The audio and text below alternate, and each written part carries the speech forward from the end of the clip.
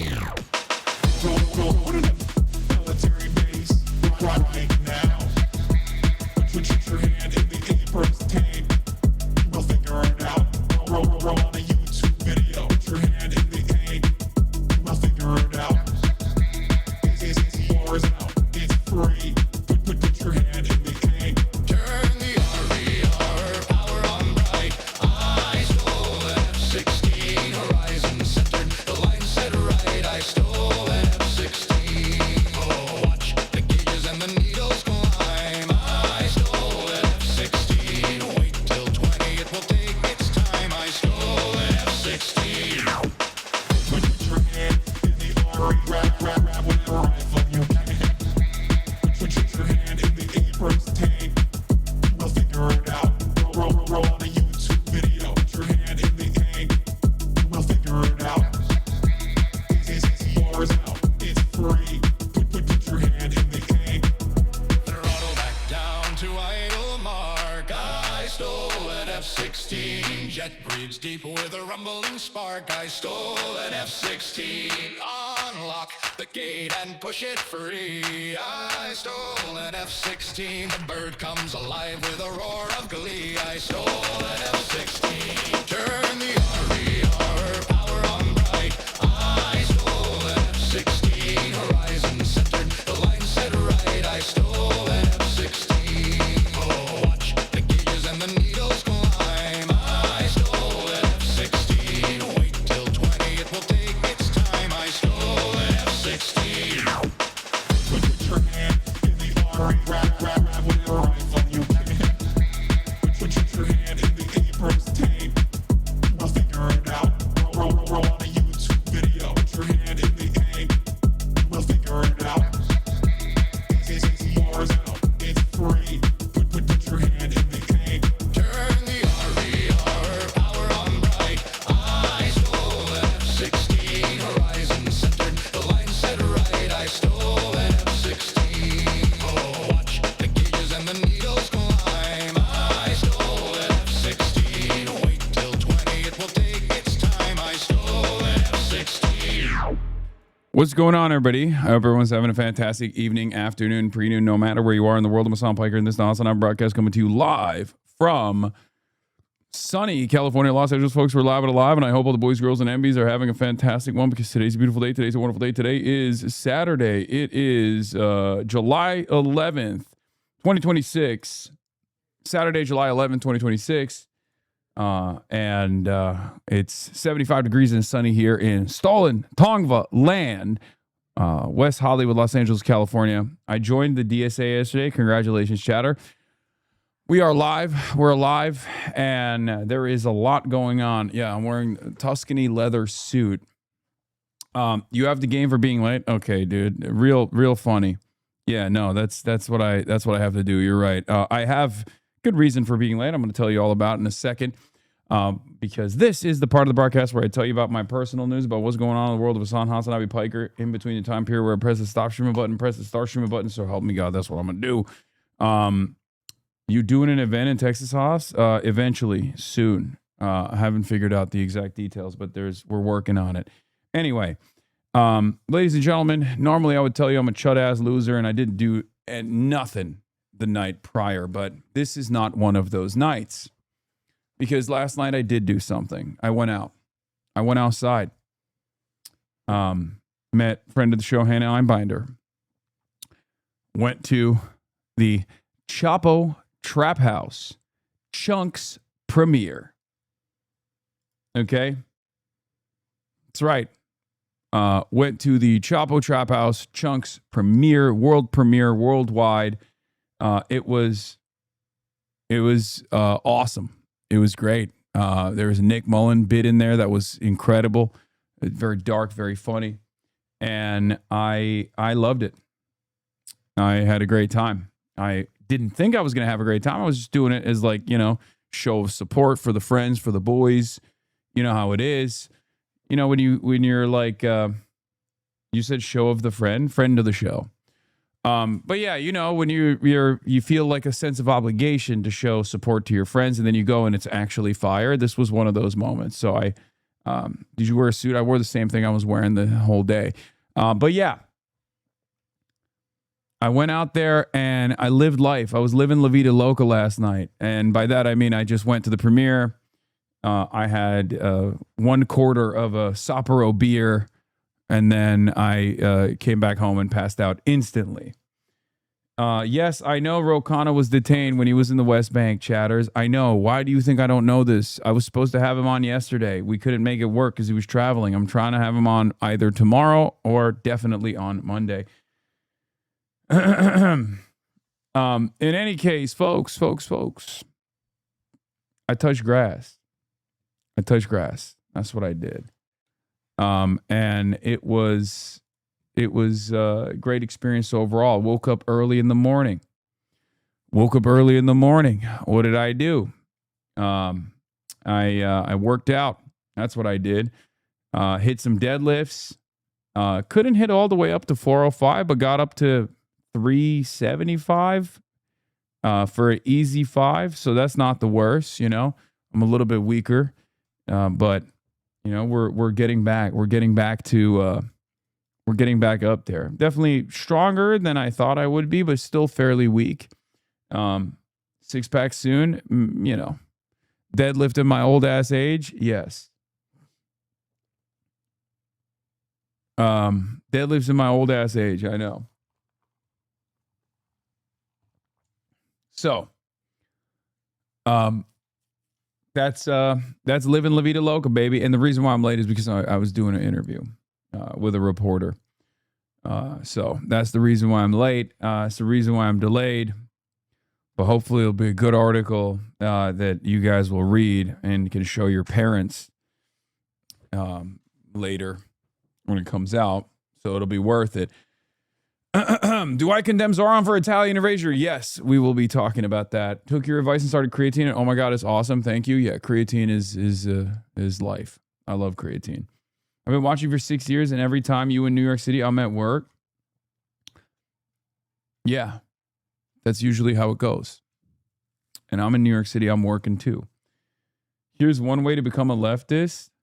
You're left-wing because you have empathy for people. I'm left-wing because I have no empathy for people and hate all you stupid fucks. Like, all of you guys got to being left-wing by being like, I care about other people and think their needs should be met. And I took one look at all these stupid people who don't know how to do stuff and said, nah, we ain't having any of that. Then, you come to the logical conclusion that to have no stupid people, everybody needs to be educated, and for everybody to be educated, education needs to be free and also accessible, and also make sure that people have time for it, which means that they need to have no stress, and if they have no stress, that means that their basic Maslow hierarchy of needs pyramid is taken care of, so you need to give them free food and free housing. Boom, left wing. If you only care about yourself, you should be left wing. Like, objectively. Why is he touching the walls? I don't know, man. I mean, this is like J-Reg. J-Reg, if he was actually cool and not all over the place politically. Yeah, I mean, I've made this argument before. There's a selfish argument to combat homelessness from socialist policy making. So, yeah. Hasan, did you hear that Legacy 2021 Classic React streams character Ann Whitcomb may have been murdered? Yes, I know. I am familiar. I will be covering that today. I got my mom to watch you, and she started liking you, but she saw you biting your nails, and she said she can't focus on what you're saying because it's so gross. Okay, well, boomers need to get used to that because I feel like that's a trait of my generation. Sometimes I'll be looking at other people's hands and I'm like, oh, you're a nail biter too. You get all up in them cuticles. It's fine. It's normal. It's a good thing.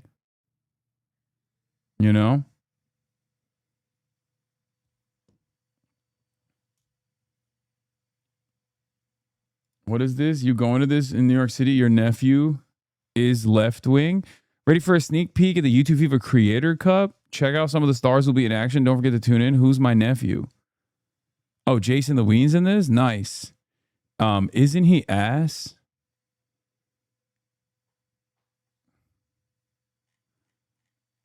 I mean, speed carry for sure. I don't know how. I mean, this guy's Brazilian, so I assume he's goated. This guy's also Brazilian. I know Marlon's pretty good. Jason is just dookie.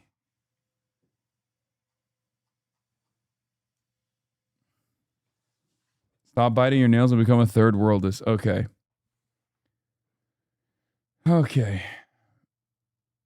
They're attacking Will Lawrence. Yeah, I've seen that. I'm definitely gonna cover that.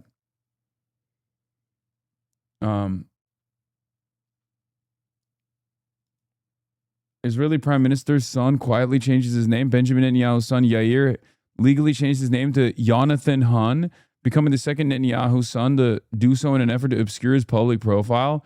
Well, that's not gonna work. Also, Hun, chill, bro. Chill. Hasan the Hun, Jonathan Hun. Is Ro Khanna on the docket? Yes, we'll talk about the Ro Khanna situation. I'm going to have Ro Khanna on the broadcast as well. What? Jason is Asian American, but not a genetic freak like Yao Ming, so I'm skeptical of his athleticism. What the fuck? Why did you have to get race scientists with it? I said he's ass because I've played basketball with him, and I just know the limitations of his athletic prowess. You didn't have to be weird about it. Also, comparing Jason the Ween to Yao Ming, are you fucking nuts? Your nails are one of the most renewable resources on the planet. True. Okay. Anyway, let's blast off. We got a lot.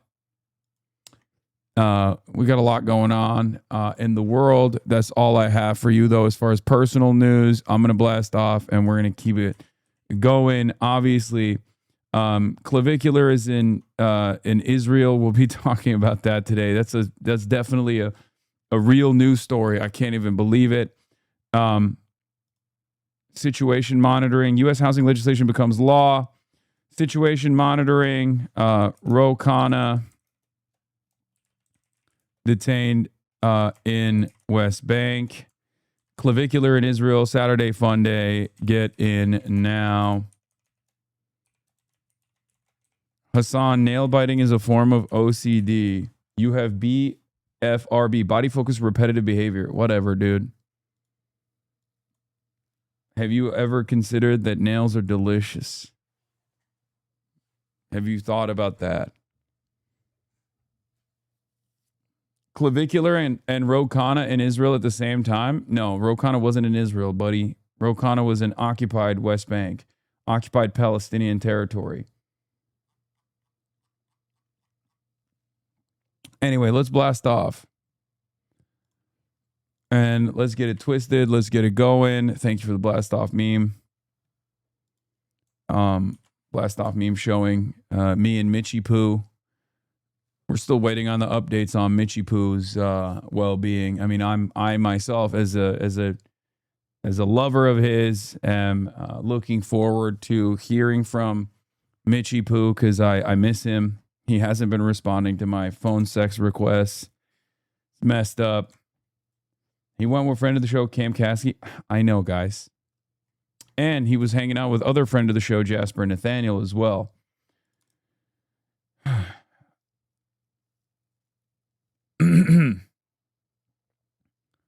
thought you guys split up. No, dude. I know. It was on rocky. It was on shaky ground because he, obviously the most esteemed name in news media, My Mixtapes, revealed that, or the Daily Node revealed that he was also in a relationship, in an open pan polyamorous relationship with Margaret Qualley.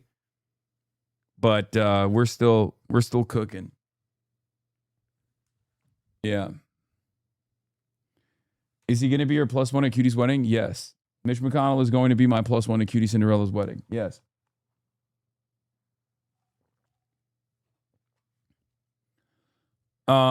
Okay. What do you think about the New York Times DSA piece on Morris Katz and fight agency as a total hit job? Yes. I'm going to be covering this a little bit. I forgot to cover it yesterday.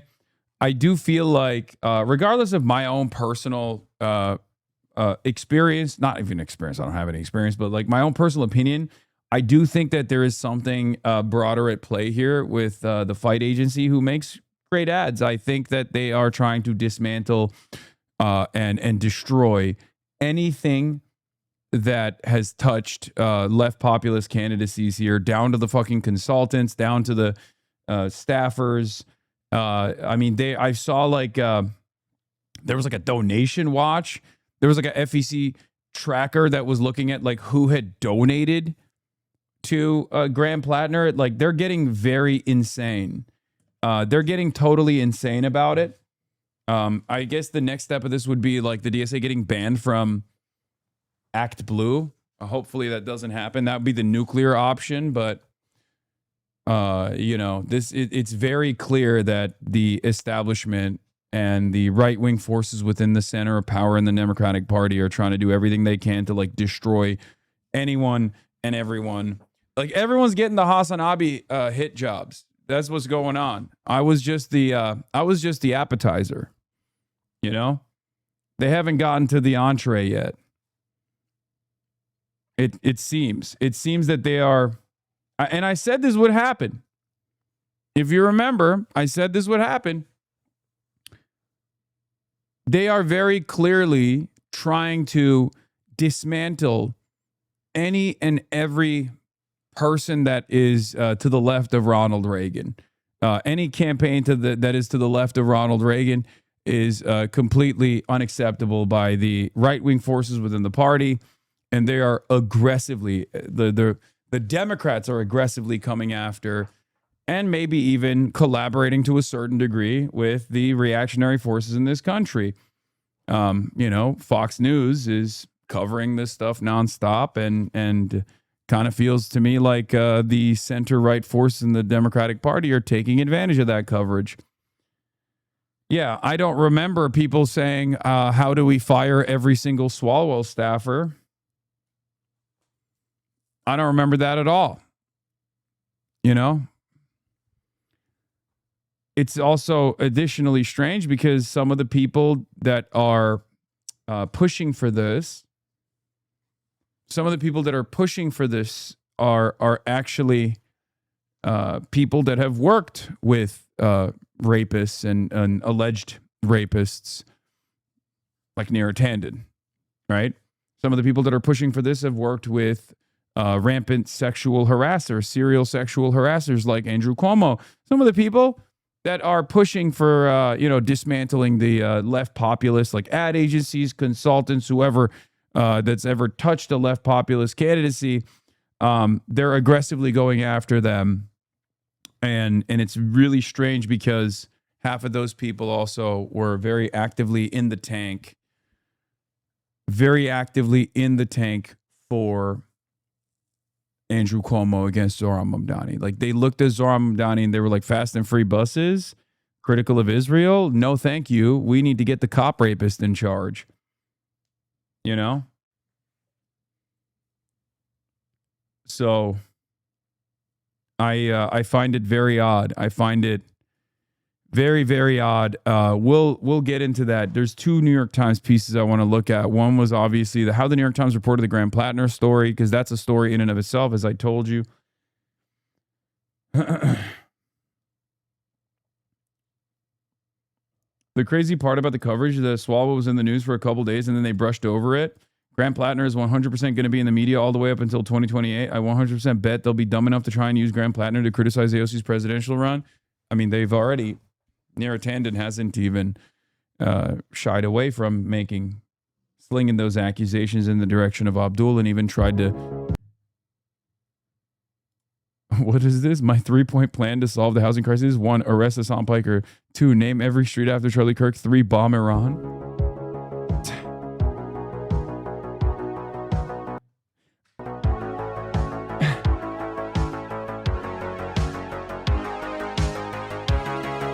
Okay, but like, this is literally the meta for like so many right wingers. Like this is what right wingers want, unironically. Like half of the evangelical Christians would be like, this is fine. This is the perfect solution to all of my problems. Like they'd be like, no, I want to pay $10 million for a starter home that's falling apart as soon as I open the door. But that's fine. It's fine to pay $10 million for a starter home that normally should go for like $100,000. As long as, you know, we're arresting Hassan Piker, naming every shoot after Charlie Kirk, bombing Iran, and making sure that, no one who has any sort of gender dysphoria even attempts to play a sport, okay, even thinks about playing a sport. If you're like even a little bit trans, you know what I mean? You're just not even allowed to watch sports. Fuck it. We should make it so that trans people can't even watch sports. Then it's fine. It's all worth it at that point. If you're trans, you're not allowed to even consume sports. We'll come to your house.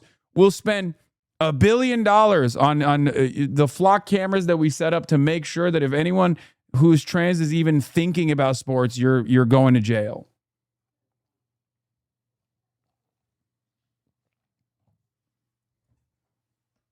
Yeah, that's my campaign. That's what I'm running on. This is going to kill the baseball fandom. It doesn't matter. It's worth it because I'm a fucking psychopath. And all I think about every day is other people living their lives.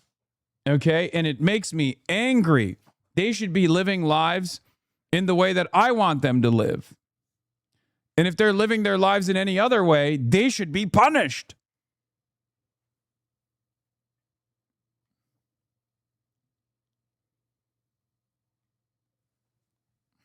That's what being a right winger is all about. Just like waking up in the morning and going, ah! Other people exist. And they have hopes, aspirations, dreams, and sometimes they're happy. And I really don't like that they live lives that are not designed around my personal interests and my personal worldview and my fears.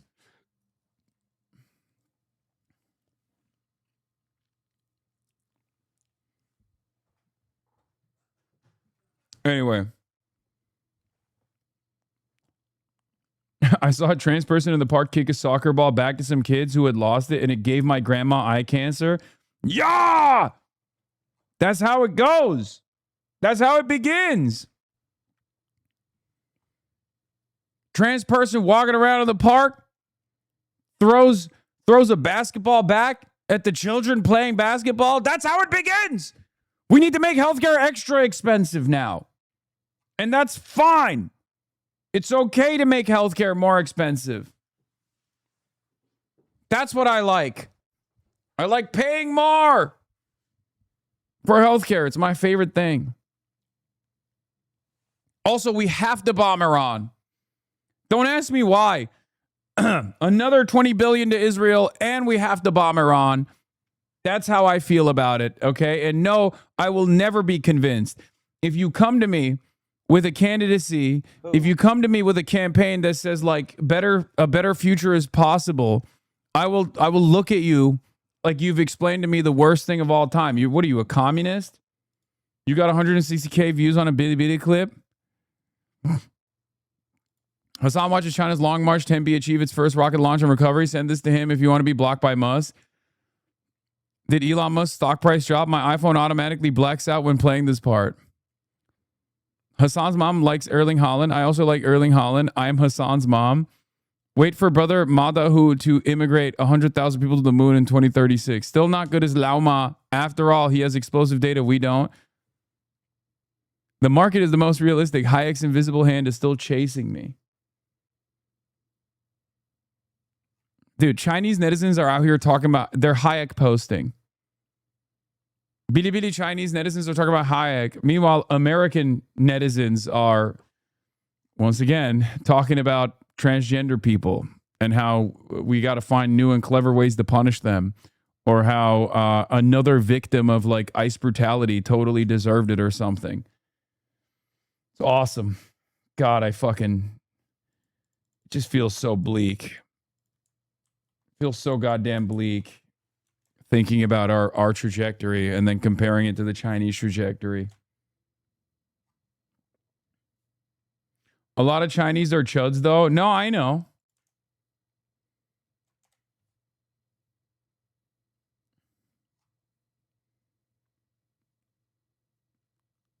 Anyway.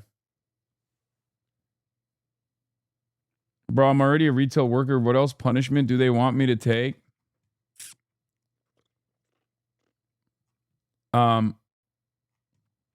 We'll talk about Ro Khanna. We'll start with Ro Khanna here.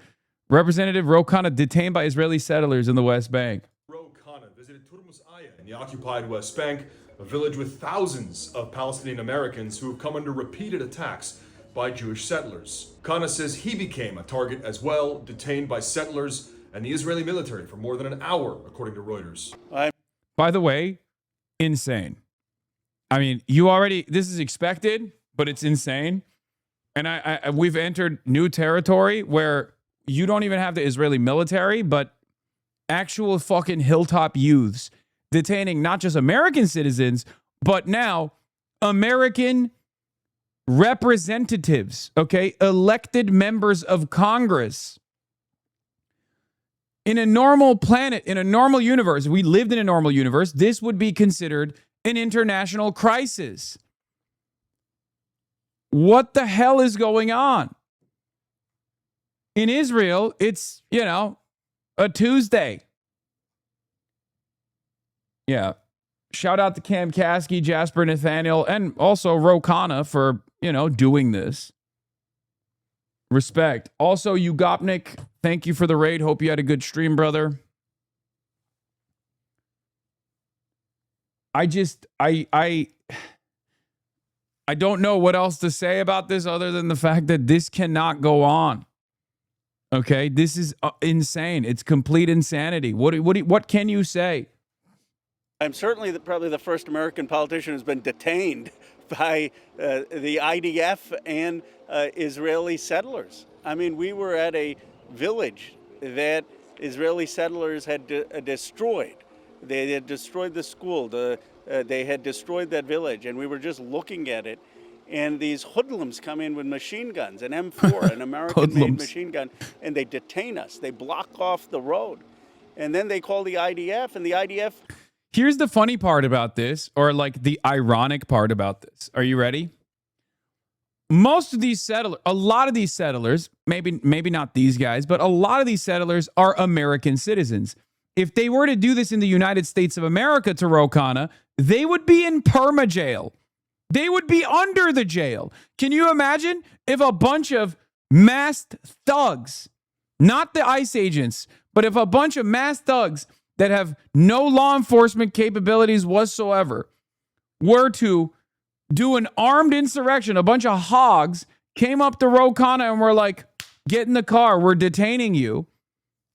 They would be in prison. Even with our current system, even with this administration, they would be in prison. I'm sorry, guys. I know we say like, no, not under this admin.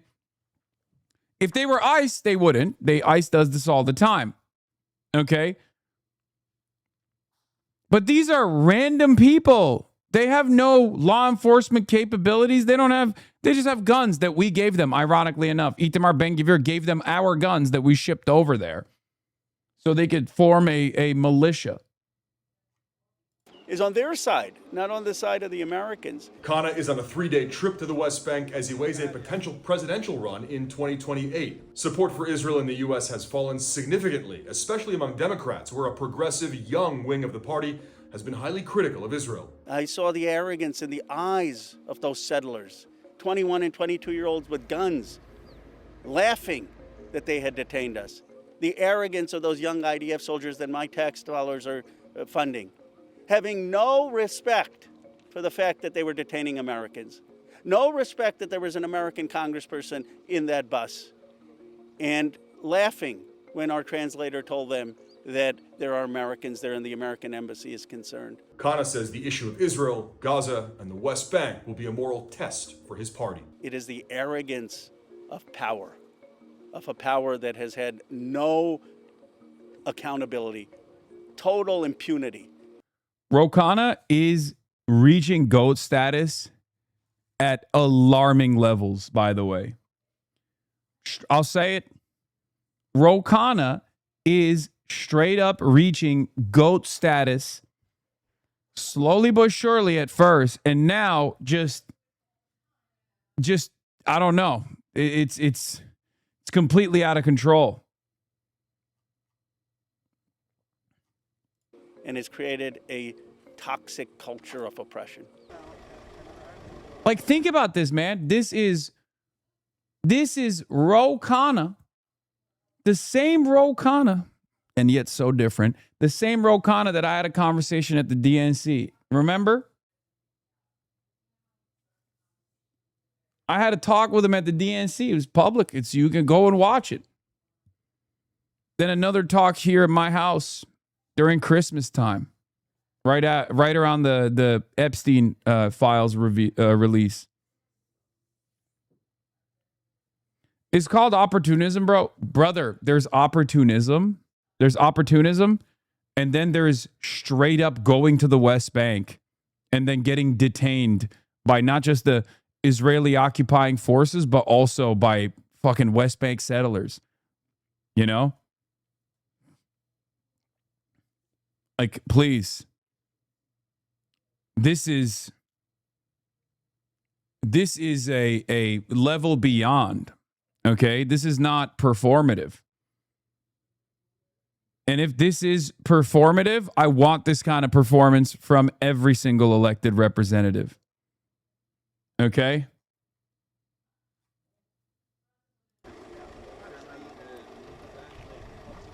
Congressman Ro Khanna.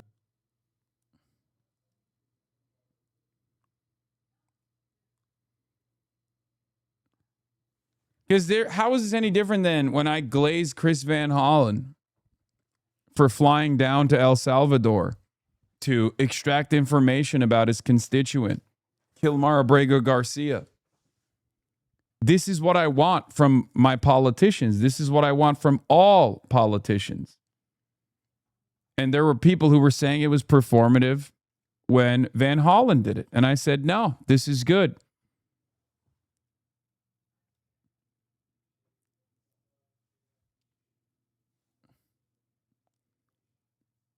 Also, he said IDF, not random settlers like the CNN headline says. No, he says settlers too.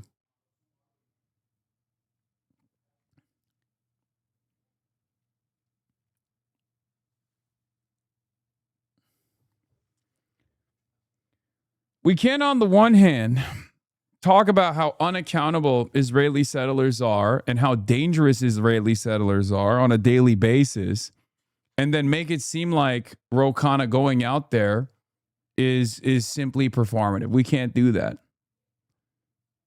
You know? We can't be doing that. That's crazy.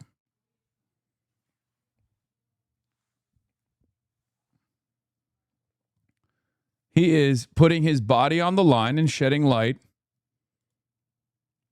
on the some of the worst injustices that are taking place with our tax dollars right now. And as an American elected representative, him doing that is very important. I will not be having any Ro Khanna slander on the timeline, at least for this duration, you know? Who knows where that Ro Khanna cycle might take us, but so far, this is very good. Okay?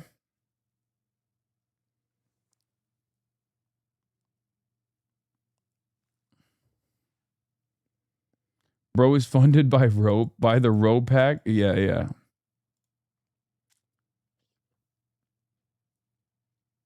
Said this before, you got to treat politicians like dogs, reward them when they do good and scold them when they do wrong. Yeah.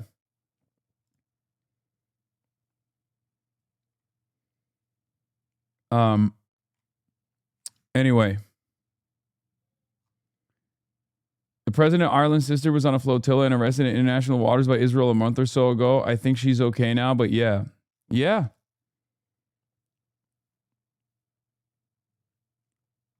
But I have a consistent opinion on this. If someone puts their body on the line like that, I'm going to give them the praise that they deserve. Okay? Where's the New York Times reporting on this? Of course, they're too busy covering Plattner's rise and fall revives old questions about Bernie bros and women.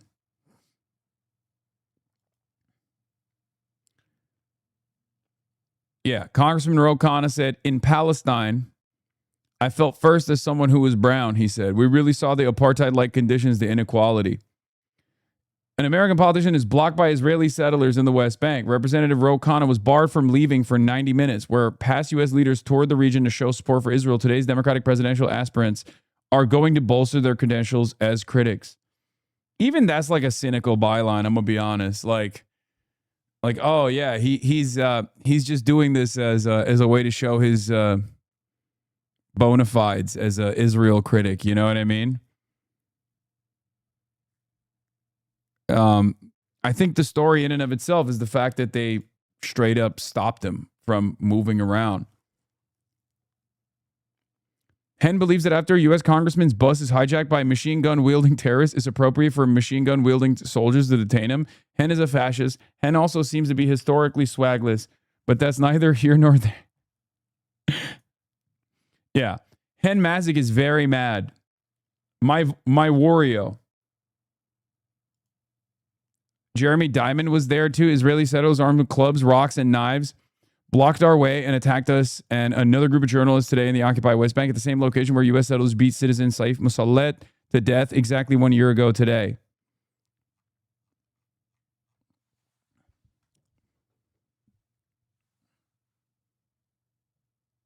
Even Dan Osborne says something about the Ro Khanna thing. I mean, yeah, dude, that's the whole point. Not Jamie Dimon, Jeremy Diamond. This is a different attack, by the way. This is not the same attack. This is a different attack. It just happens. I understand why you would confuse this with the same attack because it happens all the time, all over the West Bank. Impunity. These guys get to do this with no accountability. These guys get to do this with impunity all the time, and they get defended by the Israeli occupying forces. The Israeli government knows exactly what's going on. They encourage it. They're perfectly on board with it. Make no mistake. Okay? But yeah, let's cover this.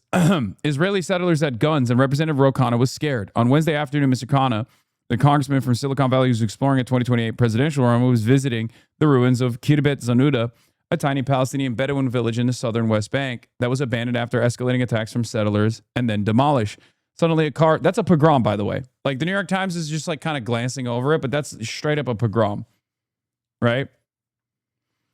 Suddenly a car of men holding guns pulled up and blocked the narrow road out of the village. These men began taunting the congressman and his team, swearing at them in Hebrew and Arabic and kicking the tires off their minibus, according to accounts, photographs and video footage from Mr. Khanna, an aide, and his security guard. A photographer for the New York Times traveling in a different vehicle also saw the interaction. Soon a jeep with more men arrived. When the two cars from the Israeli military pulled up, Mr. Khanna assumed the soldiers were there to help him pass. Instead, the soldiers smoked cigarettes, chatted with the men, and after the settlers left, moved a car to block the road, he recounted.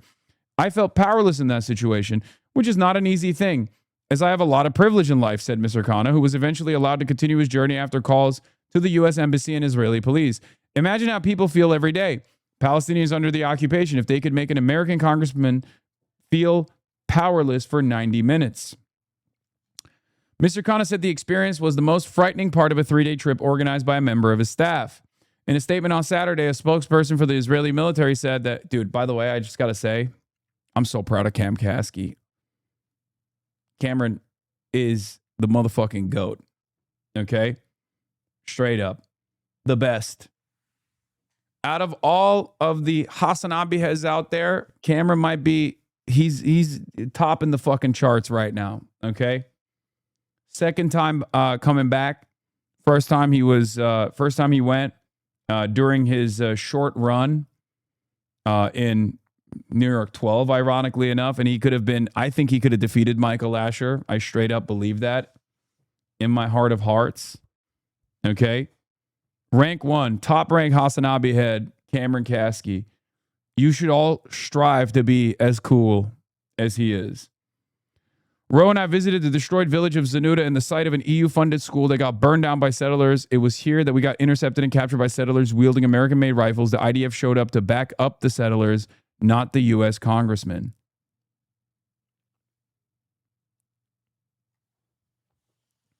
He's the top dog, number 1 draft pick, straight up.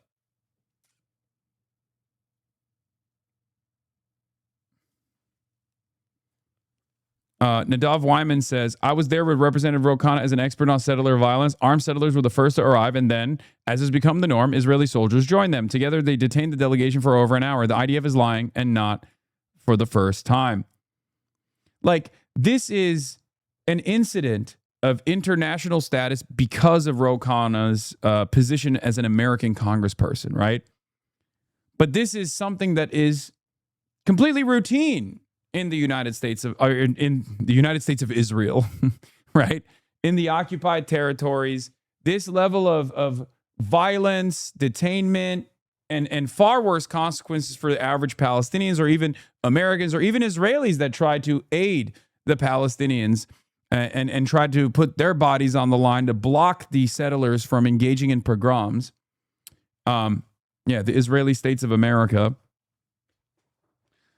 That is an everyday experience. That's the reason why Jeremy Diamond has a separate instance of violence in a different part of the West Bank, the occupied Palestinian territory.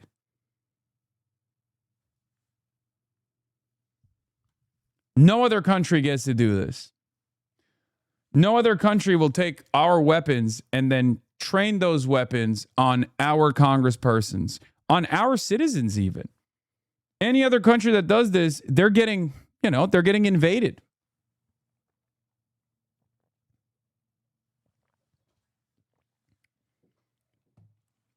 This is the reality of apartheid.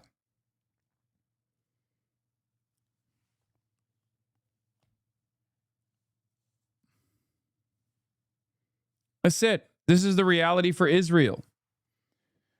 Wait, Jeremy Diamond got attacked again? Yes, it's it's a sad state of affairs, but I feel like Jeremy Diamond is on getting your ass beat by settlers beat on fucking CNN. I feel like Jeremy Diamond's existence in Israel is literally just driving around the West Bank until some random fucking hilltop youth try to beat his ass or like throw rocks at his car, terrify him until the IDF comes, and then the IDF will also terrify him further. Jeremy Diamond every other week is getting his ass beat. Every other week. What makes it strange to me, at least, is that the rest of the CNN crew that, live in the United States of America or are stationed in Tel Aviv don't turn around and cover this stuff to be like, hey, what are we doing here? This is terrorism. Can you please stop terrorizing our journalist all the time as you do virtually every other fucking day? What the hell is this?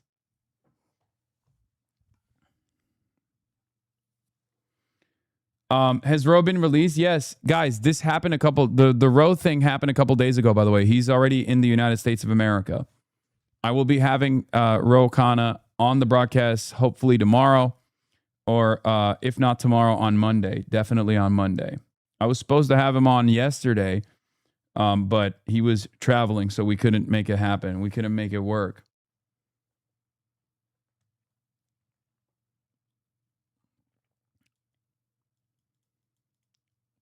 So,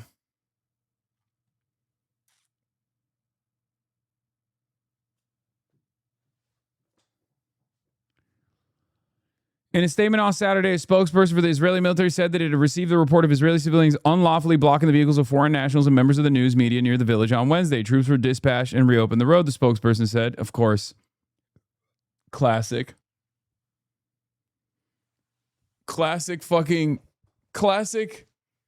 We investigated ourselves, and I'll have you know, we found no wrongdoing.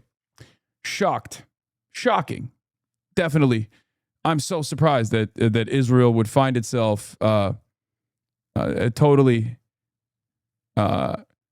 Israel would look at the situation and say, hey, actually, this is perfectly valid.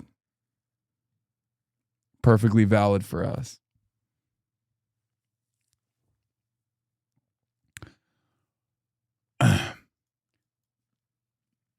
The military disputed that its soldiers had participated in blocking the exit and said that the identity of the armed civilian was being reviewed at a time when Israel's hemorrhaging support among Americans, and particularly among Democrats, a tour of the West Bank is a new way for progressive politicians to signal their concern.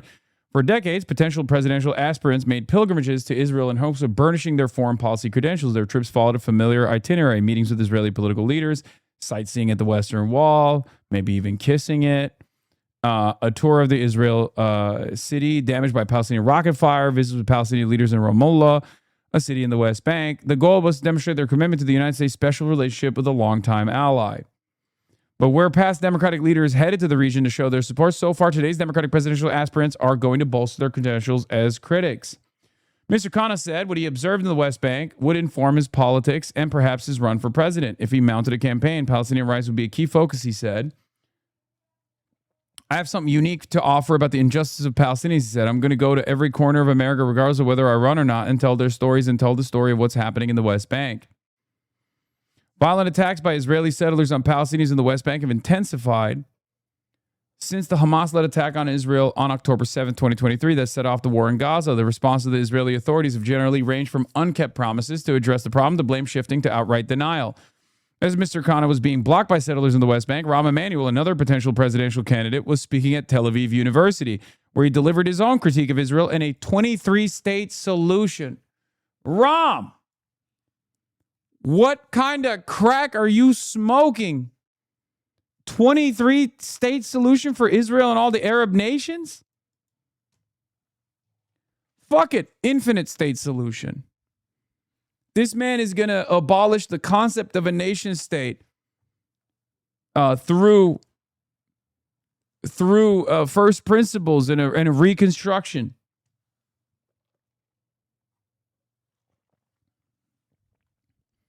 How about infinity states? How about one state per every human?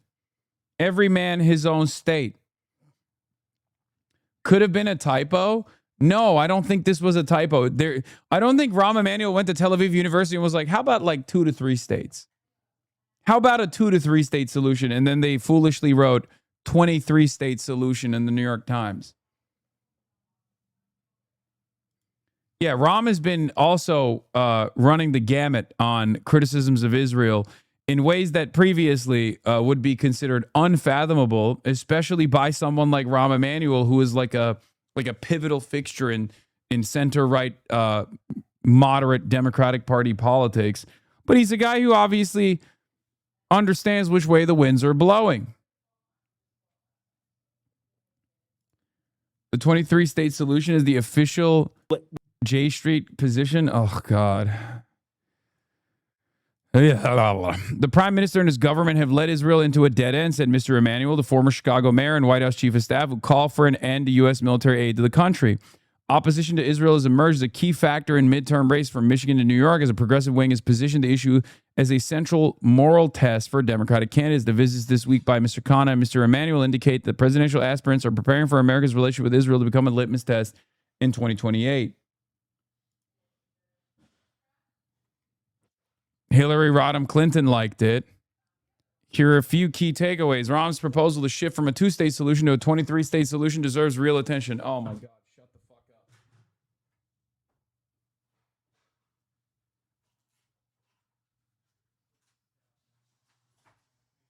If I didn't think this was dookie before, I know it's dookie now. Easiest way to immediately diminish the credibility of this analysis, this argument, is by having Hillary Rodham Clinton show support to it. I'm a simple guy. I'm a simple man. I hear Hillary Rodham Clinton take a position on a foreign policy issue. I'm going to take the opposite position. It's probably one of the easiest ways. You can call me a campist. I'm in the anti-Hillary Rodham Clinton camp. Okay? I'm a tanky just for Hillary Rodham Clinton.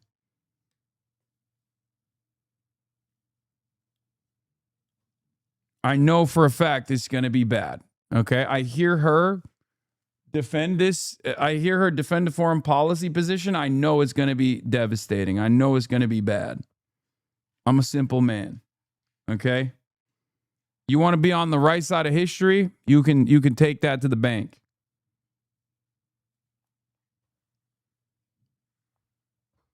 (23-state solution. Jesus Christ. Anyway, that's the Ro Khanna speech from Tel Aviv University. We'll get into it. It's interesting because Ro Khanna's dad, or not Ro Khanna, sorry, Ari and Rahm Emanuel's dad, was a terrorist, one of the early militias that terrorized Palestinian villages. So someone like that, Rahm Emanuel, coming out, especially as someone who has a lot of credibility as like a center-right figure in the Democratic Party, coming out this critically of Israel means that things are changing at an alarming rate. But there's also, obviously, it's yet another instance where, Rahm is not going far enough. He just knows which way the winds are blowing. Yes, Ari Emanuel is the CEO, owner of WME, William Morris Endeavor.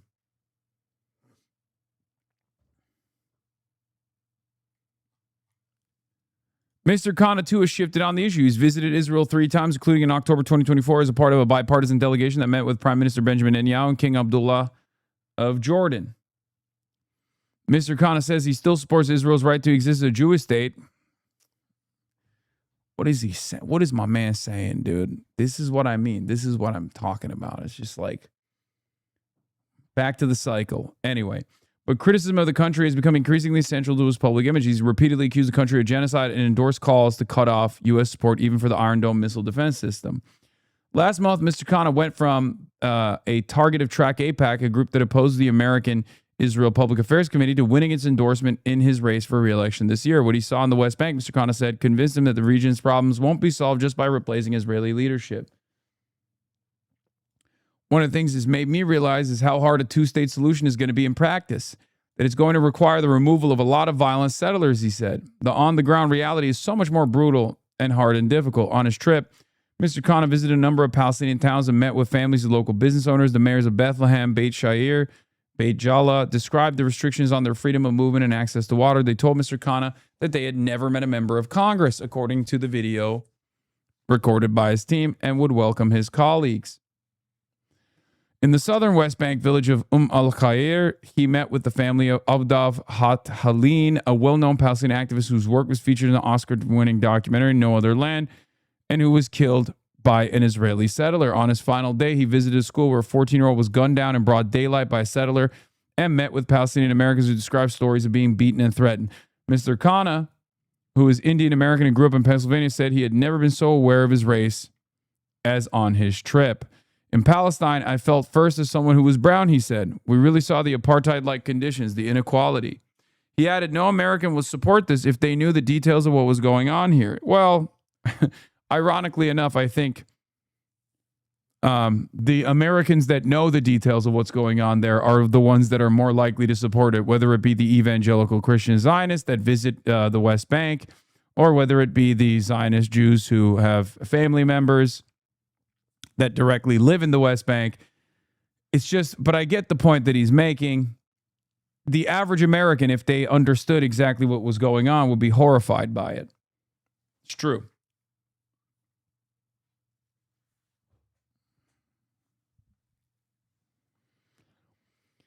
Mr. Khanna's trip was organized by Cameron Kasky, a Parkland school shooting survivor who ran for Congress with a platform of opposing what he called Israel's genocide in Gaza. Mr. Kasky, 25, withdrew from the race to work with Mr. Khanna on combating settler violence in the West Bank. He now works for Mr. Khanna on digital strategy.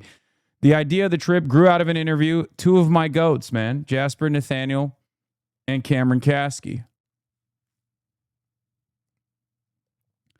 An independent journalist who focuses exclusively on the West Bank. Daniel C. Kurtzer, a Princeton professor who was the ambassador to Israel under President George W. Bush and has been involved with trips for U.S. dignitaries, said Mr. Khanna had apparently received a particular view of the region.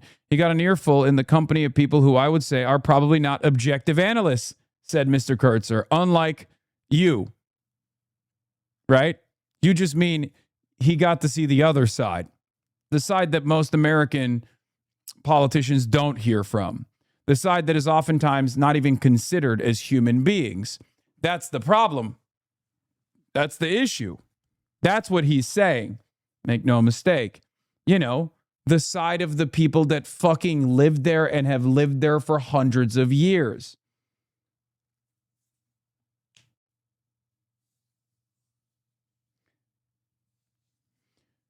But Mr. Khanna described the visit as uncurated, Palestinian-led glimpse into the West Bank and is one he believes more members of Congress and potential presidential candidates should experience. He also left with some parting words for the Israeli government.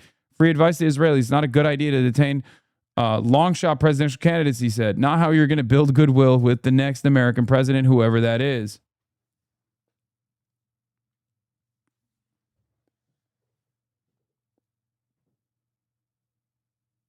Yeah.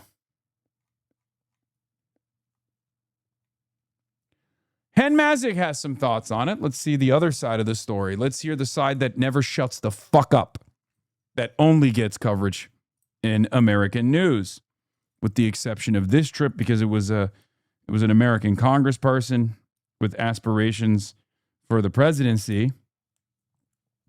Let's hear from my choppelganger, Bizarro Hasan, Hen Mazik.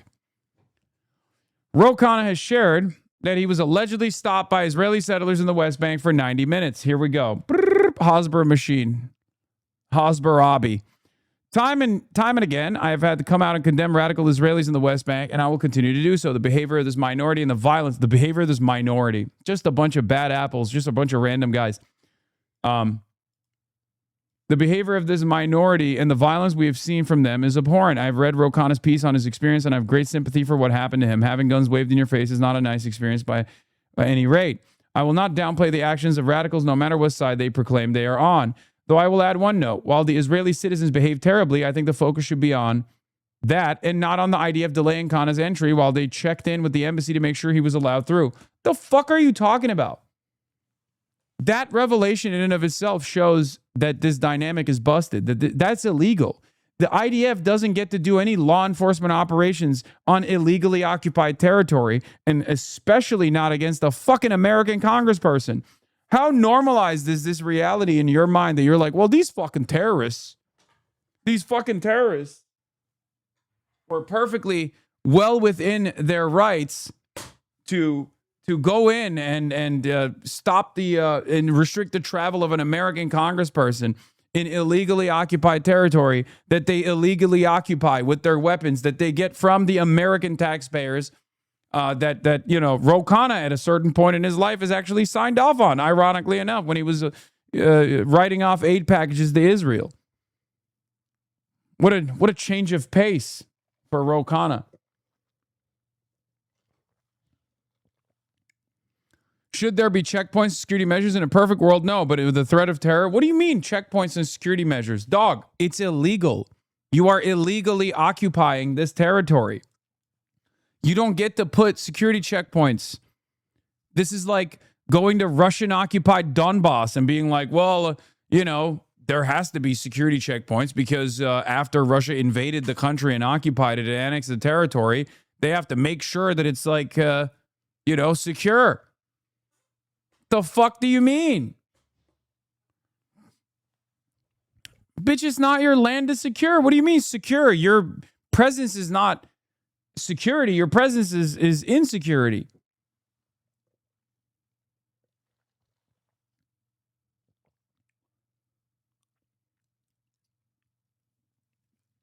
Anyway, but people claiming he was held hostage are minimizing the term and making a mockery of all of it. I work with Israeli. Oh, and then here come the tears. You can't have a Hasbarist write any long screed without hearing about the feelings, okay? We have to hear about my feelings. You're engaging in minimization. You're minimizing my beautiful hostages by talking about you getting detained. How dare you say detainment?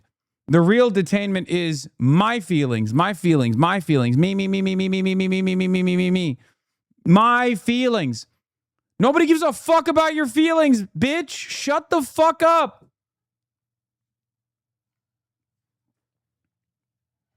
Yeah, hostage taking. Dude, that's like a sketch at this point. You know what I mean? Imagine there's a bank robbery going on and one of the tellers is held hostage. Hen Mazik comes on the scene and goes, hold on. Only Hamas can take hostages of Israeli Jews. Everybody else, you can't use that term. It hurts my feelings to hear. It hurts my feelings to hear you say that this person was taken hostage. Okay? Only Hamas is capable of taking hostages.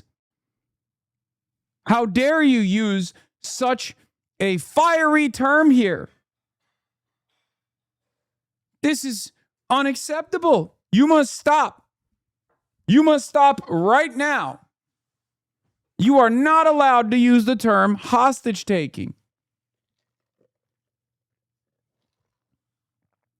Who died and made these guys the fucking gatekeepers of terminology such as genocide, hostage taking?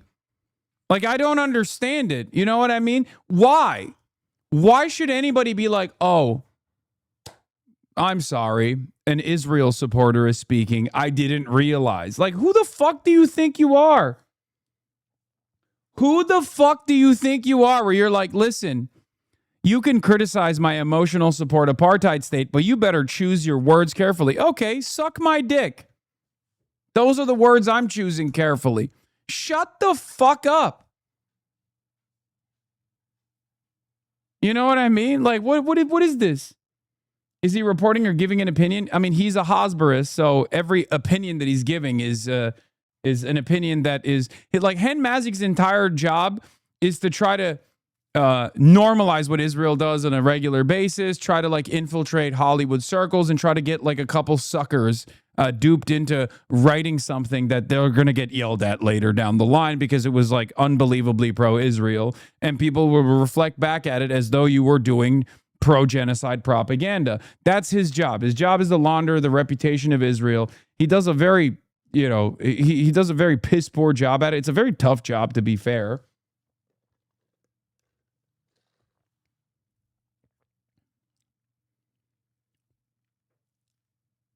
But people claiming he was held hostage or minimizing the term and making a mockery of all of it. I work with Israeli hostages held at gunpoint by Hamas under a tunnel in the dark with no food for years. Absurd. And raped. You cannot compare it. Regardless, this situation must be very stressful, and for that, Ro Khanna has my deepest sympathies. And then, Ukrainian flag, Israeli flag in the bio. You lost me at the part where you extended him sympathy. He deserves no sympathy whatsoever. Don't be so nice, Hen. Ro is a Nazi. The settler issue must be addressed, but he's there because he's running for office. Stop being apologetic, appeaser. You have no idea who this guy is.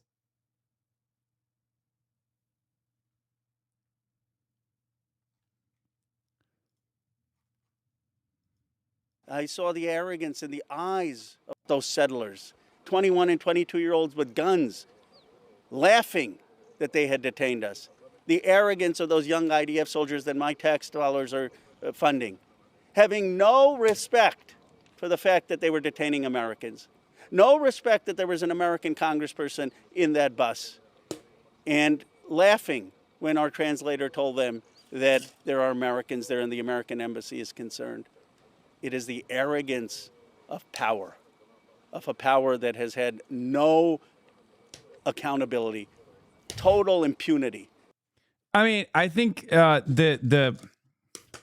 to workshop that a little bit, Ro. You got to talk about how a group of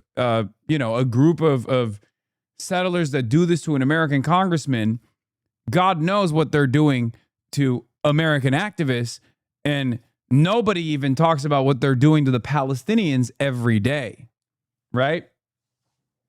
And it's created a toxic culture of oppression. Because that's the reality here. The people and the institutions that do this to Ro Khanna are doing far worse shit to the Palestinians, and we know that already, right? And that's kind of what he's there to highlight. He did a good job, though.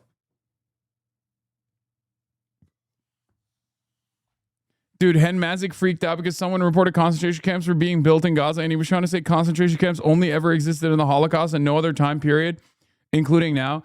Yeah, I have long observed the Hasbara operations as, being an avowed anti-Zionist for many decades at this point. And one of the things that I have said since, October 8, basically, is that the thing that will do in Israel's credibility, the thing that will destroy its PR is not necessarily going to be people coming to the recognition of the humanity of the Palestinians, although for some, that is what will obviously take place, and that has taken place. But it will also be the arrogance. It will also be the entitlement. It will also be the hubris. The sense of entitlement from every envoy of Israel is so unbelievably annoying. Like when you hear the average defender of Israel speak on these terms, right? When you hear the average Israeli speak about what must be done to the Palestinians, you're horrified. And then you hear from the Western-focused envoys of Israel, the communicators that are supposed to describe to the average American who's not bought in to the century-long Zionist propaganda at this point. You hear something that is irredeemable. You see the violence, and you think to yourself, the average American sees the violence, and they think to themselves, okay, I'm used to having, brown children be collateralized on television. We've seen this throughout the global war on terror, right? This is what was on the television. American soldiers doing something that was fairly violent, but it was like for a higher purpose. America being the world police. I'm used to seeing hollowed out, bombed out buildings in that part of the world. But I still think it's fucked up. Then you hear from an Israeli defend this violence and demand censorship, deplatforming, unlimited tax dollars, and you go, nope, I'm out. That's what played a major role in the dynamic shifting amongst a lot of Americans. That is what played a major role in the attitude, in the sea change against Israel. Israelis, and specifically their Hasbara operatives, but Israelis by and large are their worst enemies, their own worst enemies. Okay? It's that simple. Once you hear from a guy from the Israeli Foreign Ministry speak about how everyone is an anti-Semite if they don't give billions of dollars in defense expenditure to the nation state of Israel, once you hear that, you can't unhear it. You're like, what the fuck is wrong with this dude? And a part of that is because Zionism ultimately is a supremacist ideology. It's a fascist ideology. That's why. That's why these guys can't fucking help themselves. They can't even do good propaganda because in their minds, that arrogance is baked into the supremacist worldview that they have, where it's like, of course you're going to fucking give me $1 billion. Are you kidding me? I'm Israel. I'm the most important thing on the planet. That's it.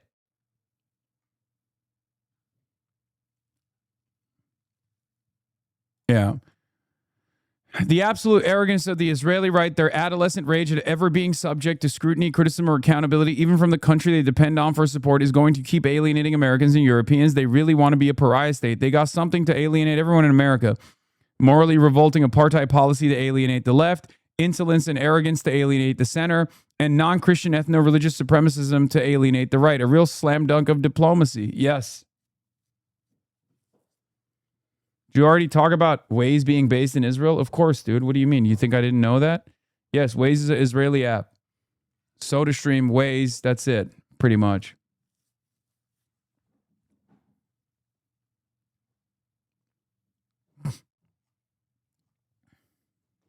SodaStream, Waze. Yeah, Google bought Waze over a decade ago, but it was originally an Israeli application, yes.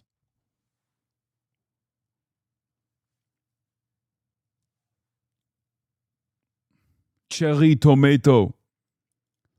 Congressman Greg Murphy, sounds like another plea for publicity, anything to get in front of the camera. Why else would you be there? It isn't your country. It isn't the settlers' country either, says Ruben Gallego. Okay, Ruben. Okay, Rube. Yeah. But yeah, on the other side of this, I guess there is the whole, like there's the liberal Zionist salvaging operation that's taking place, which is like the last bastion of Israel defense will come from J Street. Okay. AIPAC, I don't think after this cycle, AIPAC will have any staying power in the Democratic Party. It will be J Street in its entirety. J Street will cover the left flank, and AIPAC will cover the right. I think the J Street attitude is also inherently contradictory and not exactly tenable either. But they'll try to find a way, because J Street is much better at doing like liberal focused propaganda. Obviously, that's their bread and butter. That's what they do, right? Obviously, at the end of the day, J Street's goals and AIPAC's goals, if you reduce it to its bare bones, is the same: the continuation of the state of Israel, and continuing to generate support for the nation state of Israel, right? That's their goal. AIPAC has been able to get away with full spectrum coverage because the Democratic Party and its top officials have always been stooges for Israel. They've been pro-Israel unconditionally. J Street, on the other hand, has oftentimes been the supporters of people like Bernie Sanders and the edge cases. But we saw J Street rear its ugly head in the aftermath of October 7 when they mass released statements to every single candidate and every single congressperson that they support to not bring up to never talk about a ceasefire. When push came to shove, J Street showed that their goals were identical to AIPAC. And ultimately, their goals are similar to AIPAC. J Street will say they don't like settler violence, and I believe them. I do believe them. But I think J Street's disdain for settler violence is... AIPAC doesn't give a shit about settler violence. They love it. Who fucking cares, right? J Street does care about settler violence. That's the difference between liberal Zionism and ultra Zionism, right? J Street is a liberal Zionist group, cares about settler violence because it makes them look horrible. Maybe some of them, and I do believe some of them genuinely do care about this violence. They do find it unconscionable. But at the end of the day, the purpose that they're serving is to eradicate settler violence so they can continue Western support for Israel.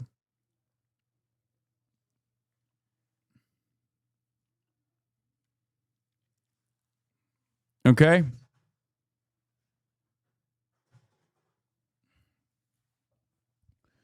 And before people say Brad Lander, while Brad Lander is a J Street liberal Zionist, Brad Lander has gone far beyond what J Street has ever said. Make no mistake. When you, as an American congressperson, as an American Jew, say that Israel is an apartheid state, Israel is an occupation, you've gone far beyond J Street.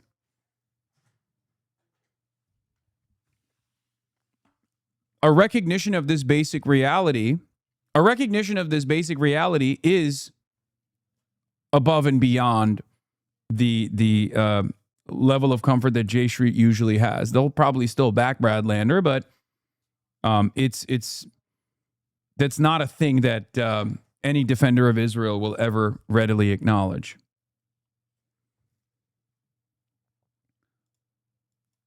You are the left flank. What electoralism does to a motherfucker's brain.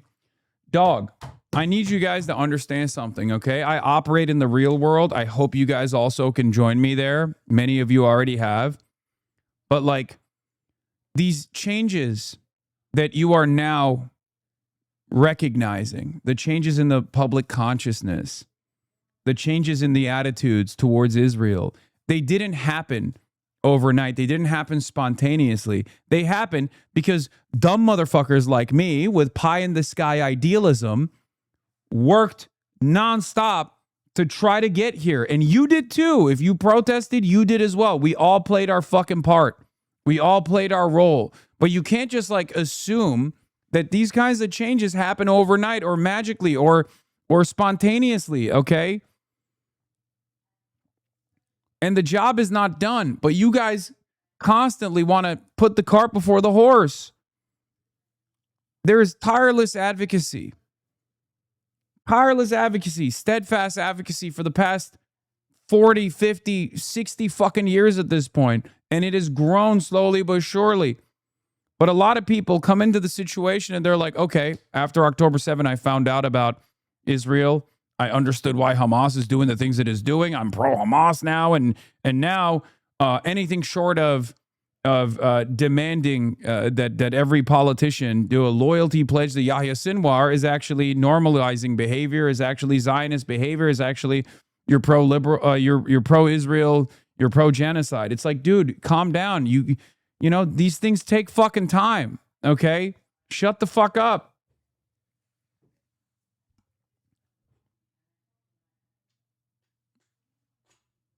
Every person plays a different role in this. Be a little bit more understanding of people going through their own personal journey. Okay? They're like Catholic religious converts. I know. It's so crazy. So many people fucking wear their reluctance to identify where people are at on their sleeve as a marker for their purity. Calm down, okay? There is no time. Yeah, I know, dumbass. That's precisely the reason why I do the things that I'm doing, to bring as many people into the fold as possible, because I understand the urgency. Hello. Those who understand the urgency take whatever steps necessary to get people to come to the recognition of reality, the reality for the Palestinians. You understand that, right? Because if people were operating with your mentality, we would not be able to win people over. The sea change would not have happened. That's the whole point. Many of you sit around and criticize those who are trying to do whatever they can and act as though we are impediments to progress. And you point to the urgency. You point to the urgency of the situation. You point to the lack of time that Palestinians have. Okay? But you fail to recognize that you yourself had no idea what was going on back when people like myself were speaking on these issues. The urgency was still real back then, and you weren't doing anything.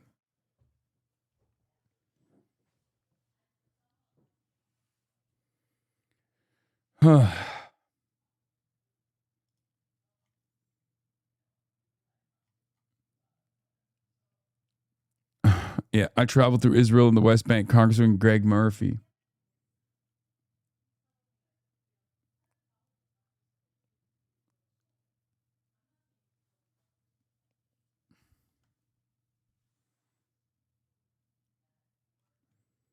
Anyway.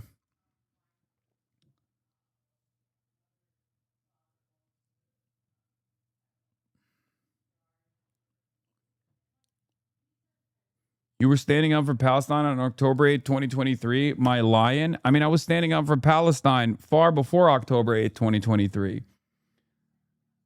That's why any point between, 1919 and modern day, current day, if you were doing a pro-Palestinian rally, you were on the right side of history. Okay? That's why it's crazy when people go, oh, October 8th, they were doing pro-Palestine rallies. That's a pro-Hamas rally. It's like, no, that was a pro-Palestine rally, and they were right. And you don't get to say that they were, premature in their anti-fascist sentiment. You don't get to punish them for knowing the full story. You don't get to criticize them like that. You know?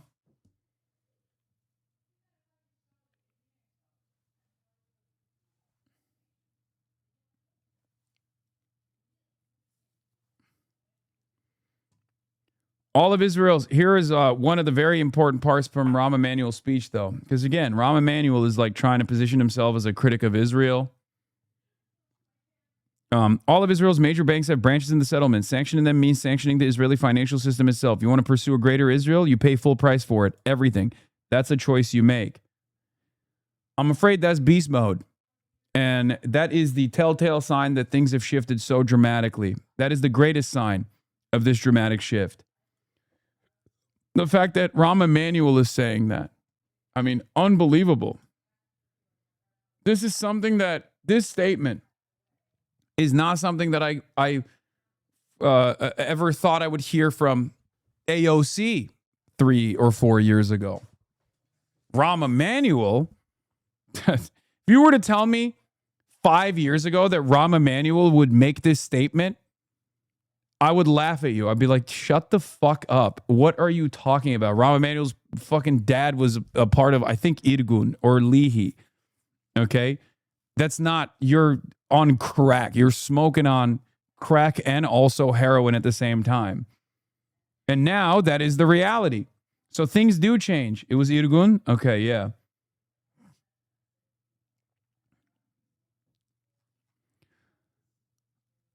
So I do wonder where all this is all going. Progressives want to eliminate aid to Israel. Sounds great. I've wanted that since before it was cool. Oh my God, shut the fuck up, Matt. But that's not going to end the conflict. And what happens next? Pressure. Next steps will be cutting off non-financial aid, including missile defense and intelligence, normalizing relations with Israel's opponents, and, per Rahm Emanuel of all people, comprehensive sanctions on U.S.-Israeli trade. You should spell out which one you're worried about. Yeah. It was Irgun, the extreme, but the most extreme, but most extreme. No, Irgun wasn't the most extreme. Lihi was the most extreme, I think. But Irgun is also a fucking terrorist group, yes.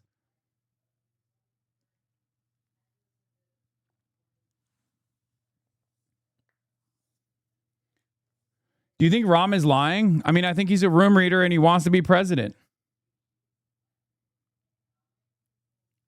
Leahy was weirdly Nazball as well.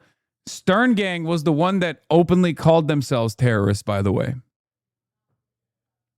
I mean, all of the early Zionist militias were, you know, they were doing a litany of different terror. Haganah being like I believe the largest one that was also, Irgun was split from the discord of Haganah, and Leahy was split from the discord of Irgun.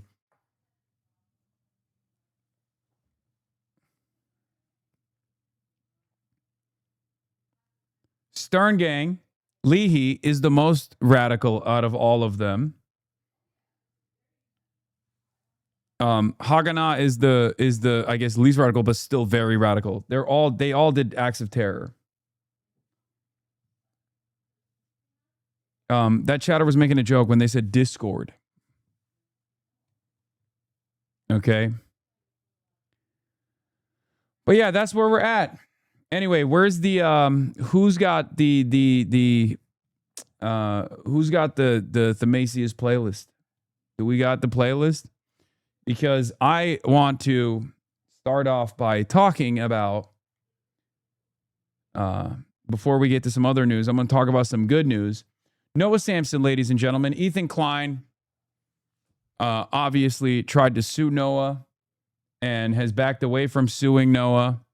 So there is some good news. Let's start off there. I've got a big lawsuit update for you. And I gotta pee. It's over. Ethan Klein has dropped his defamation lawsuit against me. He filed a motion to dismiss the case with prejudice, meaning that he cannot sue me for the claims in this lawsuit ever again. It's over. We won. I mean, kind of. We didn't really win anything. In fact, I actually lost like a bunch of time and money and peace of mind and all that. But I am no longer being sued, so I guess we'll take it. This lawsuit and the legal threats leading up to it have been a massive year-long headache. I'm super glad that it's over. I can get back to just focusing on videos. And we also get to donate the money we raised for my legal defense, which after subtracting the fees should still be about $100,000. Unfortunately, right now, GoFundMe is holding the funds for review. We've given them all the information they need and we haven't heard back. It's been super frustrating. Hopefully it gets cleared cleared up soon, and once it does, I'll be posting an update on community posts or maybe a video. In the meantime, consider donating to Project Sarsour, which is where the money will go. It's my friend Ahmed's project. He lives in Gaza, and the money will go to help families there and a number of other projects. Anyways, so the first question you might have here is,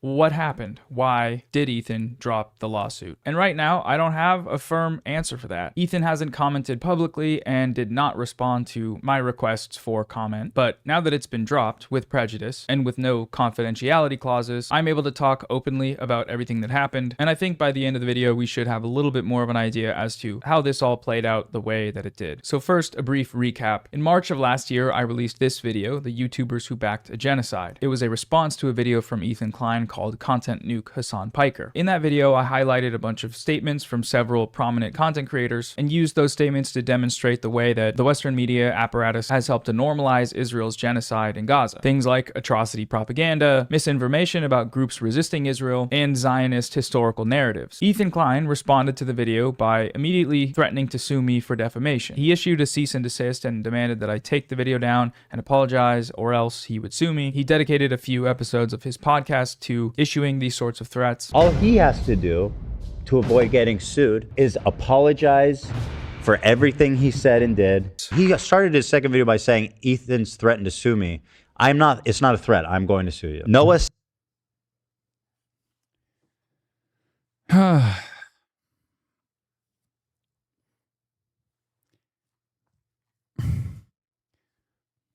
Not gonna say it, but this kind of arrogance is one that you only achieve after Zionism rots your brain. Said in his second video, Ethan's threatening to sue me. Have fun with that, I guess. He said, well, I'm about to have fun with it. And unfortunately, I don't think you're going to be having much fun with it. But I kept the video up. After speaking with several lawyers, I felt pretty confident that I'd be able to defend against a defamation suit. And I also believe that the cease and desist was just a scare tactic, as they're commonly used, to get me to delete my criticism from the internet. The deadline passed and I didn't hear anything from Ethan, and it seemed like everything was good. But then a year later, 2 days before the statute of limitations was up, Ethan actually filed the lawsuit. He alleged that I defamed him with 6 statements, including the title and thumbnail of my video and various other claims that I made. He was seeking unlimited damages and a jury trial. When you get served a defamation lawsuit, you have 30 days to respond or face default. So I spent the majority of my time the next few weeks looking everywhere to find a lawyer. Just to file a reply, I was being quoted upwards of $100,000, which is obviously pretty stressful because I don't have that kind of money on hand. So I ended up doing a fundraiser, and I fundraised as much as I could. We got not quite to the goal, but over $100,000, which I thought was pretty good. But as the deadline... Imagine if you sued a YouTuber for a video you didn't like, the entire internet would turn on you. It would be world news. Yes. 100%. Not even a question. And we know already because I joked about suing more Pegaslop. I joked about suing more Pegaslop, and more Pegaslop's defenders went crazy. They went crazy mode.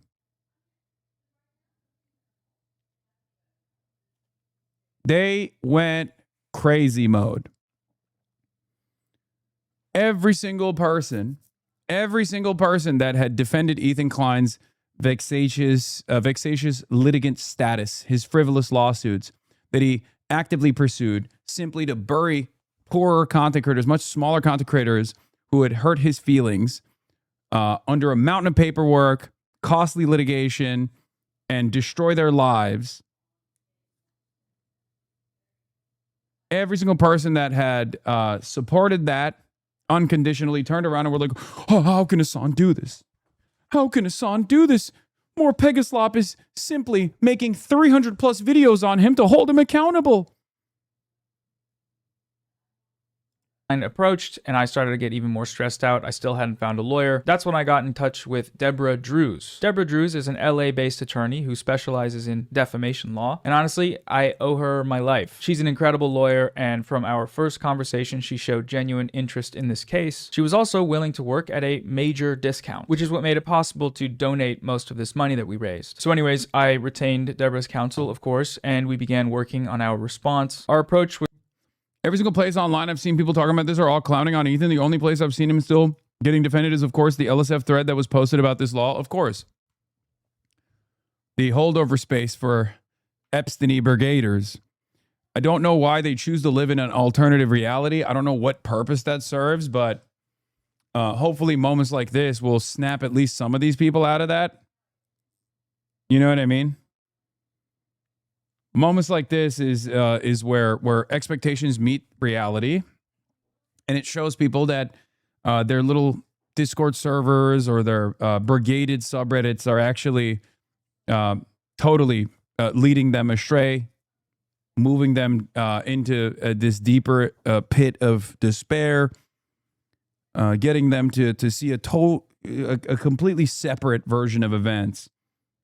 Was going to be to file an anti-SLAPP motion. The SLAPP in anti-SLAPP stands for Strategic Lawsuit Against Public Participation, and the statute was designed to prevent powerful people from weaponizing their resources to silence dissent from critics that cannot sustain a long-term legal battle. A successful anti-SLAPP motion can dismiss frivolous lawsuits before they even go to trial and force the plaintiff, in this case it would be Ethan, to pay the defendant's legal fees. As our work on the case progressed, we started to feel like we'd put together a pretty strong case. But then, just a few days before the filing deadline, Ethan Klein reached out to us looking to open up settlement talks. Now, at first, I was taken aback. Ethan sued me, made me pay a bunch of money, stressed out me and my family, and now he's coming to me to settle? No, we're not doing that. That's not happening, especially given how strong we felt our defense was. But Deborah, in her infinite wisdom and expertise, suggested that we didn't know what their terms would be. Maybe they really wanted out of the lawsuit, and maybe their offer would reflect this, and it could be good for us. A settlement would end proceedings immediately, it would eliminate all risk, and it would free up the money that we'd raised to be donated right away. Depending on the specific. Hasan, you're stupid if you actually believe Ethan is going to suddenly change. Did I say that? Did I even imply that? First of all, for Ethan to even begin the process of change and restitution, he has to, one, drop the numerous other lawsuits that are still ongoing, Morgan being one, Denham's being another one, because he said he was going to pursue an appeal with Denham's. I think there's like also random anonymous Redditors that he's trying to sue as well. I think that there's that lawsuit too. So he needs to drop those. He needs to apologize to every single person he has sued. He needs to probably offer financial compensation to Casey Tron for what he put Casey Tron through. Okay. He's not going to do any of that. I don't think. He's on Stalin levels of paranoia. Yeah, 100%. That could be a pretty good deal. So we agreed to file an extension. I don't expect him to ever apologize to me. And to be honest, I don't care about him apologizing to me. Okay? He spent, obviously, even in all of these fucking frivolous lawsuits, he literally spent hours and hours and hours pouring into the paperwork to talk about how I'm like Adolf Hitler and shit like that. I know it sounds crazy. I know it sounds insane. And you're like, oh, why are you making this about you or whatever? But all of the fucking lawsuits were. All of his lawsuits. Calling me the fucking Grand Mufti of Palestine. Shit like that. I don't give a fuck about him apologizing to me. I don't want it. I don't care. You can spare it. Okay? But apologize to these other people whose lives you fucked up. You used your wealth. You used your unfathomable war chest. Your unbelievable amounts of wealth to go after all of these people. And you ruined their fucking lives. Maybe one day we'll be able to talk about the actual stuff that happened on the background. Okay? To start settlement talks, but nothing could have prepared me for what they came up with. In exchange for dropping his lawsuit, Ethan Klein wanted a public apology on my primary YouTube channel and Twitter account. For the record, this is, let's just say, this sheds a little bit more light into the Casey Tron apology, don't you think? Remember when I talked about how like that was a fucking ISIS hostage style video and everyone was like, no, Casey's being sincere. Yeah, this is exactly what he did with Casey Tron, clearly. Approved by Ethan, which would need to include a claim that he and his wife Hila have both supported. Again, pre-approved by my client before public release. As in, Ethan gets to pre-approve the release, the apology release. Apology for saying my client supported genocide. Acknowledgement that my client and his wife have supported the Palestinian cause Free to say he disagrees with my client, and my client does much to defend Israel. Palestinian cause. He also wanted me to remove 6 separate videos from my YouTube channel. I'm pretty sure it's all the videos I've ever talked. Yeah. That's exactly what happened with Casey Tron, by the way. So even though we all assumed that this proves Casey Tron's gunpoint apology was just written by Ethan, and why it had all these lines about how Hasan didn't support me, or worse than that, an apology for Asmongold. Ethan Klein, through this litigation, got Casey Tron to apologize to Asmongold. A pre-approved Asmongold apology. He looked at that and he checked it off. He looked at that and he demanded it and he got it and he said, this is great. Freak. Imagine suing people into financial despair to force them to call you a Palestinian ally. Disgusting. Absolutely disgusting. About him in, which includes several videos that are unrelated to the claims made in the actual lawsuit. He also wanted a non-disparagement clause, which would bar me from ever publicly criticizing Ethan again. They did include a potential provision to reimburse my legal fees to be donated to a mutually agreed upon charity, so that's great, but only if my public apology included an acknowledgement that Ethan replenished these funds so that they can go to charity. So these terms were, let's just call them inadequate, hard. I would call them, Israel style. Like the level of arrogance, the sheer entitlement, the hubris, it is unfucking bearable, dude. Straight up deploying the fucking money cannon at content creators he knows he can bully. So narcissistic. For us to accept, so we made a counteroffer. No apology, no confidentiality, full reimbursement for all of our legal fees, no deleting any videos outside of the ones which were about the lawsuit, which we felt would become irrelevant if it was settled, and then one public statement which would read as follows. Ethan and I disagree about a video I made in response to his video Content Nuke Hasan Piker. He thinks my video says one thing, and I think it says another. Both of us believe that YouTube is a place for free expression, and recognize the right to criticize each other's views. So we've decided to end our dispute amicably. Keeping it out of court frees up funds to help families in Gaza right now. We sent these terms over and didn't hear back, so we prepared to file our anti-slap motion. It was all ready to go. I was kind of excited. Honestly, Deborah cooked. But then a few days later, Ethan filed the motion to dismiss with prejudice. And that was it.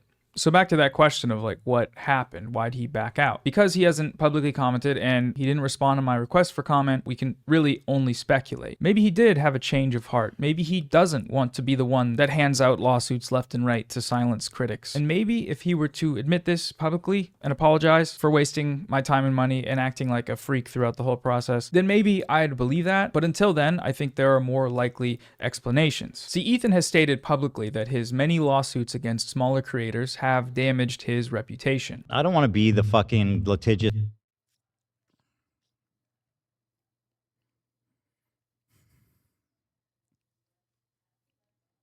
He didn't want another L. You know the saddest part about the story? This is because of Denims and Moist Critical. That's it. Because Denims was able to secure the funds to pursue and force this into court. And that decision that came down got someone like Moist Critical to cover it. Now, if Moist Critical or Philip DeFranco or numerous other people in the commentary sphere looked at the situation from the start and started criticizing Ethan, perhaps Ethan would have felt humiliated far before it got to this point. Okay? Perhaps if other content creators had criticized Israel,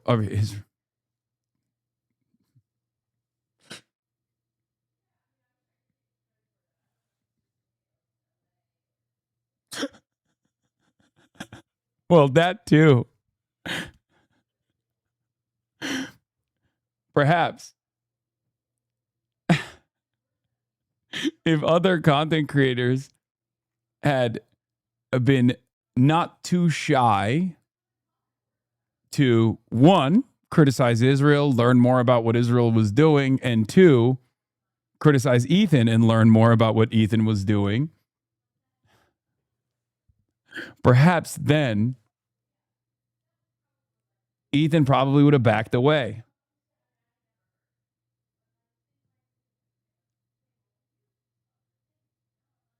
Or, oh, sorry, Moist Critical only looked at the lawsuits because of Ethan suing iDubbbz. You're right. That's true. That's true. I fucked it up. You're right.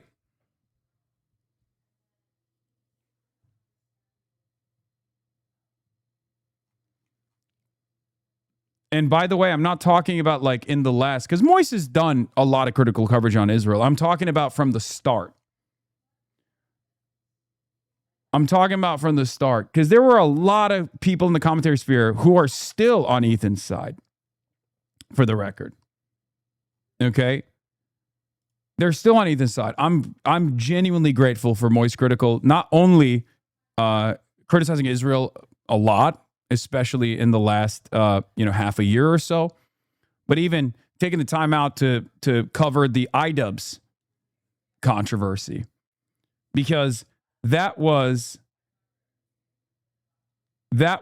absolutely what I think caused Ethan to reflect.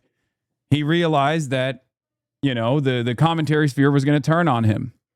Many of the commentary sphere, the smaller orbiters, are still firmly on his side. But there is a growing movement of people who are very critical of the shit that he's doing. Why hasn't he gone after you at all? Doesn't it make him look like a hypocrite that he won't take you on? I mean, he has tried. I think part of the problem here, I'll tell you why. You want to know why? Because he tried and he fucking failed. Because I refuse to watch the fucking dumbass video that he made.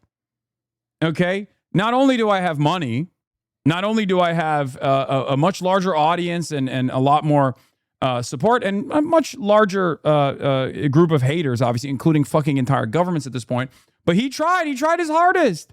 He tried his darndest. He tried so fucking hard. He made a whole video about it. This was a cause for celebration. But the reason why he couldn't sue me in court was because he thought he could get me to react to the content nuke. And then he thought he could sue me for reacting to the content nuke. And I never reacted.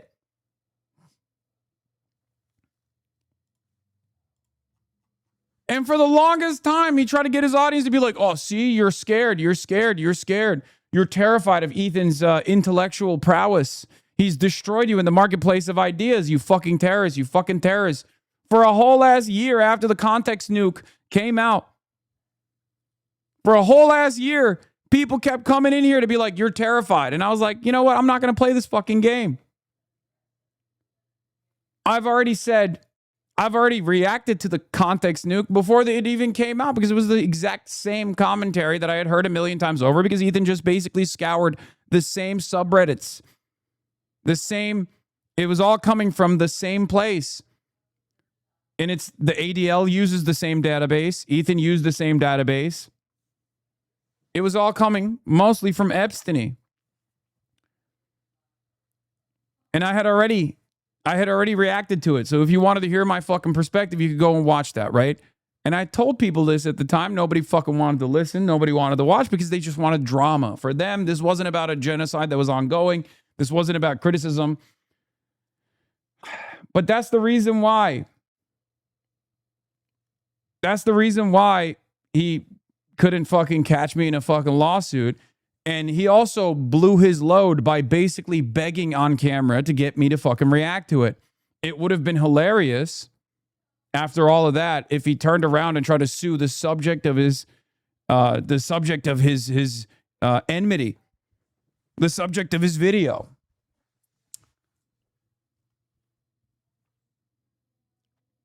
He literally cried on camera that I wouldn't react to his video. He straight up fucking crowed. Real tears. And then when all was said and done, I did react to it. It took 9 hours to react to like half of it. You can go watch the video if you want. It's on my YouTube page.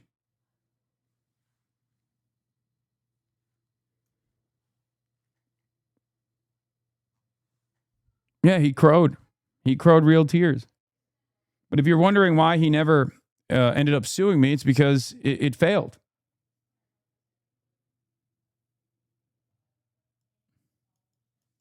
Remember back in November 2024 when we watched Stalkman on stream constructing the tweets with boner box that would lead to the Twitch's banning Israel IPs crusade? It was all a joke, and look where that went. It wasn't even a joke. He lied.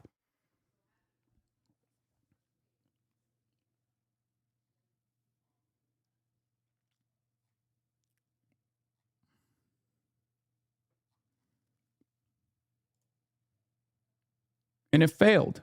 This asshole that's suing everybody. Like, I know what people think of me. I know what people say about me. I'm not a moron. I know, like, the consequences of doing all these lawsuits and stuff. The biggest backlash so far came very recently when he was criticized by a prominent YouTuber, Charlie of the channel Penguin Zero. He criticized Ethan's lawsuits, and these videos got millions of views. Ethan, of all people, should be very familiar with how defamatory lawsuits can be exploited by those with a lot of money.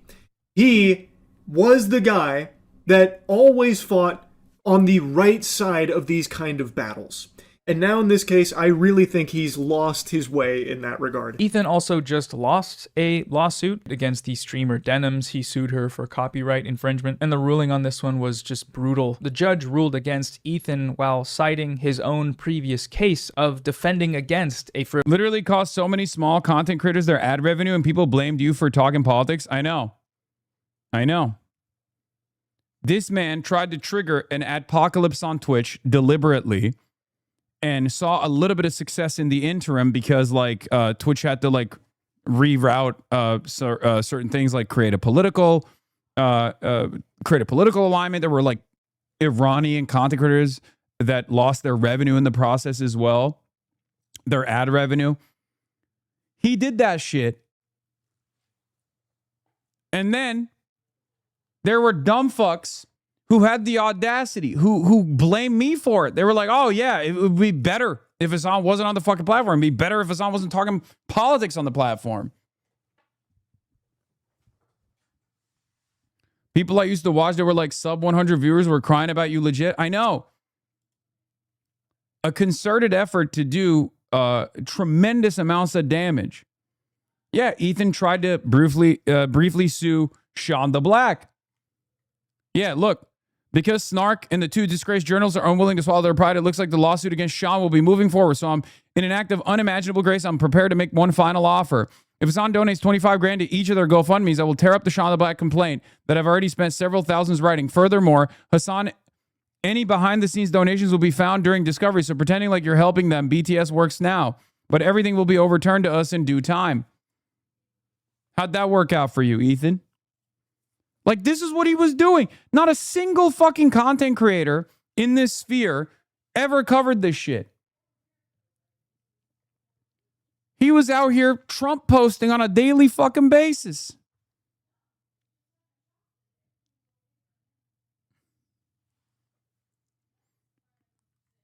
This was extortion, and it is illegal, by the way. You can't do this.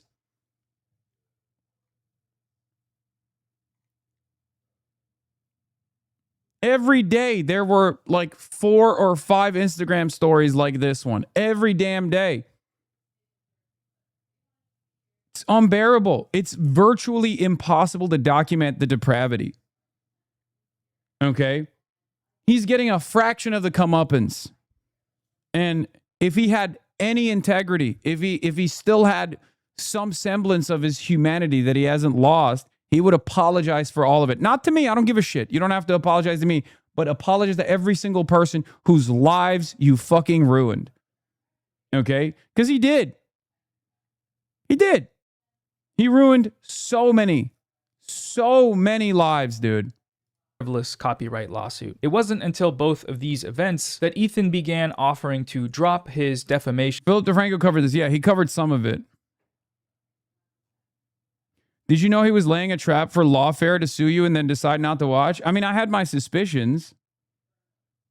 lawsuits in exchange for an apology, of course. If Ian would issue a genuine apology, I'd probably think about dropping the lawsuit. And honestly, the same is true of Noah Sampson. If he just issued like a heartfelt apology, I'd probably consider dropping it. And there's another part to this that I think is worth discussing, which is how Ethan's reputation has also taken hits due to his support for Israel. According to him, this perception has ruined some of his personal and professional relationships. From a professional perspective, our entire lives are ruined. Collaborations, partners, business partners, employees, creators, you know, friends. If you look at the trends in views and subscribers, there's been a demonstrable drop since October of 2023. Former fans of H3 are leaving and have spoken about the sort of rampant Zionism in that community. Apparently, even just wearing their merch now has an explicit association with the state of Israel. At one point, Ethan may have thought that suing me for criticizing his statements about Israel could change this public perception. I'd love to see you reason out in a court document about how I and Mudahar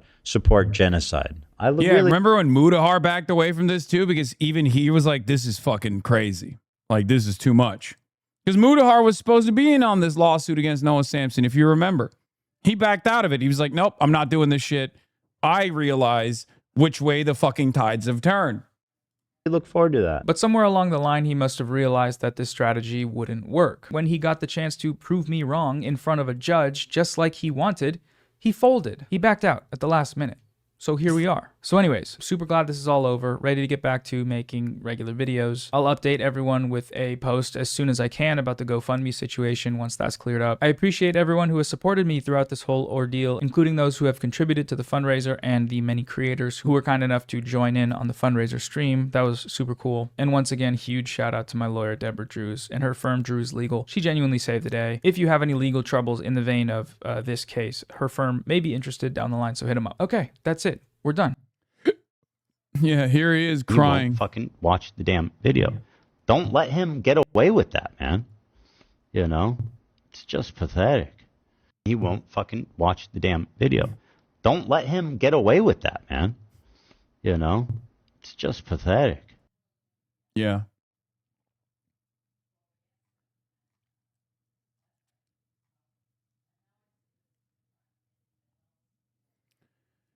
So yeah, I'm glad that Noah is no longer in the crosshairs. So that's good. There's still a long way to go for restitution. Yeah, this is the power of gray rocking abusers. Yeah. Yeah.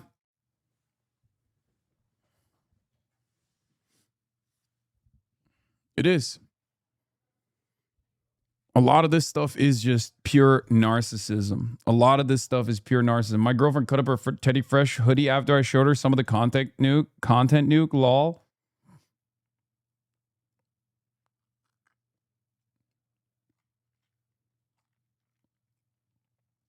He can't reopen this lawsuit.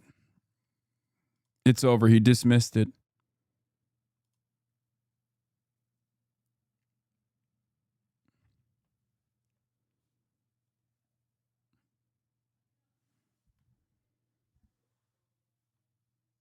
Yeah, with prejudice.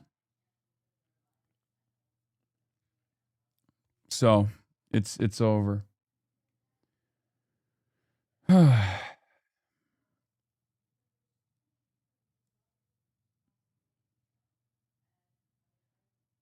you seen H3 sing "Shock Shock" to his kids? Dude's obsessed. Yeah, it's fine. It's pathetic. It was dismissed by the judge with prejudice. With prejudice means a new case with these same conditions cannot be opened. Yeah, he was fucking going crazy. He was going after Philip DeFranco's wife. Philip DeFranco's wife is in the comment section of a deranged snarker on TikTok. Nice look, guys. Don't tempt me. I'm feeling like a messy bitch right now.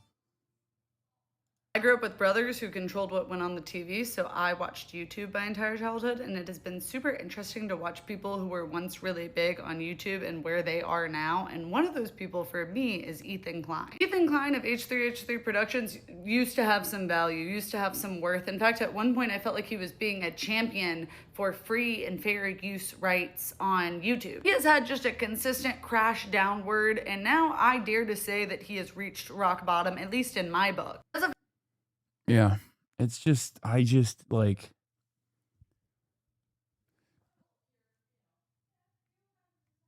yeah, he never went after Philip, of course. Even though Philip DeFranco did offer some coverage to what was going on every now and then, like periodically. The reason he filed to dismiss with prejudice is to avoid having to pay for Noah's lawsuit. The case was that bad, he would have lost the slap motion. Yeah. Yeah. I think a big part of him dropping it is because if he lost this case, I think one more, he could be marked as a vexatious litigant. I don't think the timeline adds up. I don't think he's lost that many lawsuits. I think it has to be 7 in a short period of time, right? I don't know the exact details of this, but like, yes, Ethan Klein was close to testing the boundaries of the California legal system. Is it 5 in 7 years or 7 in 5 years? Yeah. And also, in order to be a vexatious litigant, I think you have to also self-represent. So if you just have like a lawyer, which Ethan does. Again, I don't know the full details. I'm not a fucking YouTube lawyer, and YouTube lawyers don't really know the details either. Let's be real, as evidenced by the fact that so many of them celebrated every single one of these decisions. You know, Asmongold, the number one YouTube lawyer, that pervert legal, whatever the fuck his name is, was it Legal Mindset? There's a couple of these like YouTube lawyers. Not legal is awesome. I'm talking about all these other fucking weirdos that are insanely right wing, and they all grabbed onto this bullshit. I hope Legal covers it at one point. That'd be great. I don't think he will. I don't know where his I don't know where he's at on some of this stuff, but knowingly filing frivolous lawsuits against the rules of professional conduct. Yeah, I mean, yeah, maybe you could get his West Bank lawyer disbarred potentially.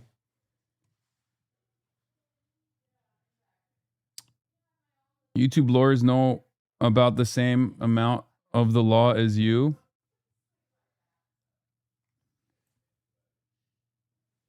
Yeah. Done.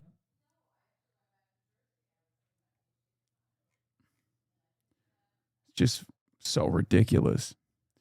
There is also 2 videos that I've been meaning to watch specifically on this issue for those who are who have lives, who haven't been paying attention to like Ethan Klein's behavior over the last 2 years or so, almost 3 years now.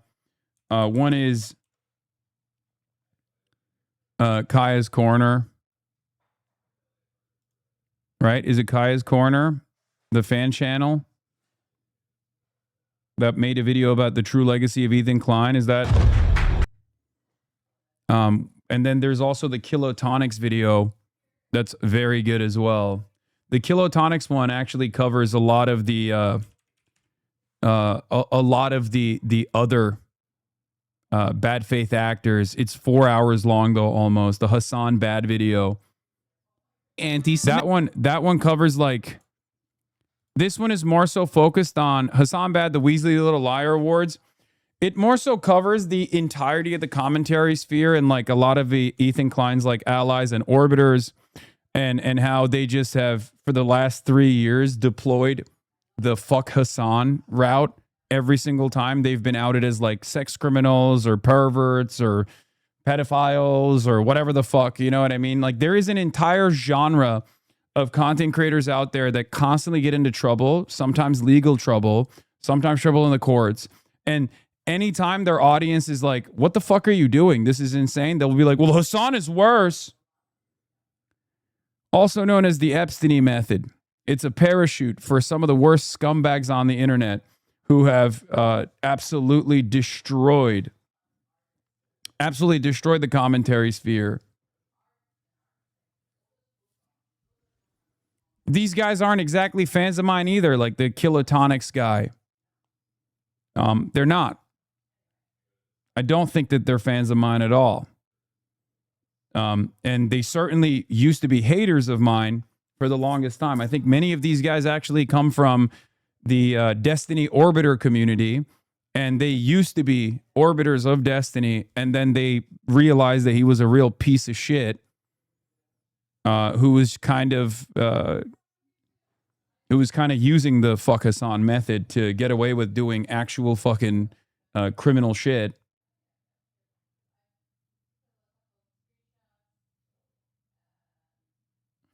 Bro, check my logs. I've been trying to show you. This explains how this genre of slop tubers came about. Oh, this is how to radicalize a slop tuber. I've seen this by Data Mail. Yeah. The Kilotonics video is insane. I never knew you had more villains in your rogues gallery than Batman and Spider-Man combined. Yeah. I do. Here, let's just watch this a little bit. Let's get a little taste of this.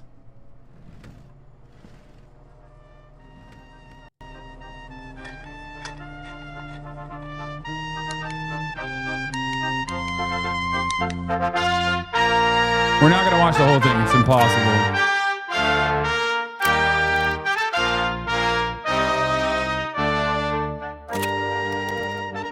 All right, so if you've used the internet at any point in the last few years, it means at one time or another, you've probably heard the name Hasan Piker. Hasan, who also goes by HasanAbi, is 34 years old. He's one of online politics' largest creators, and he's known for taking controversial far-left positions and being very tall. You are tall. He's a tall guy. Bye. Hasan is best summarized as being very passionately progressive, anti-capitalist, pro-Palestinian, and overall just having somewhat radical takes that go against the grain. And he can occasionally make comments that have a tendency to make a lot of people very upset. America deserved 9/11, dude. Fuck it. I'm saying it. We fucking totally brought it on ourselves, dude. Holy shit. We did. Over the duration of his career online, while he does have some support around him, Hasan has gradually become public enemy #1 for a lot of creators and their fan bases. He draws some pretty intense criticism from not just the right, but also the left. And lately, he's even becoming more and more of a regular target for a bunch of apolitical idiot slop channels. Hey, Hasan, you crying stupid bitch. Brother, you are the biggest piece of shit I have ever seen. Shut your fucking mouth. The attacks on Hasan range from him encouraging violence, to him being an anti-Semite, to him simply being kind of stupid, which is probably kind of true. I don't know which is which, dude. Doesn't know where Yemen is? I think... Nope.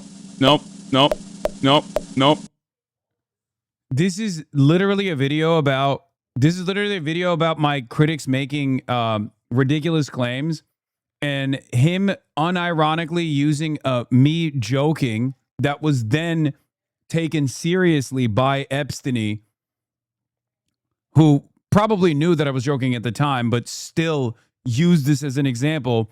I still remember this. There was I fake accidentally couldn't find where Turkey is. Of course I'm fucking joking. You didn't think about that? I clicked on Turkey, the country that I'm from, that I lived in for the first 18 years of my life. I was baiting my fucking chat. Nope. Got it.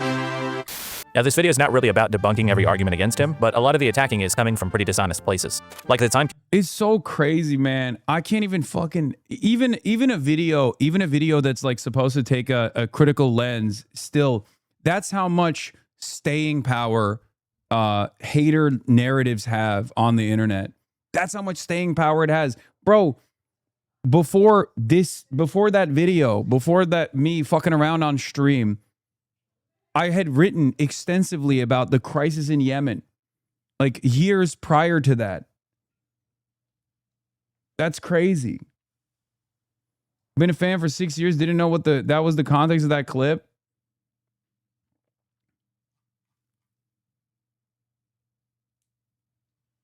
It blows my mind.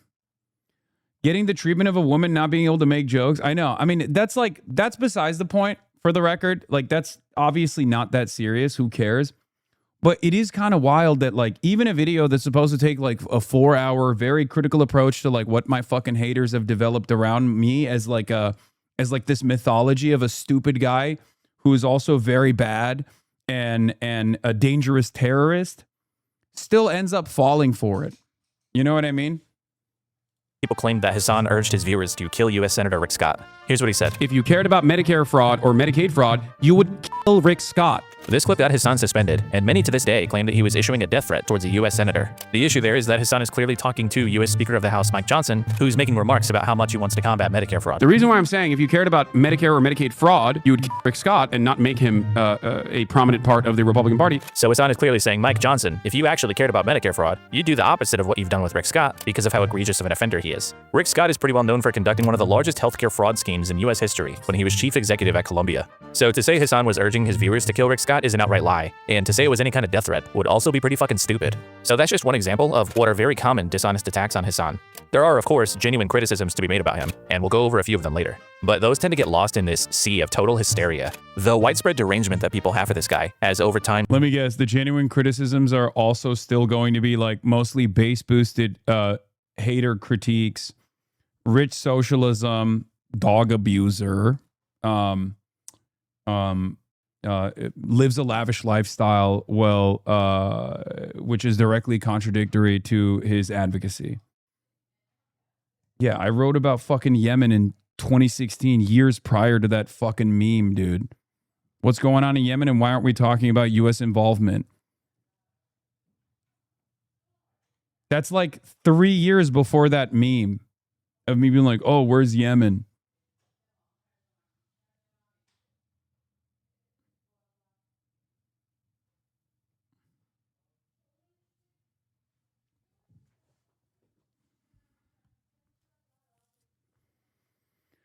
Mobile chatter here, bro. I watched a pseudoscience debunker clown on you for supposedly being a fan of Dr. Jiang. Oh my God. Devolved into attacks on anyone he associates with, calls for him to be deplatformed, and people have even become pretty chill with the US government violating Hasan's First Amendment rights. No, I'm not saying you can't dislike the guy, I don't give a shit. The dude preaches socialism and drives a Porsche. Like, I get it. I'm not a Hasan fan, I've literally never even watched a fucking called it. Single stream of his, so personally I don't care. But the tendency for people to lose their minds and just make shit up whenever Hasan is involved left me wondering, how did we get here? Ethan Klein, also known as H3H3, is 40 years old. He has a massive following on YouTube, and he's a pretty significant figure in the history of content creation, going back to the early days of React videos. You know, I read a book a day not to show off. It's, again, about the knowledge. By the way, he's got a really interesting technique for reading books, and when he says he reads one book a day, well, let's just say... If you want to understand how strong and how powerful the Hasan bad aura is, especially in the commentary sphere, even a commentary guy who's like going to dissect how stupid these arguments are has to still hedge their positioning by being like, yeah, this guy is bad. You know, I have my own opinions about how bad he is. And that literally always has to go back to champagne socialism. He's a dog abuser, whatever the fuck these guys have like leaned into. It's just, it has to happen. I wish more people would explore whether or not this is inherently contradictory to my worldview at all, you know? That would be, maybe one day we'll get there. One day we're going to get there where people understand that, you know, socialism doesn't mean you can't have nice things, or socialism doesn't mean you can't be successful in any way, shape, or form. It's about unlocking that very same autonomy for all people. Okay? We will have to redefine the word read. Have someone else read it for you. That's awesome. Along with his own content, Ethan's also well known for winning a landmark copyright infringement suit in 2017 filed by Matt Haas, whose video Ethan reacted to. That case was one of the first examples of fair use for React content being successfully argued in court. In 2021, Ethan and Hasan started a podcast together called The Leftovers. It was a political and cultural talk show with a left-leaning slant, and the show was a huge success. Until October of 2023, when a Hamas-led terror attack targeted Israeli citizens. After the attack, Ethan and Hasan went live for an emotional episode discussing the events. As a father, it's even hard to talk about. This dude was holding his infant. It was like a year old. Ethan is an Israeli-American dual citizen and feels passionately about Israeli geopolitics. He's also married to Ela, who was born in Israel and served in the IDF. The Kleins actually even met each other in Israel. Hasan, on the other hand, is passionately in support of Palestine, and the resulting ideological differences between the two led to some on-air friction following the start of the conflict. Oh, my timing matters. No, let's not be obtuse about this. It's just this one point I'm trying to make. You can't cheer on Hamas, dude. You know what I said. on the day of the occupation. I know you don't, but like we're being a little silly. In late October of that year, Ethan announced that the Leftovers podcast would go on hiatus. I do feel like I'm probably going to pause Leftovers for the time being, because you know what I mean. It's just I don't want to talk about it anymore. And after 61 episodes, the Leftovers podcast never came back. This is when the divide started to form between Ethan and Hasan. Early on, for instance, Ethan would take issue with some things that Hasan's chat was saying about him, and he criticized him for not moderating it more effectively. Do you care that your chat is calling me racist? Do you make any attempt to modify? I have not looked at my chat. Moderate that at all? I have not looked at my chat at all, but you I just opened it, but don't you have moderators? Do you care at all about what your audience says about me? There's 32,000 people. My feelings were hurt. My feelings were hurt. It's like the first year of Israel's genocide of the Palestinians was literally just about the feelings of people who wanted to defend Israel. Okay? That was all it was. College campuses, my feelings are hurt. Okay? In broad daylight, my feelings are hurt. People were like desperate to try to get the fucking word out, to show the truth about what Israel was doing to the Palestinians and what Israel had done to the Palestinians. And every conversation was met with a damn. My fucking feelings. This right here. How many fucking YouTubers made videos about this? How many fucking YouTubers who now probably say, oh, free Palestine, fuck Israel, or even far more radical things. How many of them made a video about how I had hurt Ethan Klein's fucking feelings? Every single slop tuber made videos that accrued millions of fucking views at the time. Every single one. Never let a good crisis go to waste. Never let a genocide go to waste. And I was right too. My community was right. I was right. We were right. I was unbelievably gracious, far more than he deserved at the time too. I was so understanding. I was trying to be like, look, I know like you have family members that live in Israel. Like I'm trying to communicate this to you that like you're saying things that people who are pro-Israel say. You centering your feelings in this conversation when people are getting slaughtered by this apartheid state is ridiculous. And it's coming across as ridiculous to people. People in here right now. I'm just trying to tell you guys how it feels. And I'm fucking shocked that you don't care that people in your chat are saying, who the fuck is this child, cold, arrogant, and as Ethan, fuck. I love you, but there's only so much I can do. How can you be surprised when you're To save us time, let's not get too bogged down with specifics. Yeah. And then people were like, people use that to be like, oh, remember XQC? You got mad at XQC? Yeah, dumbass. I did. Because XQC was farming me for also being right about the fucking gambling situation. I was right about the gambling situation, and he aggressively leaned into attacks against me and my community for being right about the gambling situation, but too early, far too early for people's taste. And people went along with it. And to this day still, they fucking aggressively hound my ass. Okay? Same with fucking Ethan. Because for a lot of people, they have baby brains. They can't think of concepts beyond the parasocial feelings that they have for their favorite content creators. Oh, you hurt this content creator's feelings. Fuck you. You hurt that content creator's feelings. Fuck you. Especially when we're talking about like a geopolitical incident, a fucking genocide, the crime of all crimes. Like, who gives a fuck about people's feelings? Stop being babies, man. How can you behave in a tribalistic manner towards your favorite content creator and feel slighted at their behest?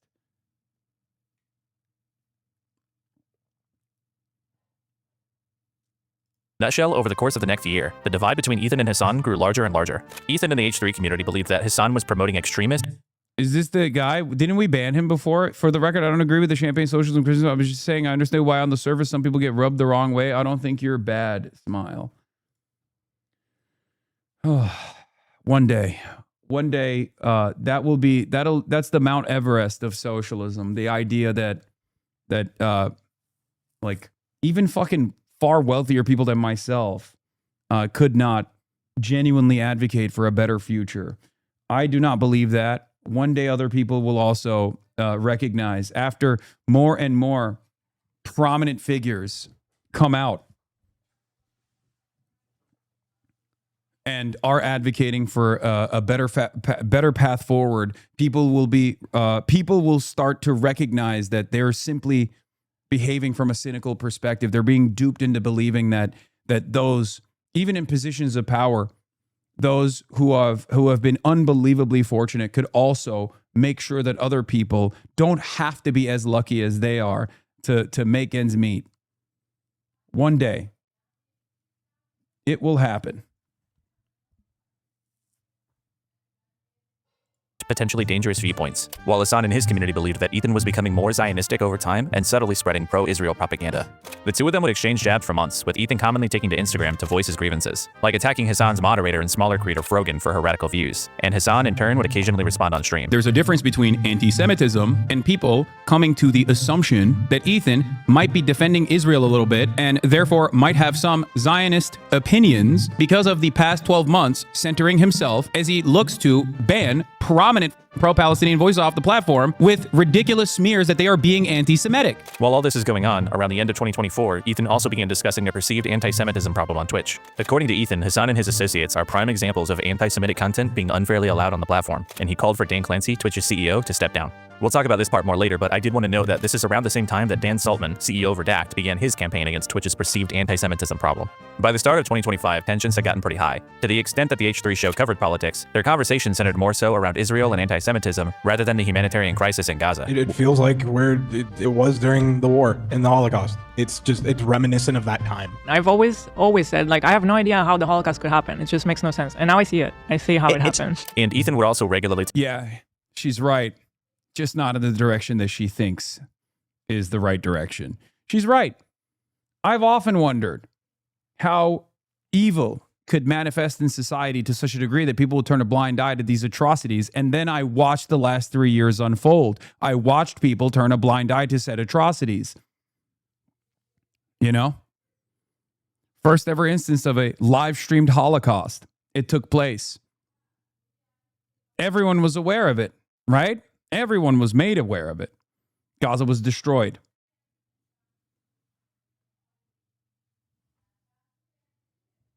Take to Instagram to go to war with H3 Snark, a subreddit dedicated to A-logging and talking shit about primarily Ethan and Hila. And in January, Ethan released a content nuke, a 102-minute-long deconstruction of Hasan's content, including further allegations of Hasan and those around him being anti-Semitic and essentially promoting terrorism. After the content nuke, things started to go off the rails. In March, a pair of noteworthy things happened to Ethan. On one occasion, he had a pair of human skulls ordered online and sent to his house. And on another, a CPS call was made to his house after Ethan shared a story on the H3 podcast about his family contracting a parasite. This morning, we got a visit from Child Protective Services. I told this story on the show a few weeks ago about how when we adopted Olive, she had Giardia. And then Sonny started having diarrhea, so we suspected he might have Giardia. Seeing as that he's an infant, he's crawling around, he's putting everything in his mouth, etc. Then in June of last year, Ethan revealed that he had registered the content nuke with the U.S. Library of Congress. I also can't even understand how like any of that got tied back to Denims, myself, Frogan, or any number of different individuals after the fact. I cannot believe how much sympathy he farmed over that, especially because obviously he was wronged in that situation. And I made it very clear at the time. It's like fucking ridiculous. But then he turned around and took all of that sympathy to attack others and falsely fucking blame people, smear people over and over again. What a ridiculous crock of shit that was, dude. Everyone, iDubbbz too, everyone was responsible for CPS. And that he's filing copyright infringement lawsuits against Frogan, Denims, and Casey Tron, 3 Hasan-adjacent creators who, according to Ethan, reacted to the nuke in a non-transformative way. And that's kind of loosely where we're at. What started as a political disagreement has spiraled into 3 copyright lawsuits, a campaign to financially harm Twitch and by consequence its creators, and a long, bitter, and kind of pathetic feud where you will be forced to pick a side. But before you pick a side, while you may feel some sympathy for Ethan because of the very real harassment that he's faced, or maybe you just agree with his takes on Israel or anti-Semitism, we have to make sure we don't forget about the most important thing in the whole situation, which is that when it comes to Ethan's narrative, this is all complete bullshit. If you can look past some of the political disagreement and analyze the Ethan and Hasan conflict in its entirety, it's pretty clear that Ethan is an insecure, neurotic, vindictive liar. And his crusades against Twitch and Hasan and subreddits, these are all just dishonest missions to silence people who are saying things about him that he doesn't like.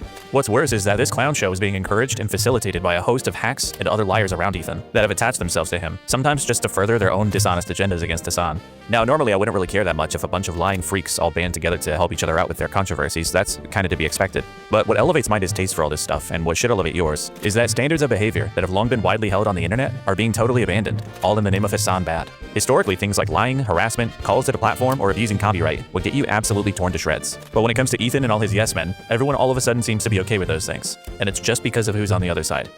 Ethan Klein isn't the originator of the mass derangement about Hasan, but his situation has given some of the most annoying drama slop tubers the perfect vehicle to pretend to have political opinions, escalate their grudges, and in the process, smash all standards of behavior for political and commentary creators. So today we're going to recognize some of these creators.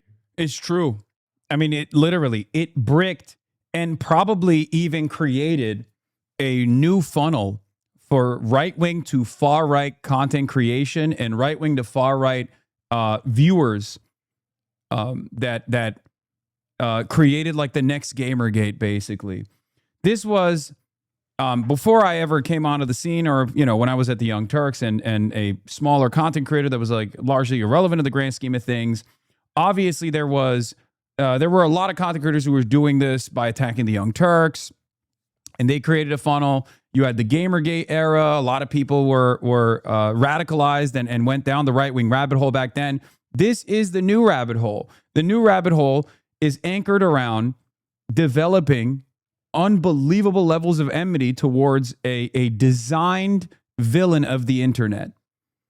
And it has made people's standards completely fall apart.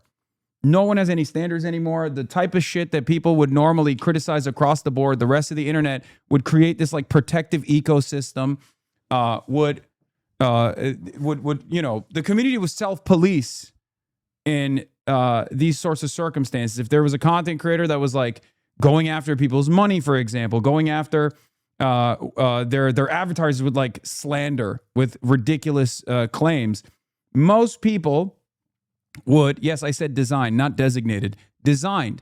The reason why I said designed as a figure of enmity is because there should have never been this level of anger and hatred unless all of these guys are super fucking far right. Many of these guys are not even far right. They just position themselves as anti-left. Okay?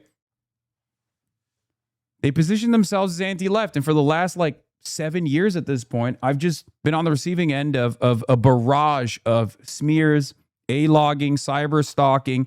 And that's part of the reason why so many people's opinions of me have been shaped by that.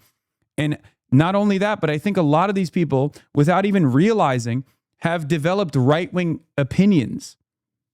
There are plenty of these people. There are plenty of people out there who just kind of watch TikToks or watch these clips or watch these drama summaries, who would self-identify as liberals, who without realizing think that such a toxic, odious, repulsive figure like myself could never be in favor of a good policy. So they end up thinking like, oh no, everything that he's advocating for, all the candidates that he's advocating for, he's stumping for, they must also be bad. Their only worldview revolves around what these content creators have developed, which is not sincerely held beliefs, not like an actual, moral compass or anything like that, but just whatever the fuck I'm doing, they're against. For their contributions to this online culture shift. One where truth doesn't matter, there are no bad tactics, only bad targets, and anything goes as long as you win.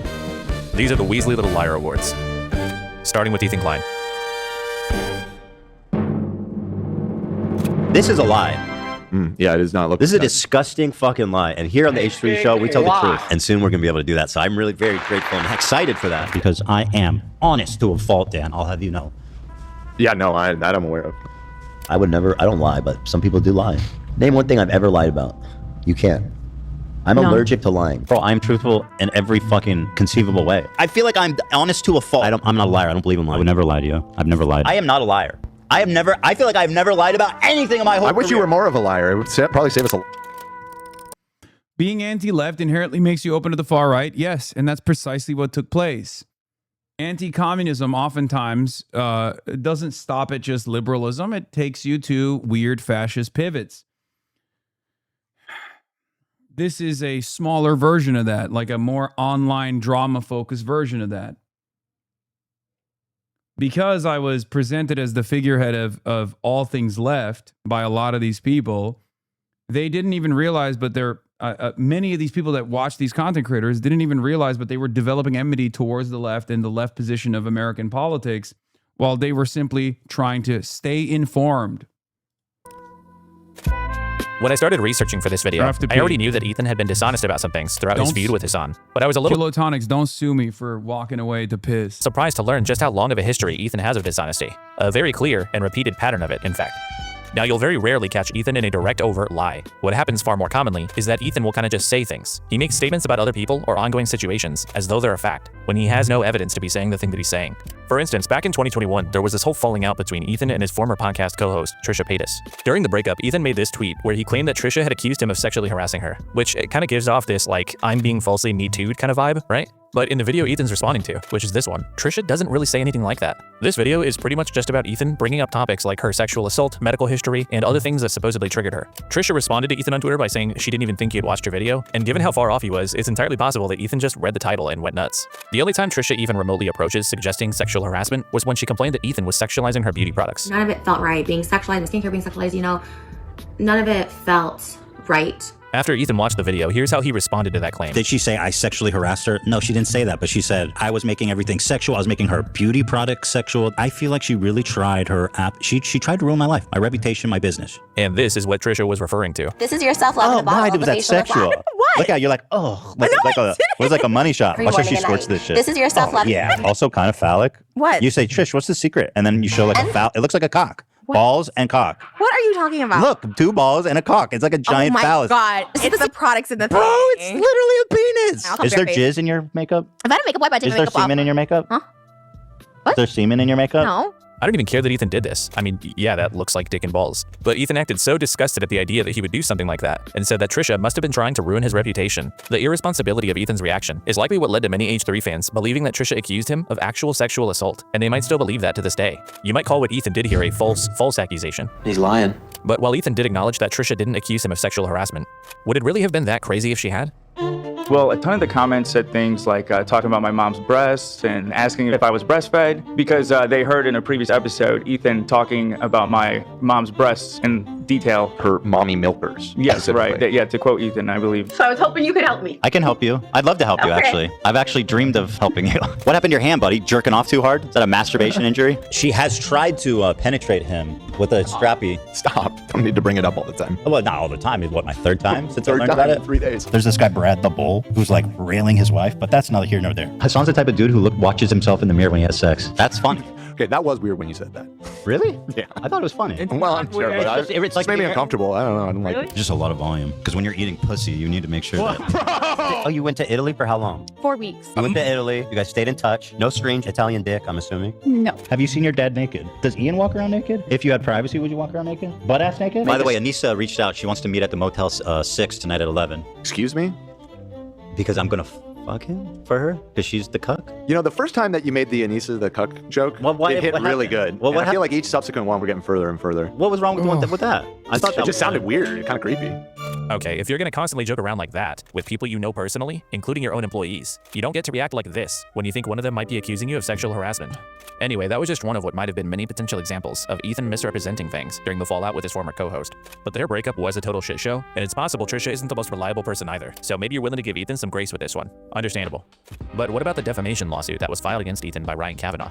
In 2021, Ethan was sued by Triller, which one of Kavanaugh's companies had a controlling interest in. The lawsuit was related to the H3 podcast, streaming clips from a boxing match between Jake Paul and Ben Askren, which was a pay-per-view event that Triller owned the exclusive rights to. Now, Ethan did admit to pirating the fight in DMs with Philip DeFranco, saying that he didn't want to financially support Jake Paul, who'd been credibly accused of sexual assault. But the lawsuit was specifically for copyright, especially given that Ethan had shown on screen an unlisted link to a full upload of the fight. Ethan objected strongly to this lawsuit, essentially suggesting that it was frivolous and he was being unfairly singled out. One thing he noted was that Triller had been dropping most of their other lawsuits against actually potentially illegal restreaming sites. But most of those sites they didn't have strong evidence against, whereas Ethan broadcast the fight and a link to it on a recorded live stream. Triller also made it known that they would be taking an aggressive approach to suing people who pirated or redistributed their product, and Ethan wasn't the only content creator they pursued to that end. But his frustrations and public statements. I rewatched your big debate with him recently when you mentioned it on stream, and holy shit, he cried more about his own feelings than I remembered at the time. Lamau, you'd be like, why don't you care about the genocide? Yeah, as people's opinions evolve throughout time on the issue of Israel versus Palestine, I think if you go back and watch the Content Nuke now, or if you go back and watch the debate, you will realize how unserious he was throughout the entire process and how insanely pro-Israel, and therefore, I don't think this is a stretch to say, pro-Israeli genocide of Palestinians he personally designed himself to be. Now, I did not think that societal attitudes would shift this dramatically over such a short period of time, but even when you look back at it, like, even when you look back at it with today's attitude, you will realize, oh my fucking God, this guy is unbearable. It's about the case led to a series of additional lawsuits between him and Triller, which Ethan Klein chose to respond to by beginning to disparage Ryan Kavanaugh. Like his biggest, look, I'll tell you this much, okay? The reason why he was able to get away with so much shit smearing for like the first 2 years of Israel's genocide was because most people either didn't know anything about what was going on, had like some residual pro-Israel opinions as a consequence of the way that the mainstream media had presented Israel as a reliable ally for decades prior, or the people that knew a little bit more or had antagonistic positions to Israel were too afraid to say anything because back then, still, when someone called you a fucking anti-Semite, it was over, right? And there are still plenty of content creators who refuse to touch this issue because they either don't know enough or can't hold their own in a debate or a conversation around these issues and are genuinely still terrified of being hit with that cannon of gross accusations and smears. You have to remember that.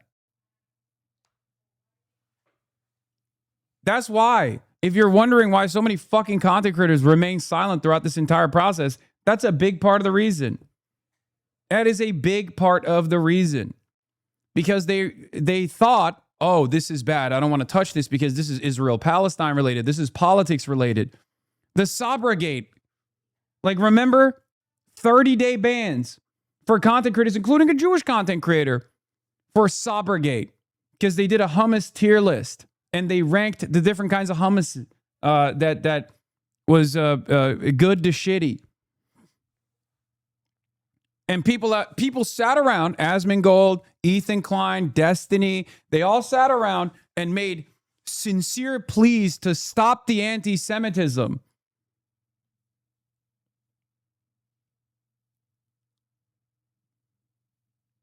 The Habibi tier list. Who has the Habibi, not the Sabra tier list, sorry. Who has the Habibi tier list? I fucked it up. There's been so many things that I literally forgot what took place. There's been years and years of this shit. So I apologize. Yes, it was who has the Habibi pass, okay? And Sabra hummus was the lowest tier. Ethan claimed that was actually about Jews, that like Jews were the lowest tier.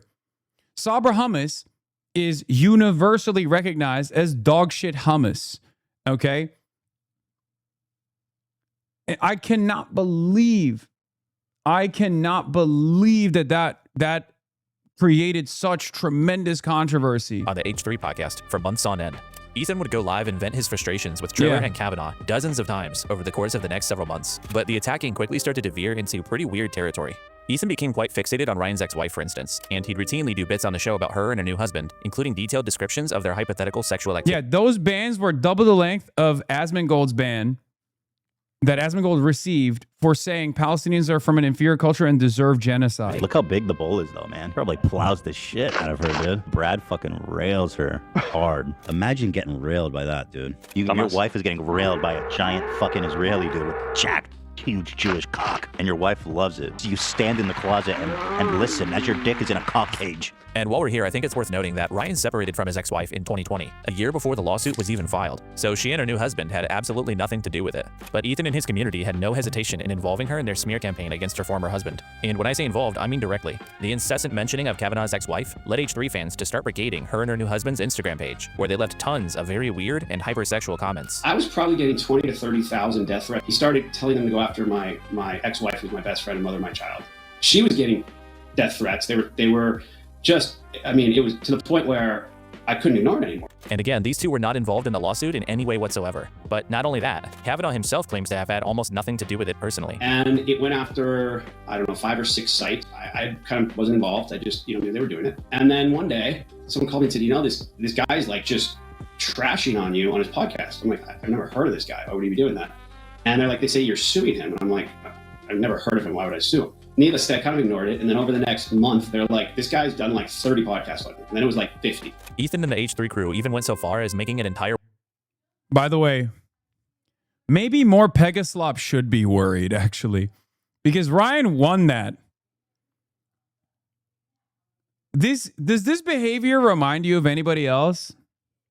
Perhaps someone living in the beautiful nation state of Singapore, the crown jewel of the world.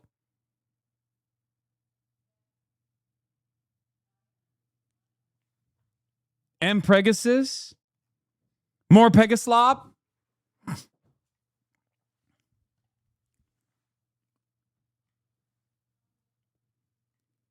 Just saying. Get the cane out, boys. Website dedicated to comparing Kavanaugh to convicted rapist Harvey Weinstein. Our website about Ryan Kavanaugh. Does Ryan Kavanaugh look like Harvey Weinstein? Oh, that's the one. To date, Ryan Kavanaugh has been mentioned on the H3. Are you still fearful of your life because of Pegasus? Always. Every day. Every day I wake up terrified in a cold sweat, thinking about all of the real threats to my life and safety born out of more Pegaslop and his commentary, which is slanderous, libelous, smears. But yeah, I mean, the hyperfixation is insane, right? Like, what I don't understand is like how people don't recognize that as like someone having a mental health episode.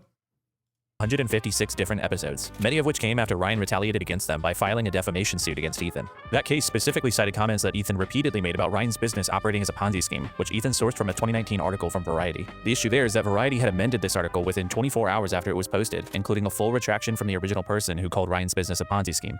Now, it seems like this case was ultimately settled outside of court, but Ethan was forced to issue an on-stream apology after the court rejected his motion to dismiss the case, finding that he had been aware of the retraction, but repeatedly restated the false assertion anyway over the following months. You're a liar. You lie. I skipped some of the crazier details about this story, like how Ethan supposedly paid editors to constantly monitor Kavanaugh's Wikipedia page and insert more negative information about him. They said, I won this lawsuit against the guy who propagated it and who's paying to have all these editors do this. The appeal will be held this summer and he'll have to take it all down. We went to a mediation and he agreed to even do it, which is why I know I already knew he controlled it, but he admitted it. But either way, even if you think Trisha is a crazy person, or... Would you say that more Pegasus's videos make you feel unsafe to do business in the great nation of Singapore? Yes. Yes. I am, as many know, I'm a big businessman and I love doing business. I love doing big business deals, especially, you know what I like? I like that Singapore has been a shining beacon of prosperity and a light in an otherwise dark world. Okay? That's what I like about Singapore. When I think about Singapore, I think about straits that numerous oil tankers and numerous commerce flows through. And I think about the multiple ports that the beautiful nation state of Singapore has. Okay? I think about opening all straits, including the Strait of Hormuz. Okay? Singapore comes to me in my dreams. Did you know that? Singapore comes to me in my dreams. I dream of a better future. One where Singapore is the leader of international commerce. And then I wake up and I realize Singapore already is the leader of international commerce and shipping. That's right. But unfortunately, what makes things so sad is that I can never go there. I can never go there and conduct business. And the reason for why is because of one man and one man only. More Pegasus. More Pegasus in his YouTube channel have made it so that the billions of dollars of trade that I would like to conduct in Singapore is one that I have to forego. I close my eyes and I think about Lee Kuan Yew, that brilliant man who also loved Deng Xiaoping. That's what I think about. Yeah. All of these things could be solved if the Singaporean government took action against one of their biggest criminals, more Pegasus. Yeah. What does Singapore like more than anything else? Improving their GDP. How could they do this? If I did business in the nation state of Singapore. One might call it a city state. I call it a nation state.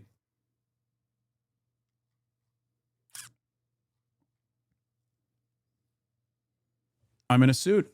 That's how you know I'm a businessman who likes conducting big business deals, specifically in the country of Singapore. The most reliable nation state. All of my finances, instead of taking them over to the tax haven of Dubai, I want to take them to Singapore, but I can't because I'm in fear of my life and safety. Something to think about. Ryan Kavanaugh is an asshole. Ethan is still shown that he's willing to misrepresent claims, falsely attribute things to others, and even outright defame people that he doesn't like. This guy... What is this? Believe it or not, years ago, Pegasus used to make videos not about you all the time. I used to watch him all the time as a kid to the point I made him fan art. Oh my God.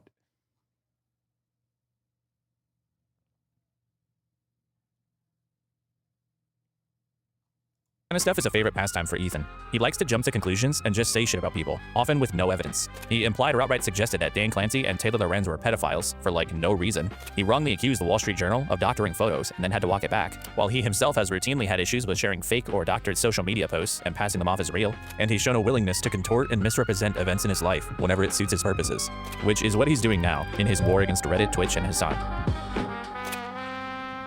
The harassment that me and Eli are receiving is just genuinely unfucking comparable, like nothing I've ever dealt with. And to the point where I don't know how it's allowed on Reddit. Like an organized harassment campaign spreading across multiple subreddits, targeting I wonder like who he's talking about. To specific people. It's so fucked up. And once again, to remind everybody that Reddit has no problem with this community that exists solely to do the most insane, unhinged, unacceptable harassment campaigns you can possibly imagine. On the internet today, people think they can say anything they want about me. And by the way, her posting this is continuing the defamation and this whole like snark narrative that they're trying to make like mainstream. And by the way, they're part of the harassment campaign that I can't believe is so big. They're misrepresenting everything I said. They're mischaracterizing, like taking things out of context, fucking, like you guys are part of that harassment campaign, you scumbags. Ever since the Leftovers podcast ended, Ethan has spent almost 2 years trying to convince the online world that he is the victim of a massive organized harassment campaign, which is being spearheaded by Hasan and his surrounding network of evil harassers, or something like that. This harassment narrative itself is being pushed pretty effectively by Ethan, and he's received quite a lot of support from across the internet. So while he's been aggressively retaliating against his enemies, like his use of the legal system, to many it's understandable, or even justified. But is Ethan's narrative accurate? To answer that, let's go back to the beginning of the Ethan and Hasan feud, back in late 2023. You'll remember from earlier that one of the first major sources of tension between the two was Ethan being upset at things that Hasan's chat was saying about him. Do you care that your chat is calling me racist? Do you make any attempt to modify? I have not looked at my chat. Moderate that I at have all? not looked at my chat at all. The thing with this argument is, first of all, I don't know what Ethan expected Hasan to do about a chat that looked like this. Like, look at this shit.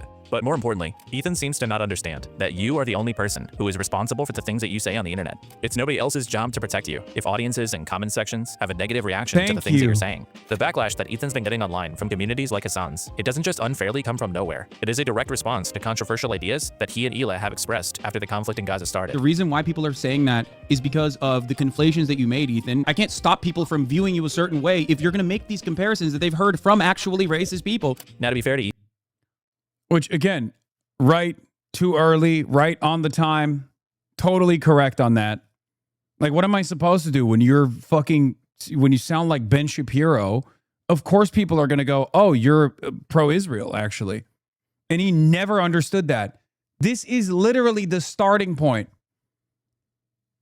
his narcissism caused him to refuse to reckon with the reality that his output was why people were reacting to him that way.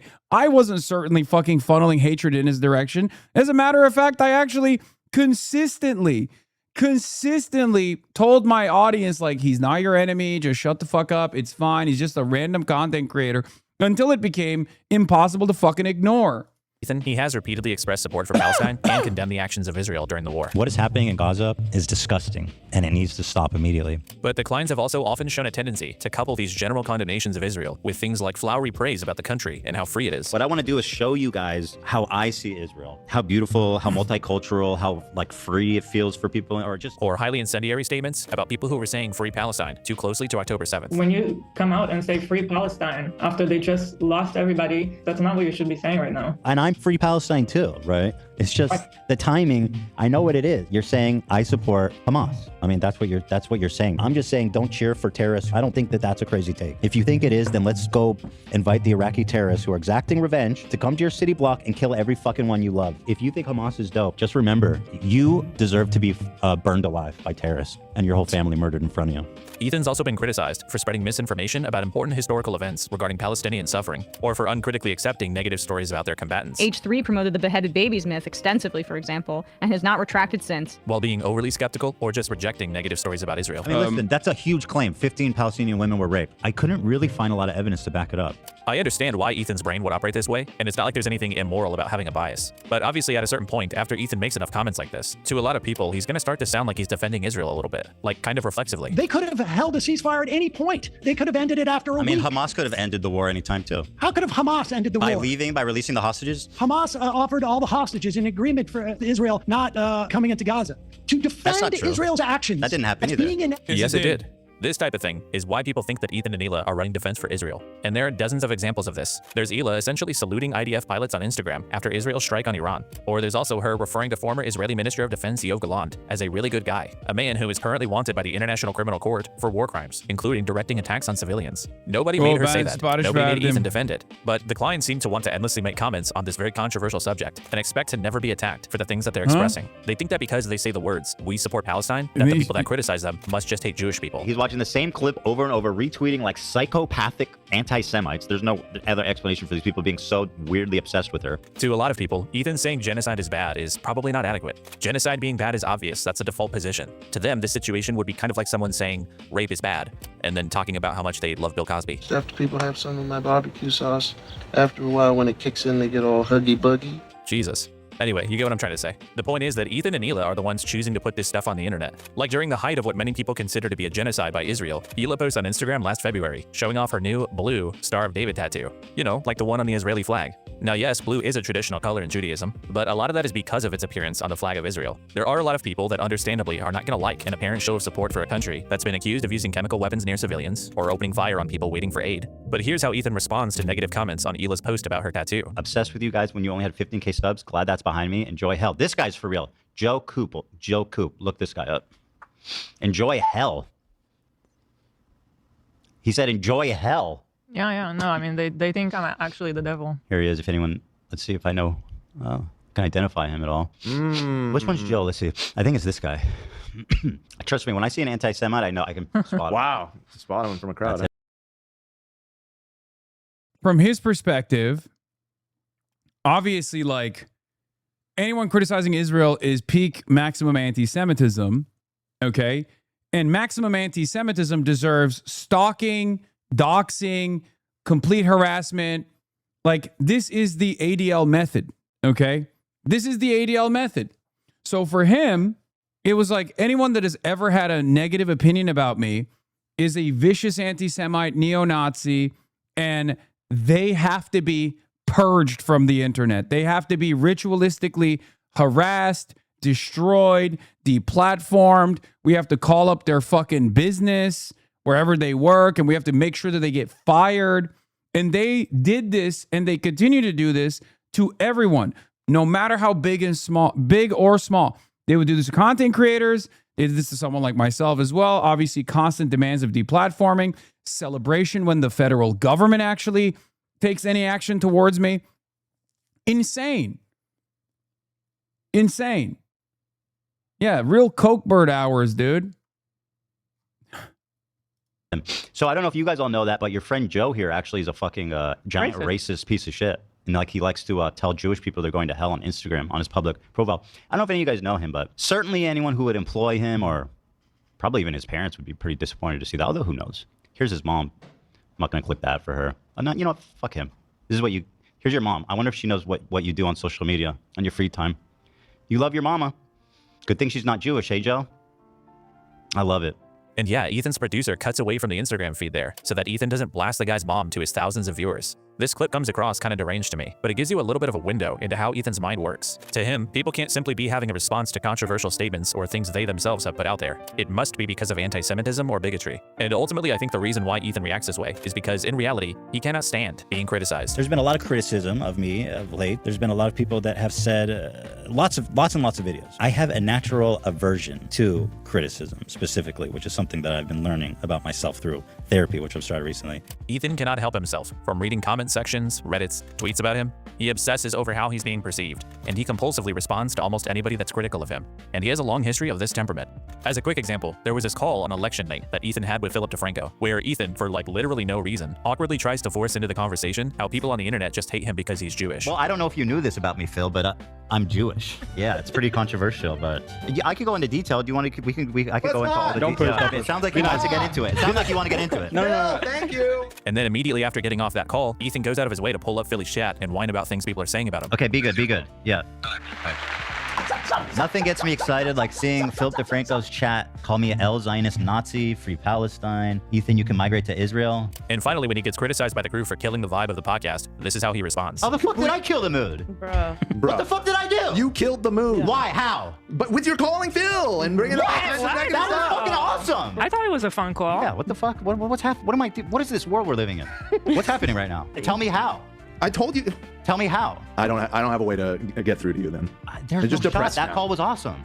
I didn't feel awesome coming off that call. Why? I'm just telling you. Was that call awesome? Because it turned into you just complaining about his chat. Everybody, like, they fucking hate you and they're spamming it or whatever. Ethan's obvious ruminating on criticism shows up in a lot of places. He left Twitter in favor of Instagram, probably because stories don't have comment sections. H3 also seems to often heavily filter or disable comments on episodes that they think might get some pushback. And I've also recently found that the H3 podcast commonly cuts out entire sections of their live streams, even sometimes.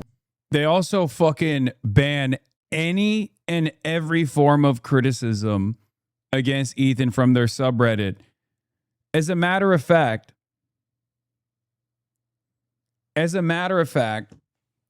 it's such a common issue that it literally is responsible for entire communities of former fans. Like, Ethan moderates it personally. I'm sure he has like a, moderation team and shit too, but like he moderates it personally. My Reddit, I don't fucking touch. That's why half the time they're shitting on me from the left usually. Saying that I'm a fucking Zionist Israel lover or whatever the fuck. His subreddit, he has a strict control over. And he uses his subreddit as a mechanism, as a vehicle of harassment against whoever his enemies are. Okay?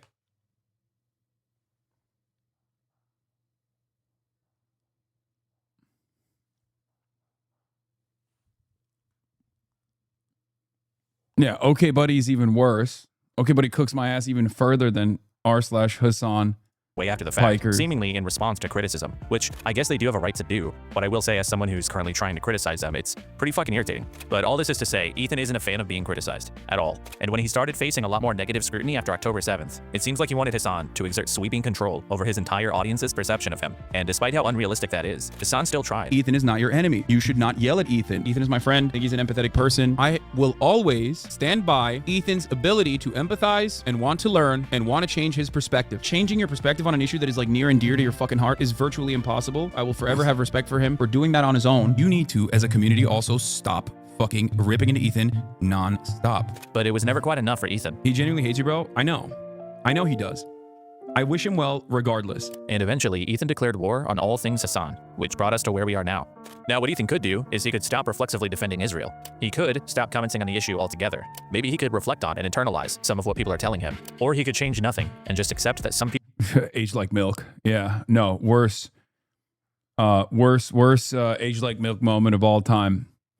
I think my biggest strength and my biggest weakness is my predisposition towards redemption. It's my biggest strength, but nobody ever fucking recognizes it when it's successful because now we have more allies.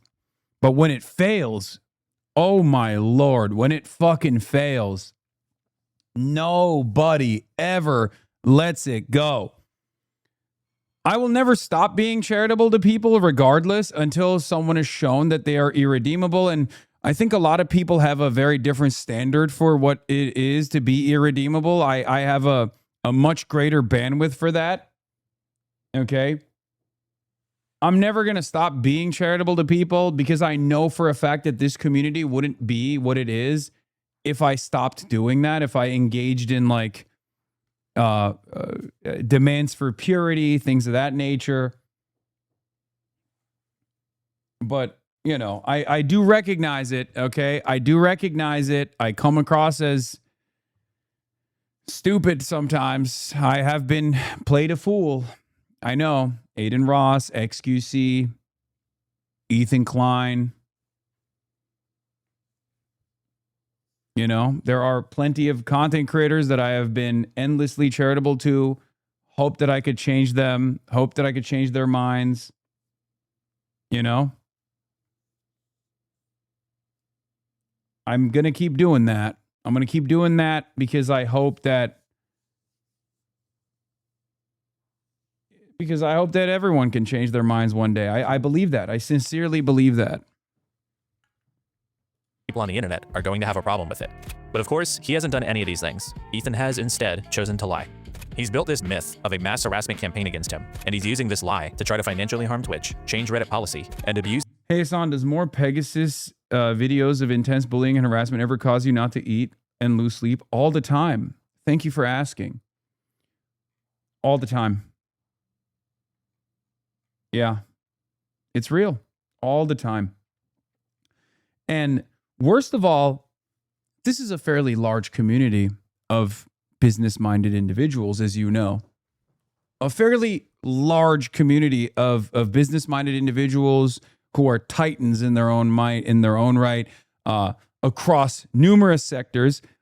And interestingly enough, most of it revolving around logistics and shipping and ports.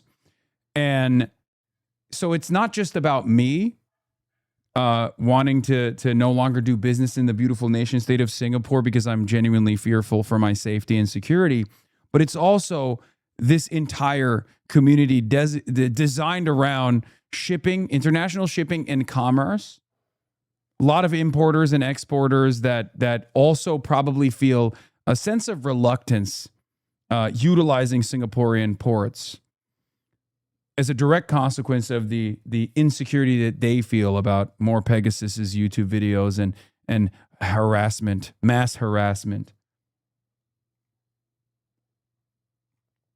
Remember, I wear suits and everyone in my audience also does that as well. And a suit is a sign of someone who is invested in the import-export industry, in the import-export field. Did you say logistics? I'm working out some deals with the Port of Singapore right now. Wow, I didn't realize your stream was so business-minded. Yeah. Yeah. Norway scored a goal? Goddamn. Yeah, this is Maersk executives. Most of us. Some in the shipping industry, specifically for insurance. Why else would we cover the comings and goings of the Strait of Hormuz so aggressively? Why else would we monitor the situation almost on a daily basis? It's because we, as a community, care about the opening of all straits. We care about the free flow of commerce. The court system against the people that he holds responsible for his decline in popularity. The three main things that Ethan's been dishonest about are H3 snark, the CPS call, and the copyright lawsuits. Let's start with snark.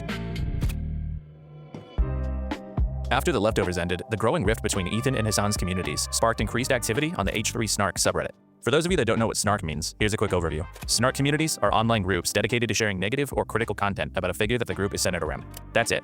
They're basically just groups of people who dislike an influencer or a public figure, and they talk shit about them, laugh about them, criticize them. That's all it is. H3 has had their own snark community since early in 2023, but as Ethan's content became more political, and as the feud with Hasan began, it gradually started growing in popularity. Now, it should be noted that most of these places, especially on Reddit, have strict rules against crossing the line. They typically moderate against posts that encourage or facilitate harassment, such as doxing, and the ones that don't usually don't last very long on the platform. You can always find psycho people who engage in poor behavior in literally any online community, even fan ones, but this doesn't mean the community itself is an issue. For this reason, as a concept, snark seems mostly harmless. But Ethan doesn't see it this way, and even since before the leftovers ended, Ethan has taken massive issue with his own snark community, and he essentially considers them to be headquarters of the harassment campaign that he believes he's facing. H3 Snark, which is a subreddit dedicated to not even like feedback, like just blatant fucking horrific harassment and like defamation. So what exactly is Ethan referring to when he talks about this organized harassment and defamation campaign?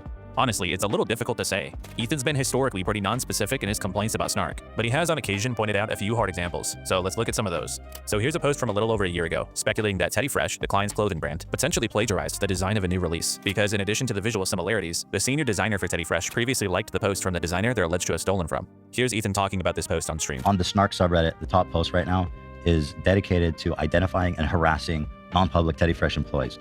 We have no recourse. Like, this is not okay what's happening. I don't know how Reddit allows this. I really don't. It's fucking sickening. Okay, so Ethan claims this post is dedicated to identifying and harassing non-public Teddy Fresh employees. But the problem is this person did have senior designer at Teddy Fresh in their public Instagram bio. Teddy Fresh also routinely posts about their designers, including their names, in their own Instagram posts. And KLEIN has posted this person on her own YouTube channel, including naming them and introducing them as a designer at Teddy Fresh. Vlog, I'm Sean, I'm resident senior designer of Teddy Fresh. The H3 crew seemed to be under the impression that this post was a dox, by the way, because the document they compiled on it was titled Snark Dox. But based on what I can see, this poster wasn't trying to identify anybody. Motherfucker, you guys are the ones that identified them. It's not a lie, if you believe it. And furthermore, Ethan is shocked that Reddit allows this post, calling it targeted harassment. But how exactly is an accusation of wrongdoing by itself harassment? There's no call to action, there's no threat, there's no invasion of privacy. It's literally just a few photos and evidence for their claim. Surely Ethan doesn't consider it to be harassment to accuse somebody of plagiarism, right? There's this video, apparently by a former H3 Snark moderator, supposedly exposing the harassment the community engages in. And some of the examples they list are like, just listen. The Snarkers would even... If any of you are currently regularly posting or consuming a community that's based around negative interest in something, it's unhealthy. Being obsessed with things is fine. Being negatively obsessed with things you don't like is one of the worst things you could do for your mental health. Yes. For example, this community is positively obsessed with shipping and shipping routes, specifically around Singapore. This community is obsessed with logistics. This community is obsessed with commerce, free flow, and free trade all across the planet. Okay? And as a community obsessed with these Singaporean ports, we hate what More Pegasus has done to tarnish the good reputation of the beautiful nation state of Singapore. Just saying. Post drawings of crew members for the purpose of everyone else in the live chat to make fun of them. But the thing that stuck out to me from the times I was looking at the H3 Snark live chat is that they really hate Zach. Whenever Zach was on screen, the H3 Snark chat would go crazy and comment about how ugly Zach is. Drawings? People calling Zach ugly? Oh my god, we need to do something about this. Oh, and by the way, Ethan fully endorses this video. An ex-snarker made a video about the Snark subreddit that I thought was wonderful. This all took place on Reddit's platform. They have a live chat feature that during every show they would open up, or they would engage in targeted, relentless harassment against all of us. I'm very grateful to this person. People don't understand the forces that I'm dealing with, of how fucking disgustingly evil these people are. So look, if you scroll through the H3 Snark page, you'll see posts that are making fun of things Ethan has said, sometimes clipping something from a recent stream. Here's a post just sharing something Hasan said about Ethan. This subreddit is like 99% just posts like this. So I'm not saying there's never been a post here that could qualify as harassment, but if for Ethan things like laughing at drawings does qualify, it makes me seriously question his judgment of the severity of what's happening here. Moving on, another part of Ethan's claim is that this community is defaming him and his business, and Ethan really doesn't like defamation. This is defamation, right? No, defamation. I'm literally going to sue you for defamation. Uh-oh. But this part is even harder to evaluate, because Ethan is even less specific about the defamation. He tends to just generally kind of whine about defamation and slander, and rarely, if ever, provides any specific examples of it. These are like 3 huge fucking communities that are posting about me and Ela every fucking day. Fucking relentless slander, straight up lies, defamation. One of the only times I could find him providing actual evidence was this infamous Ramadan post, which contained a lie that the H3H3 subreddit was removing posts celebrating Ramadan. Ethan was understandably pretty upset about this, but when you look into what actually happened here, it seems likely that this example of defamation just doesn't really mean much of anything. According to the moderators of the subreddit, the post was originally made by like a rogue mod on an alt account, and once they found out that it was false, they deleted the post, demodded the user, and updated their rules to have higher standards. So one user on a popular forum maliciously spread misinformation, was caught, got punished, and then the owners took steps to try to prevent it from happening again. So this just isn't indicative of any systemic or coordinated misconduct. This is just called the internet. Plus, it seems like this should be how you'd want a place like this to be moderated. They have rules against misinformation, and they do enforce them. Like if you go search through the subreddit, you can find hundreds of examples of the moderators telling the subreddit not to contact sponsors, to respect people's privacy, marking certain posts as being satirical. I'm an executive chef, and I was thinking about opening up 10 restaurants in Singapore, but after everything you've been saying, I don't know if I should anymore. Well, I still love Singapore. I'm just, you know, it feels like more Pegasus is just showing a very different side to Singapore, you know?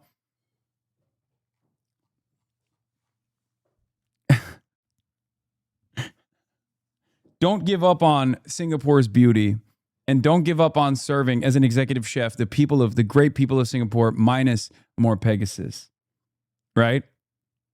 Misinformation, incorrect data entry like that boils my logistics industry blood.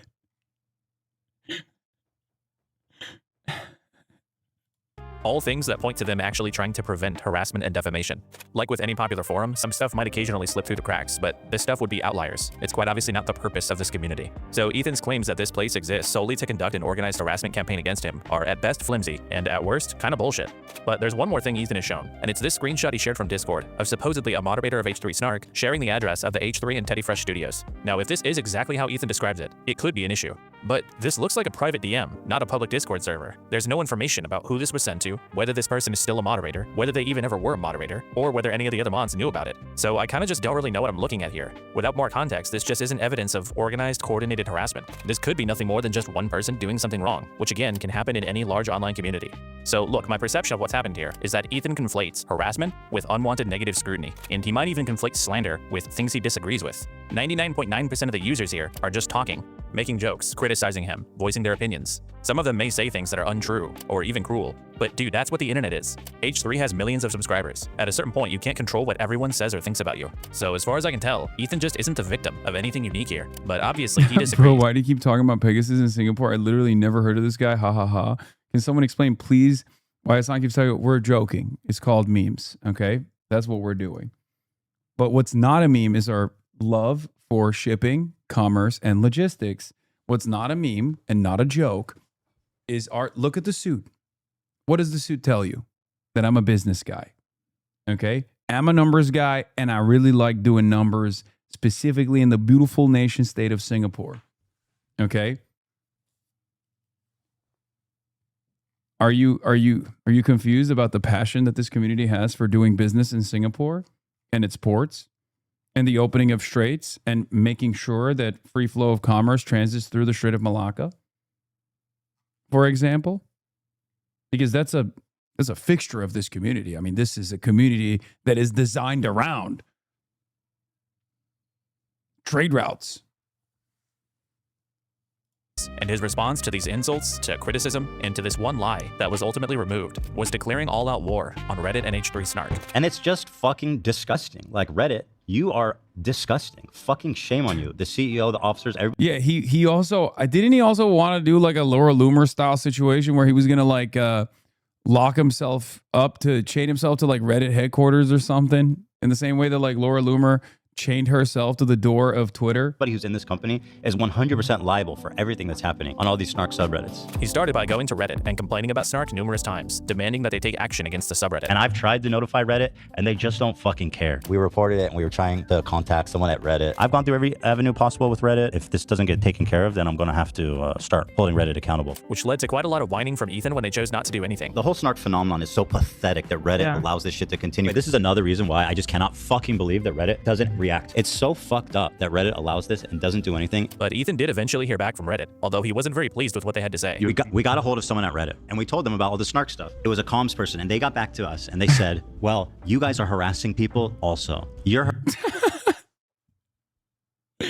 That was the funniest thing. Dude, Reddit was like, dog, have you seen your subreddit? It's literally entirely dedicated to this fucking one person. Or not even one person, but like everyone that has ever, in your mind, wronged you in any capacity. Any criticisms of you any criticism of you turns into this subreddit being utilized as a vehicle of endless harassment and enmity. Harassing people, and they're harassing people, so I don't see the difference between your community and their community. And while it would be really funny if Reddit actually said that to him, I highly doubt that that's what Ethan was told. I imagine he was told something more like, this community is totally fine. They're not doing anything different than your own is. But this is where things started getting a little weird. Ethan didn't just disagree with Reddit's decisions. He started claiming that Reddit was conspiring against him to protect Snark. I believe that Reddit is colluding with the moderators of this Snark community and actively protecting it. And to his credit, I'm sure that Ethan really was on the verge of cracking this thing wide open. Twitch has been ideologically captured, and the people in that company are using their terms of service selectively as a form of activism. And I feel that I'm getting the same treatment now from Reddit. Did you know that these two companies in San Francisco, their headquarters are blocks away from each other? It's just interesting. It's just interesting because it shows there's some culture happening in this tech space. I think that these people are all very similar minded. I think that's what this is telling me. Right. But somehow this airtight narrative didn't gain quite as much traction as Ethan would like, so he started being somewhat openly dishonest about it. For instance, when Adam McIntyre's Snark community got taken down by Reddit, allegedly due to behaviors similar to the H3 Snark page, Ethan took it as proof that Reddit is conspiring against him. But he prefers to just disregard the known fact that Adam's page didn't get removed due to any alleged behaviors, but rather because it was completely unmoderated, whereas H3 Snark has always had active moderators. Ethan is aware of this, by the way, he just chooses to believe something else. It's hard for him to be honest. He lies a lot. He does. In fact, there are often pretty decent explanations for why things on Reddit haven't gone Ethan's way, but rather than opening his eyes, everything only leads him to further believe that Reddit leadership must be snarkers themselves. That's right, it's a big Reddit conspiracy to harass Ethan Klein. That is literally what he believes. I know that it's likely that one of the admins who's being paid by Reddit is participating and protecting it. Ethan also started claiming that the coordination and organized harassment actually just happens in Discord servers, which is why you won't find it on the subreddit itself. These fucking freaks that are in a Discord sharing on all these things. These people can sign up without any info of their account. Most of their activities happening on Discord. And it's kind of weird that he'd go that route anyway, because somehow Reddit is complicit in something truly horrific here, but simultaneously none of it is actually happening on Reddit, it's all happening somewhere else. But despite not having very much evidence, Ethan remained incredibly determined to push this harassment narrative. So determined, in fact, that he made the very classy decision to appropriate a woman's suicide to further his agenda against Snark. Michaela Raines, also known as Save a Fox, took her own life back in June of last year, and Ethan, within 24 hours of it being announced, ran to Instagram to claim that Snark was responsible. But Michaela's husband didn't cite her Snark community as contributing to her suicide. He rather said that the criticism Michaela faced was often from people she knew or people from other animal sanctuaries. Michaela's Snark page was pretty inactive, with only 19 total posts in its lifetime. She also, according to her husband, had a long history of being in and out of therapy with depression and various other mental ailments. Now, I'm not saying it's impossible that Michaela's Snark page contributed to her distress, but this was obviously a deeply troubled person, and Ethan parading around her body for his own narrative purposes and chalking it all up to Snark when he can't even know that to be true is kind of a disgusting. Also, when he himself is a contributor to what he claims he's victim to. Like, we've already established, Reddit already established that he operates a Snark subreddit, right? So it would have been nice for him to maybe, realize his behavior was probably leading people down a similar path. Thing to do. But despite these lies and conspiracy theories and his appeals to Reddit, Ethan was unsuccessful in getting H3 Snark removed. This is not normal. This is fucking insane, unhinged behavior that is being explicitly sanctioned by Reddit continually. It's nauseating. It's so fucked up. So he decided to escalate his tactics. Ethan hired an attorney to begin issuing copyright strikes against clips of the H3 podcast that were getting posted on their Snark page. It's unknown exactly how many strikes were issued, but they went after quite a few, including some clips as short as 20 seconds long. Ethan has given various explanations for why he was trying to get these posts removed. Me and my lawyer were extremely conservative about which posts qualified. The ones that I DMCA'd on that were egregious. At different times, he's claimed he was only targeting members-only content or posts that openly stated they were trying to steal views. But neither of these turned out to be true. Clips that didn't fit either of those parameters were getting struck also. Eventually, some of these snarkers were added to Ethan's current lawsuits against Hasan's orbiters, which we'll come back to later. But in these filings, we received expanded explanations for some of the DMCA takedown requests. And all of a sudden, the justifications included things such as posts that didn't have enough comments on them. Not a great reason. These filings also claim that H3 was very purposeful with what they chose to strike, listing just 7. I mean, he does realize it. He just doesn't care about being wrong. That's why everything he says is projecting his own actions onto everyone who injured his ego. I mean, there's got to be a fucking moment of introspection, right? Like, how the fuck do you live like this, man? I think one of my best strengths is the crippling self-doubt that I have that plagues me at times.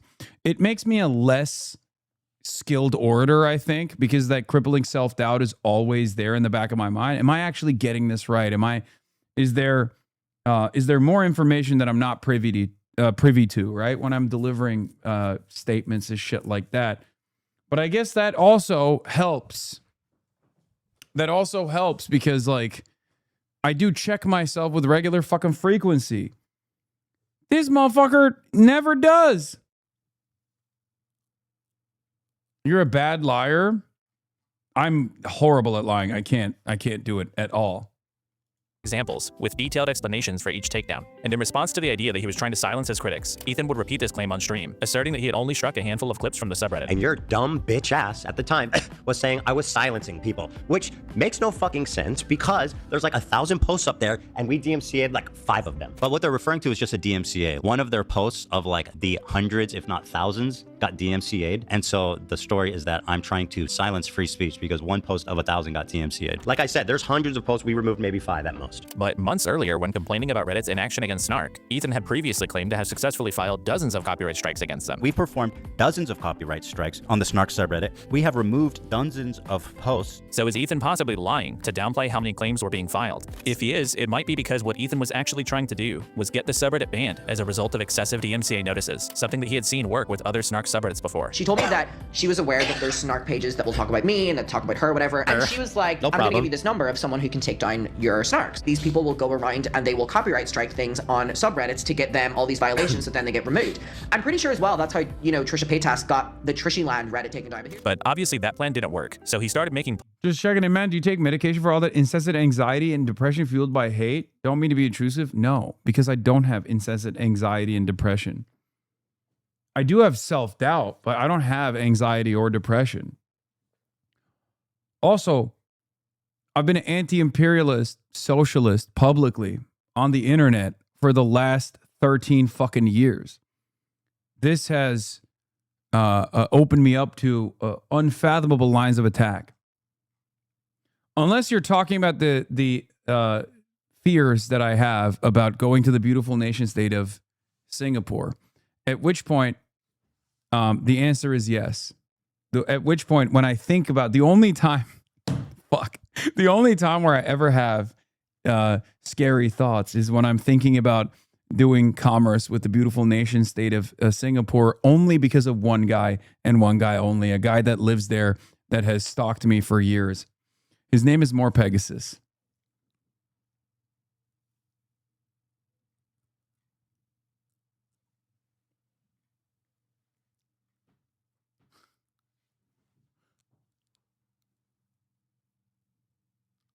public threats of legal action against members of H3 Snark. And I wanted to briefly point out the very funny way that he talks when he's addressing Snark. He really thinks he's that guy. I will look for you.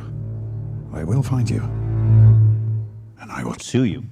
He's already been granted a subpoena to obtain the personal information of prominent H3 Snark members, which he claims is just for legitimate copyright purposes. And he's threatening to dox them. It's not a dox, you dumb fuck. It's called a subpoena. Now, what happens to that information? I don't know. I literally just want to hold them accountable for copyright infringement. Court filings are all public. So if like their private information shows up there, I literally can't help it. But if you're not trying to dox them, then why say things like this? I mean, he's just openly expressing here that his goal is, at least partially, to expose the identities of these snarkers. Like anyone that participated in that sub should be humiliated, embarrassed, and exposed. If I was one of these people and had something to lose, who had, let's say, a good job, or was part of an elite university, something like that, they would certainly not want people to know what they've been up to. They all have quite a lot to lose, and I will be the one that makes them lose those things. That is pretty explicit. I mean, just look at one of the letters from Ethan's attorney. Give us the identity of Snark moderators, or all of your personal info will be made public. And this letter was regarding a clip posted on H3 Snark that was 90 seconds long. It seems obvious that his primary motivation is not really protecting his property. But you know how we can be sure?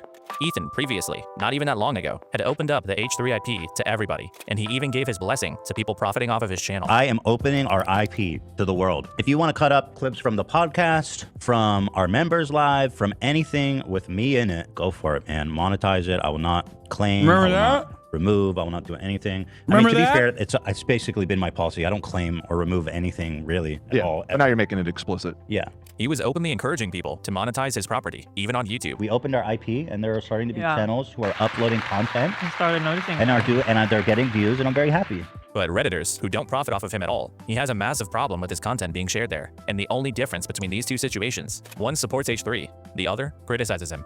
You can't blanket open up your IP and then claim infringement when you just don't like who's sharing it. Either it's protected or it's not. So when it comes to H3 snark, Ethan seems to have abused DMCA as a guise to try to silence his critics. That's it. This whole snark controversy is really interesting because when you zoom out, it kind of gives you a lot of perspective on Ethan's character, like how he stands staunchly against involving people's families in online drama. The way that's super fucked and twisted about it is how they go after people's families. Except when he does it, or how he hates defamation and considers it harassment. One of them fabricated a post. That's defamation. Except when he does it, or how he thinks snark is evil and should be wiped from the internet. I'm against snark subreddits. I stand opposed to all snark subreddits. Wow. Except when he uses it.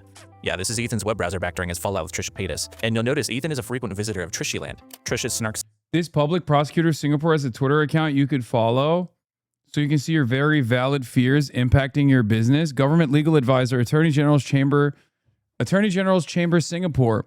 Government legal advisor, public prosecutor, drafter of laws. Visit our website. Wow. That's good. This is good information. Thank you, chatter. I look, for the longest time, I have loved the nation state of Singapore, and I will forever love the nation state of Singapore and its laws. Of course, one of the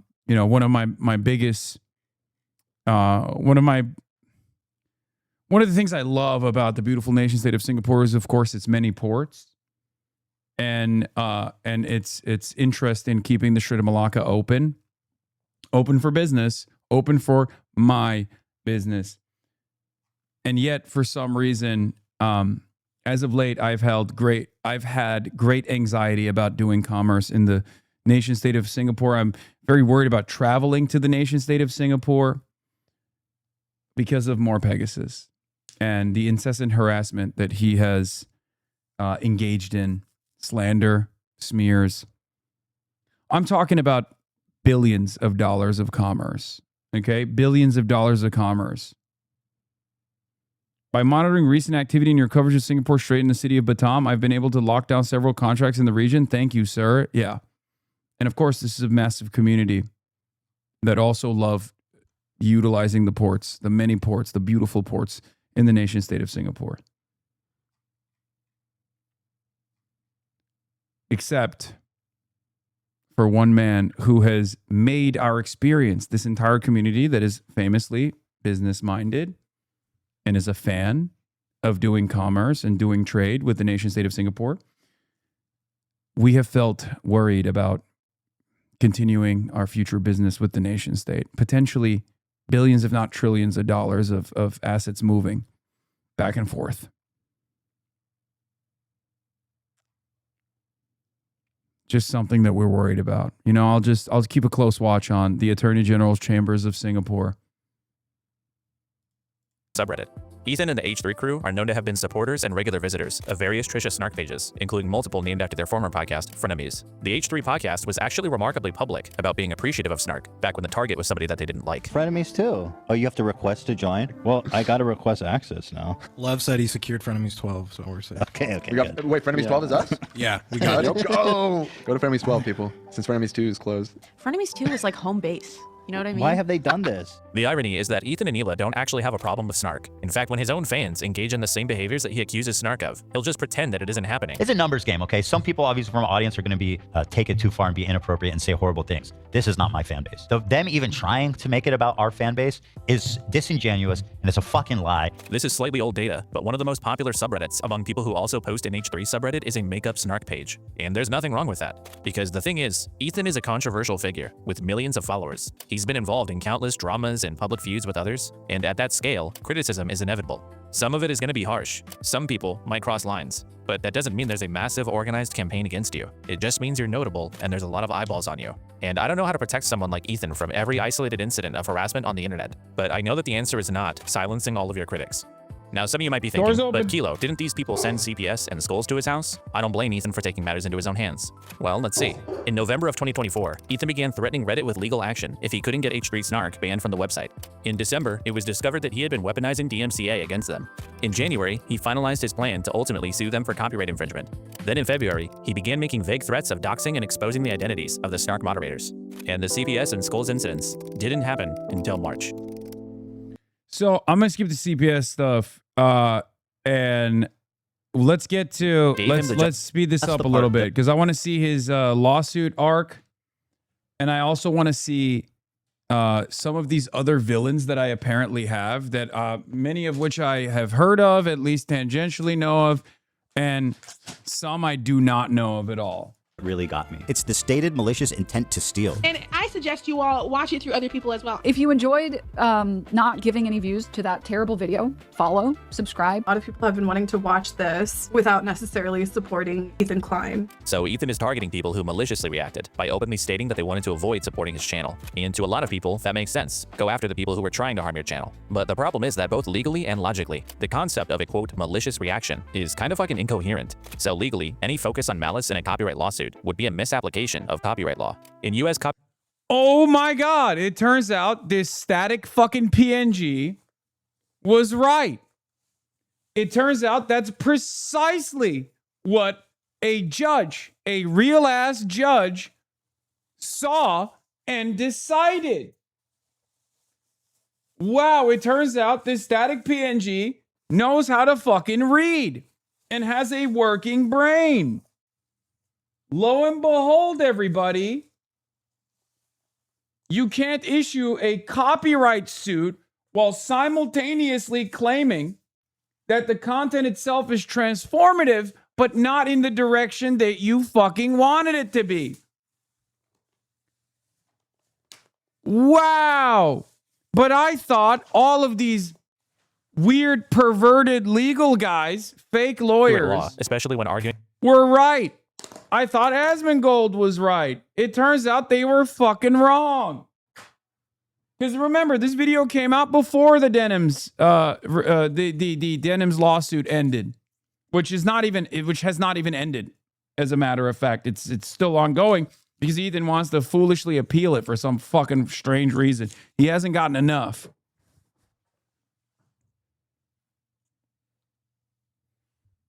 Denim says, I can't believe Legal Mindset would lie to me. Yeah, it's really messed up.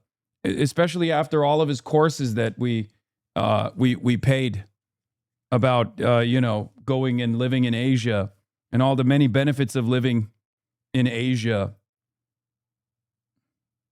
All the many creepy benefits.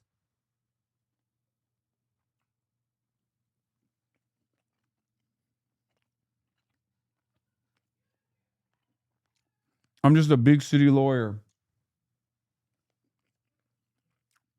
for fair use, intent, or malice has pretty much nothing to do with whether infringement has actually occurred. The primary test for fair use focuses on 4 factors, mainly whether the work has been sufficiently transformed by adding new meaning or commentary. But intent or malice is not one of those 4 factors. Someone could be completely unaware that material they're using is even copyrighted, and they can still be found guilty of infringement. Malice might come into play later when determining damages, but legally, it's completely irrelevant to whether anyone's guilty of copyright infringement. And logically, Ethan's focus on malice doesn't really make sense either. Look at it this way. If somebody steals your property, whatever they say they're doing isn't really relevant. If someone steals a bike from your front yard and rides away saying, "It's okay, I'm not stealing it, I'm just riding it," they're still stealing your bike. They're receiving all the benefits of theft, and you're experiencing all the harm of it, regardless of what they said they were doing. With React content, it's the same thing. If you watch someone's entire video on stream, you've taken their content and given your audience a version they can watch instead of the original. Whether you say, "I'm stealing your viewers," or you say, "I love this creator," doesn't change what you're doing. The only thing that matters here is whether or not your coverage adds enough to the original video to make it a fundamentally different product, which would mean you're no longer stealing. And furthermore, everyone who reacts to an entire video on stream with minimal commentary knows that that's what's happening. They know their audience is watching through them instead of going to the original. That's not a secret, that's how the genre works. So if somebody knows they're stealing viewers and they choose to do it anyway, isn't that literally the definition of malice? So then what's the difference between what these 3 women did and anyone else who gave a low-effort reaction to the content nuke? Well, materially, there isn't one. All of them willfully chose to deprive Ethan's channel of potential viewers. The only difference is Denims, Frogan, and Caseytron said those words out loud. I do want to briefly point out that I'm not even really sure that Denims or Caseytron did in fact openly state an intent to steal views. I know Ethan's convinced everyone that that's what happened, but look at what they actually said. Denims responded to a chatter saying they wanted to watch the content nuke through someone else, and simply confirms that she is in fact going to react to it, which isn't really malicious. At the end of the video, she makes the comment from earlier: if you enjoyed not giving any views to that terrible video, follow, subscribe, etc. That's not really malicious intent either. The video is already over, and it's simply an acknowledgement that some people were there for that reason. Same thing with Caseytron. A lot of people have been wanting to watch this without necessarily supporting Ethan Klein. That's not really a statement of intent, it's just kind of a fact. And that's all she said. So is this really them saying they're trying to steal Ethan's views? I'm not really convinced of that. They seem more like statements of awareness about the market for boycotting Ethan Klein's channel. But let's leave that aside. Let's say these were explicit statements of malicious intent. There's another creator who Ethan is not suing who did the exact same thing. XQC proudly admitted that he is stealing Ethan's content during his reaction. I actually admitted watching it. I admitted watching it. People think reacting on stream? No, watching it. I'm not reacting to this. I'm watching this. What about it? If Ethan actually cared about lazy React content, XQC is a prime example of somebody he should be going after. He reacted to the content nuke in full with minimal commentary. He's got a massive audience, and he's openly admitted he doesn't care about intellectual property. To Ethan. So in that regard, do you care at all about like IP or copyright? Does that matter to you? No. It doesn't matter. Well, if flat out doesn't. During that same debate, Ethan specifically called out XQC for using deceptive thumbnails, taking the original creator's thumbnail and slapping his face on it to confuse audiences and siphon views. The fact that you're using the same title and the same thumbnail is so parasitic, it's so shady. You are only doing that to siphon off views and confuse people. There's no other reason for that. But that's exactly what XQC did with the content nuke. By Ethan's own standards, XQC should be the first person he would go after. But when he watches him proudly admitting to stealing his property, he has only nice things to say. I'm not reacting to this. I'm watching this. What about it? And listen, I respect it, man. I acknowledge you. We hear you. I acknowledge you as the king of this shit. So is Ethan just a pussy who won't go after someone that has the money to fight back? Yes. Yeah. But more importantly, the shows that... But also, he knows that XQC plays a formative role in the harassment. He knows Asmongold plays a big role in the harassment campaigns because Ethan's audience is dwindling. But there are a lot of much larger and much more insane audiences out there who will participate in the harassment of all of Ethan's enemies, which is precisely the reason why he never chose to sue like Asmongold or XQC, because he doesn't care about receiving negative pushback from their audiences. He actually welcomes the fact that they did this dog shit react in a way that wasn't transformative at all. But he didn't care about copyright at all. That wasn't the point. He just wanted to punish people who made him feel bad for criticizing him. The lawsuits have nothing to do with malice or lazy React content or protecting intellectual property. This is just a targeted attack on specific people that Ethan doesn't like, which is not really what the court system is meant for. And of the people Ethan is suing, Denims is the clearest example of just how bad faith he's being here. I mean, Ethan spends his entire announcement video talking about the harm of lazy React streamers, like people who walk away from the video and leave it playing. The problem seems to have only gotten worse. You have people like Hasan Piker paving the way of fair use with what's known as chair reacts, when Hasan gets up, disappears for an extended period of time, and leaves the video. You want to know what the craziest thing is? He's literally defended my reacts to XQC and said at the time that I engaged in the most transformative reacts that he had ever seen. Bro, there's literally just like pre-Fallout, post-Fallout Ethan. Every single thing Ethan Klein said about me before he chose to believe that I hurt his feelings and turned the entire internet against them.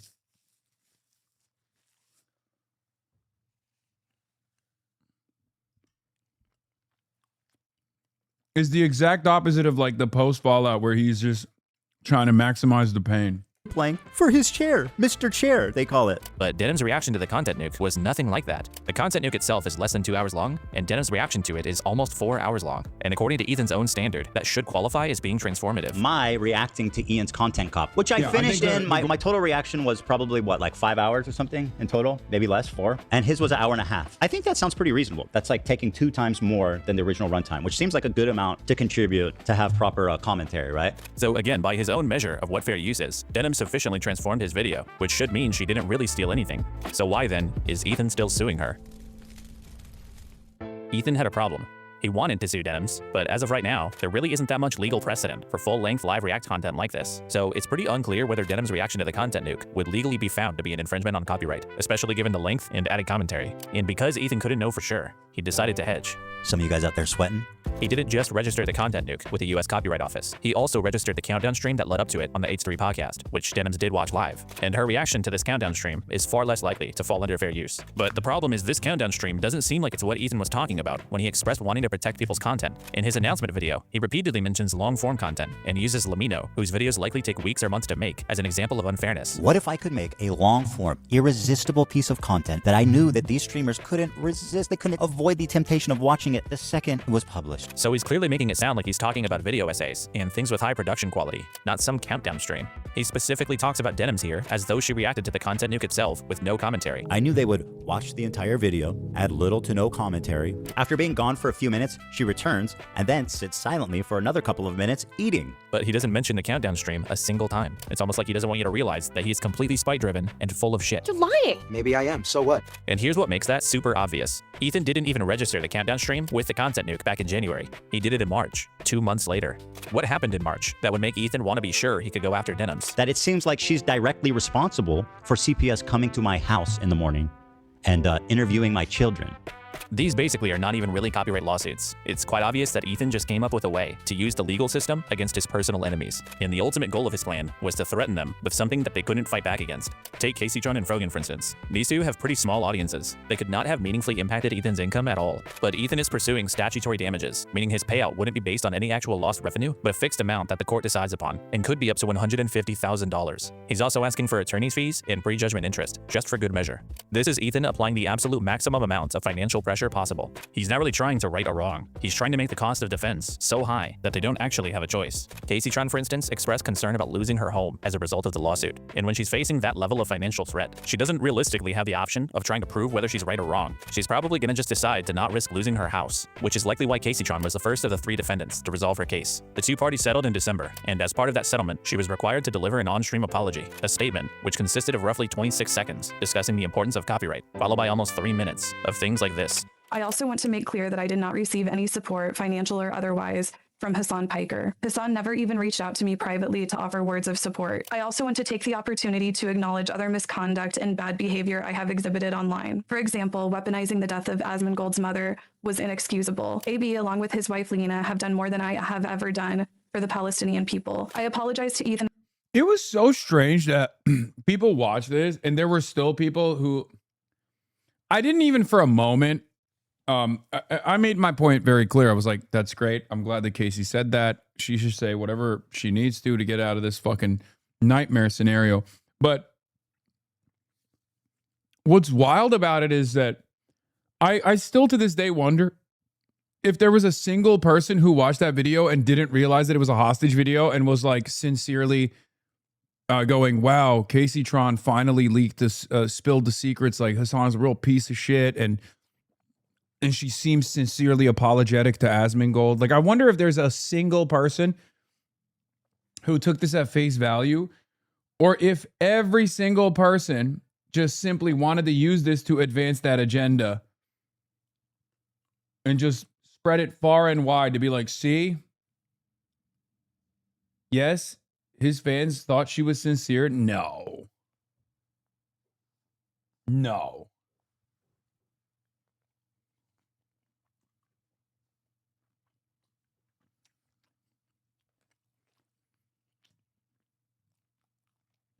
And Gila personally, I have said extremely mean and cruel things about both of them. I also want to acknowledge the pervasive problem of anti-Semitism in leftist spaces.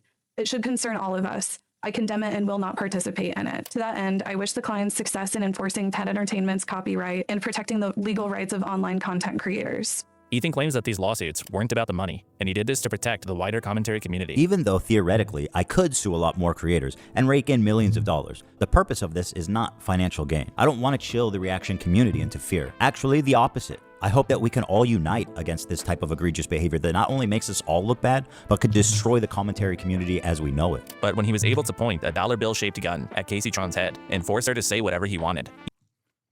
You forgot, bro. Betelgeuse says, Hasan, they think Ethan is sincere, morally correct.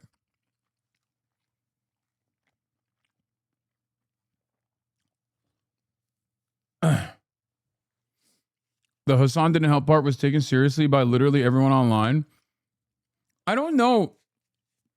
I don't know if like people see, that's what I mean. I don't know if people actually took that seriously or if they were just like using it as an opportunity to advance their fuck Hasan agenda. Not that it matters to me, but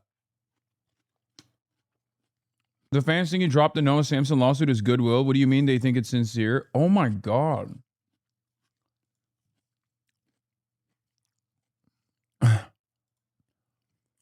Mitch McConnell, proof of life, Hasan's POV. I don't like that you guys are sharing my sexy ass boyfriend's photos from the hospital bed like that. Even his intellectual property became an afterthought. He was almost exclusively interested in humiliating her, sucking up to Asmongold, dunking on Hasan, and otherwise just trying to win his little interpersonal online battles. Oh, and then boldly fucking lying afterwards that he had sympathy for Caseytron and that the apology was genuine. I think ultimately her apology was heartfelt and sincere. You would have to be a total idiot to actually believe that. It's incredibly. Yeah. By the way, now there's even further evidence. I can't say how much I know, but everyone now knows that that apology was forcibly written by Ethan Klein, considering that with the Noah Samsen lawsuit, we found out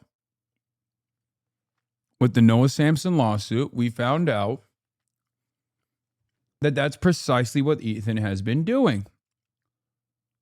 So if you had any opinion that this was like a sincere apology, then now you know Ethan has been doing this, advancing lawsuits, and then trying to. Do you have to pause every 3 seconds? Yes, I do, because I like to do transformative content, contrary to what the internet thinks. But yeah, it's very obvious that Ethan made Caseytron write that. His lawyer signed off on it, and then he just sat there on his stream and made it seem like it was a sincere apology. There was a heartfelt apology that Ethan had no say in. It's stressful, both emotionally and financially, to go through a lawsuit. It is, and Everybody I knows appreciate that. the situation she's been in. You're the one putting strain on her situation. Ethan even made Caseytron declare her willingness to help him pursue the H3 Snark moderators, who he claims colluded with the defendants to promote their streams. For the record, I have agreed to cooperate with the clients in their litigation against the H3 Snark mods for promoting my live stream to the extent that I am able. But his evidence for this is just this Reddit post listing publicly announced streams that were going to be reacting to the content new. She's working directly with the Snark subreddit moderators to siphon views, and their intentions couldn't be clearer. But there's been no evidence presented of any two-way communication between the defendants and H3 Snark. So Ethan's even using these coerced statements to promote narratives about his enemies that he likely doesn't even have evidence for, which means that these totally spike-driven copyright lawsuits are being weaponized to compel the speech of the people that Ethan is feuding with, and all of it is in service of simply managing his online reputation. And even if you hate Hasan and Denims and all these people, what Ethan is doing here should repulse you, because it's extremely clear that his announcement video, the forced apology, his acceptance of the apology, this entire situation was a lie. And he lied because Ethan knows what he's doing is fucked up. He knows it's wrong to abuse the court to litigate personal grievances, so he has to pretend to be doing it for some greater purpose. I mean, people don't like injustice, and we all see this and know it's not right. I hope that we can all unite against this type of egregious behavior that could destroy the commentary community as we know it. Ethan, don't settle. Bleed her bank account bone dry. That's not my intention. My intention is just to obviously stand up for what's right. But that's obviously not what's happening. None of what Ethan is doing will help the React community. These cases won't establish any helpful legal precedent, and he's not even setting a social precedent against blatantly stealing content, because he's letting the most long-time egregious offenders off the hook. The precedent that Ethan is setting is that wealthy creators can use the threat of litigation to suppress the speech of people they dislike. And despite Ethan claiming he wants to avoid a chilling effect, I don't want to chill the reaction community into fear. This will establish a totally different kind of one.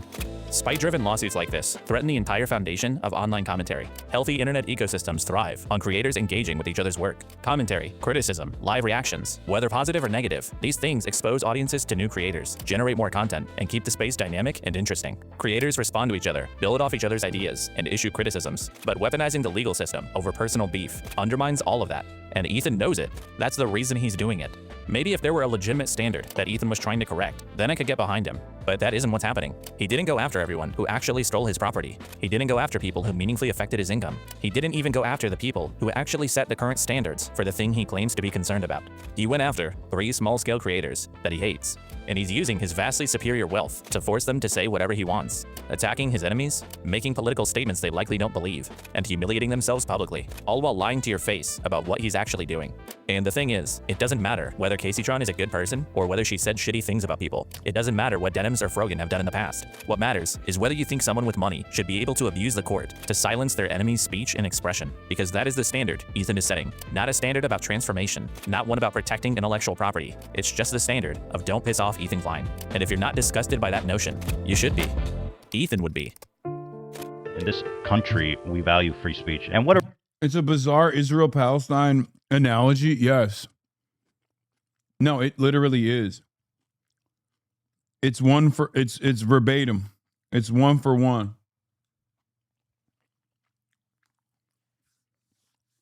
Remember when the country of Israel said they were going to sue Nicholas Kristof for the New York Times reporting about sexual violence that Palestinians had faced in the hands of the Israeli occupying forces, in the hands of settlers?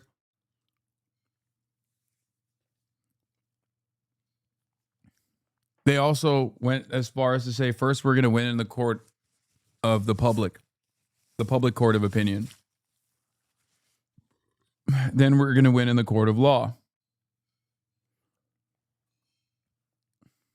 A couple weeks after the fact, the New York Times revealed that they were conducting an investigation into Nicholas Kristof for potentially not revealing financial supporters when he had that brief stint when he was running for office.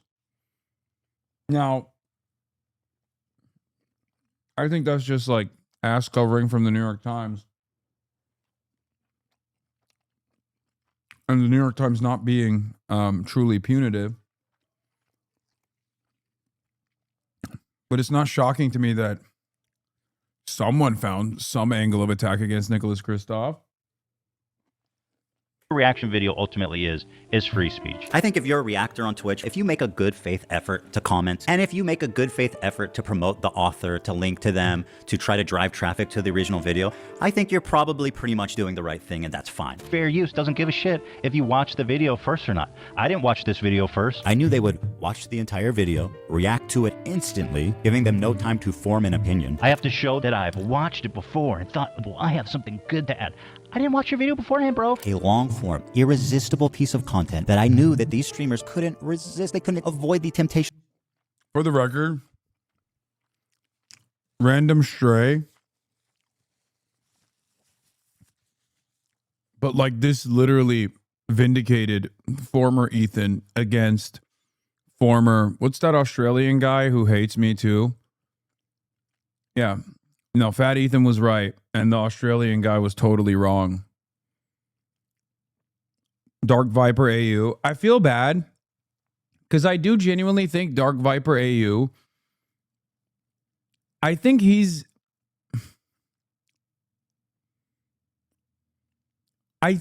like kind of lost in the sauce with the React content, and I think he gets like super hyper fixated on stuff. But by and large, his politics seem far better than any of these other freaks. Like he just got too passionate and too emotional, while also simultaneously being kind of wrong about the issue. Like maybe he's morally right if he thinks that like React content is just like complete theft, right? But he was just legally in the wrong. And because he was just a little bit too passionate about it, he just said, how come you still do chair reacts? I love chair reacts. It's my favorite. I always do it famously.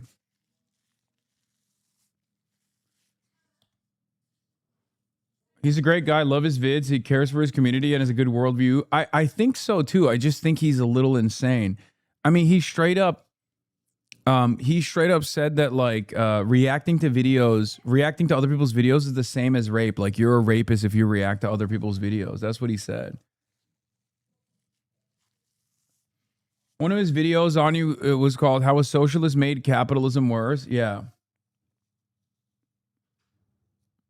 He's a socialist leftist, but had a gambling deal. Pretty hypocritical. Interesting. I didn't know that. He also jumped on Kaigate. Yeah, no, he hates me. So he'll forever hate me. Like, no matter what happens, Dark Viper AU is an enigma to me. Because he's so interesting. Because I think out of all of these people who hate me, he genuinely has like social democratic values. He is like legitimately a progressive person, I think. He's just fucking nuts about React. And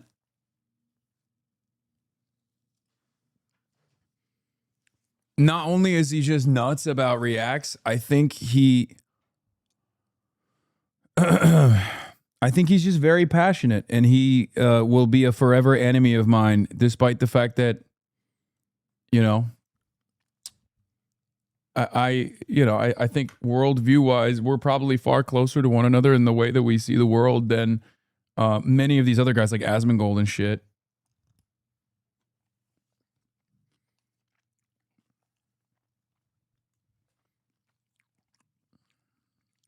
So that's a really funny turn of events.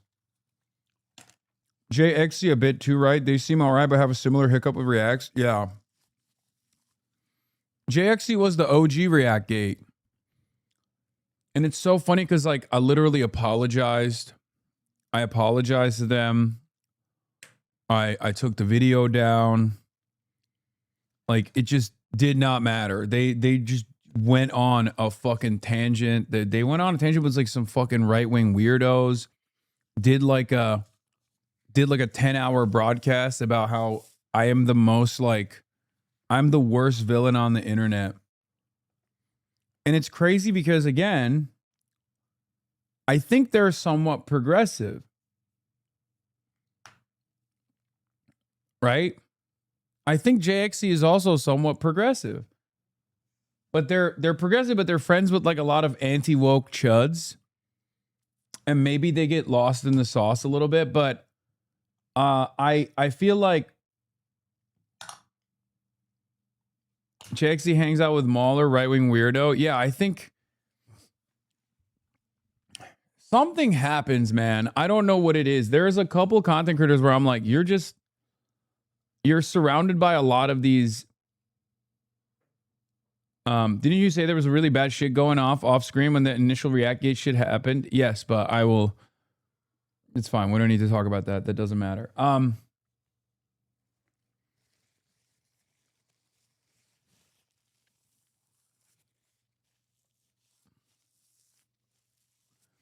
Progressive has lost its meaning like anti-Semitism. Agreed? No.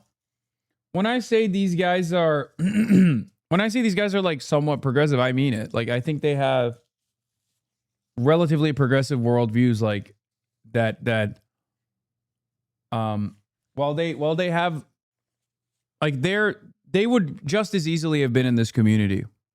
Right? That's the way I see it. Like they could have just as easily been in this community, but maybe they have like a couple chuddy friends and they just like developed so much animosity towards me that they find themselves constantly on the other side. Find themselves constantly on the other side of these sorts of arguments. Another legion of villains. I really thought that by this point they would have given up. I guess they still hate me and whoever they assume is in my orbit, like Denims, you know, even though these are content creators in their own right.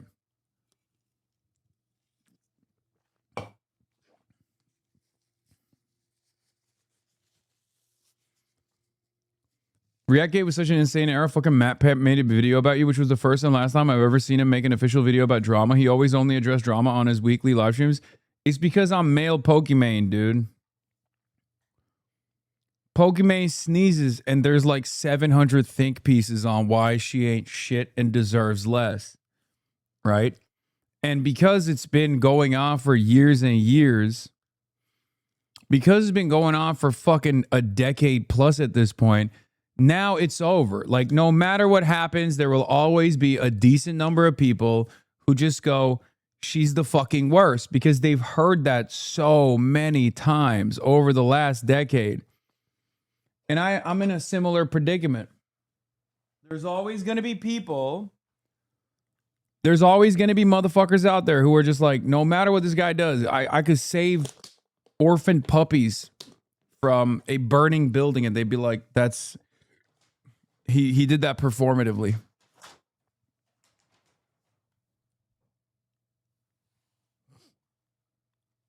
Yeah. Call me Piker Main or Pokey Mail. Of watching it the second it was published. It's speech, bro. I don't need anyone's permission to say anything. You can't just say whatever you want. You can't just say, I'm in favor of genocide. You got to watch what you say. I'm not standing by this shit anymore. And I'm going to call out people like Brendan, too, because this is just bad for everyone. And it's especially egregious considering the hypocrisy of the whole free speech thing that these guys apparently love so well. Free speech. You go to free speech. Shut up, dumbass. You're shutting down criticism, and you're pretending like it's a copyright issue. It's not. It's fair use. It's protected speech. This isn't a free speech issue. This is people are fucking getting way too comfortable slandering and saying whatever they want about people online under the guise of free speech. There's lots of videos shitting on me on the internet. You know, I wish I could just delete them. Look, see, this is what I mean. Cry me a river, Zap Boy. You will always be the heel of the internet. Does it seem like I'm crying? I don't give a fuck. Look, more often than not, you're going to find yourself on the wrong side of issues. That's my point, right? If your entire fucking worldview revolves around being like, I fucking hate Hasan, you're gonna end up being on the fucking wrong side of issues. Do you want to be?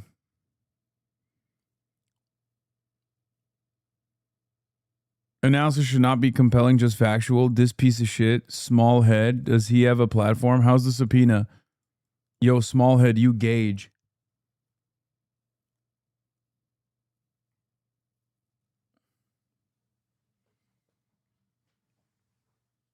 2013 account, bro. You posting like this? Come on.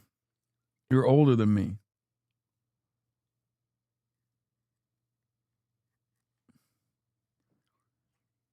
It's ironic because I was just talking about how positioning your worldview around like hating me is always going to put you on the wrong side of issues. You know what I mean? And you just showed it. Frank Miller's goated. He served the movie industry script to a platter. I'll design it. Give me a prompt. Northern Iberia or Celtic blood is a good choice. These are words that want to debate you. You won't even debate you. They'll barrage you with emotional, intense vitriol. Like everyone who debates usually does. Debates devolve to dick measuring contests. Thank you for sparing your favorite content creator of the humiliation of having to actually defend their ideas against someone who knows more than they do.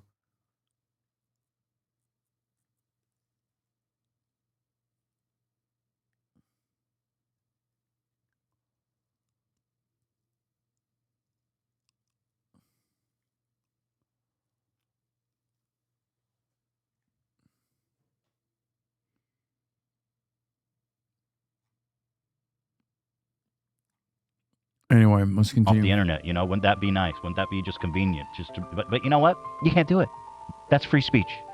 You know, and free speech is tested when it's targeted at you. You can't just say whatever the fuck you want. It's time to start holding people accountable for the shit they're saying. I fight every day to protect free speech. I put my money on the line. I go to court, and I'll do it as many times as I need to. You guys have been doing this for years. It's the jig is up. You're gonna have to tell it to a judge, literally. By the way, this guy likes threatening to sue people. All over fair use and my right to free speech. And if I wanted to sue you, I probably could fucking ruin your whole life. It'll be great to sue them. I'd love to sue her. I'd love to sue him. I'm gonna sue you. It's not a threat. I'm going to sue you. We get to pursue legal fees for this garbage anti-free speech lawsuit. And to all the detractors who are saying that I'm a hypocrite for suing for copyright infringement, I just have this to say.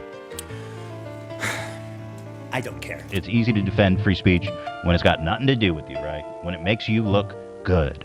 But when free speech makes you look bad, then let's see how much you defend it. But the moment online criticism became too difficult for him to handle, all of those principles went out the window. And not only has he completely abandoned those principles, he's become the thing that he spent so much of his career complaining about. As an example, look at the initial complaints for the lawsuits. These were over 80 pages long and contained things like a comparison between Hasan and Haj Amin al-Husseini, a notable Nazi collaborator during World War II. And yeah, this is clearly partially intended to waste opposing counsel's time and rack up the defendant's legal fees. But Ethan's been on the receiving end of litigation like this before. He's doing a spite lawsuit trying to ruin our lives. And God forbid I actually fight back against a fucking total fraudulent copyright lawsuit. Well, fuck you, bro. Or how he spent the last 2 years complaining about online harassment. But in the versions of these complaints that Ethan linked under his announcement video, he censored his lawyer's contact information, obviously to try to prevent harassment, but he did nothing to protect the identities of the 3 defendants, which were previously not widely known. I mean, sure, court filings are public, but then why censor anything at all? Ethan knew what he was trying to protect his lawyer from, but he declined to try to offer that same protection to the defendants and published it to millions of people. I don't know if most people would think of this as doxing, but I don't know what else to call it. And if that is what this was, we shouldn't be surprised. Ethan has clearly shown time and time again that he has no standards of any kind. I mean, like back during the Matt Haas lawsuit, I can't speak for everybody, but I supported Ethan. Yes, partially because of fair use, but also because it was obvious that Matt Haas simply didn't like that someone was making fun of him. It was clearly a case of someone abusing copyright law to go after their enemies. But now that's Ethan, and he's like this with everything. He condemns things when they work against him, but he's perfectly fine with them when they work for him. Like, he considers it harassment when people contact his sponsors over his own controversial statements, but it's totally fine to contact sponsors when he decides it's okay. It must be nice to be racist, openly racist, bigoted, and Twitch does nothing. Capcom, Samsung, and Chevron should absolutely know about what kind of content Twitch is putting in front of their logo. Oh, yeah. Oh, yeah. Mr. Apocalypse. Yeah, all because he was butthurt that people were like, dude, you're too pro-Israel. Or how he thinks snark is the worst possible thing on the internet, but he didn't have a problem with it when it was someone else. His own community is basically Hasan's snark at this point, and they're just mimicking his own behavior. And he's the type of guy that keeps his girlfriend a secret. I'll just spill the beans. I don't care at all about him. I asked, I said, why do you keep your relationship with Valkyrie a secret? And it was his decision. He likes everybody dreaming of being with him. That's obviously why. He hates people bringing up personal, sensitive stuff, like talking about his dead dog, but he'll readily reveal intimate, private details about people whenever he wants. Seriously, how do you think Ethan would react in 2026 if someone made an entire website dedicated to comparing him to, I don't know, how about convicted mass murderer and child rapist John Wayne Gacy? I don't know how you can be a parasocial weirdo after knowing me in person. You know what I mean? Like, how is that even possible? Just like drawing fucking hatred towards random people, and, you know, people that I know. It's crazy.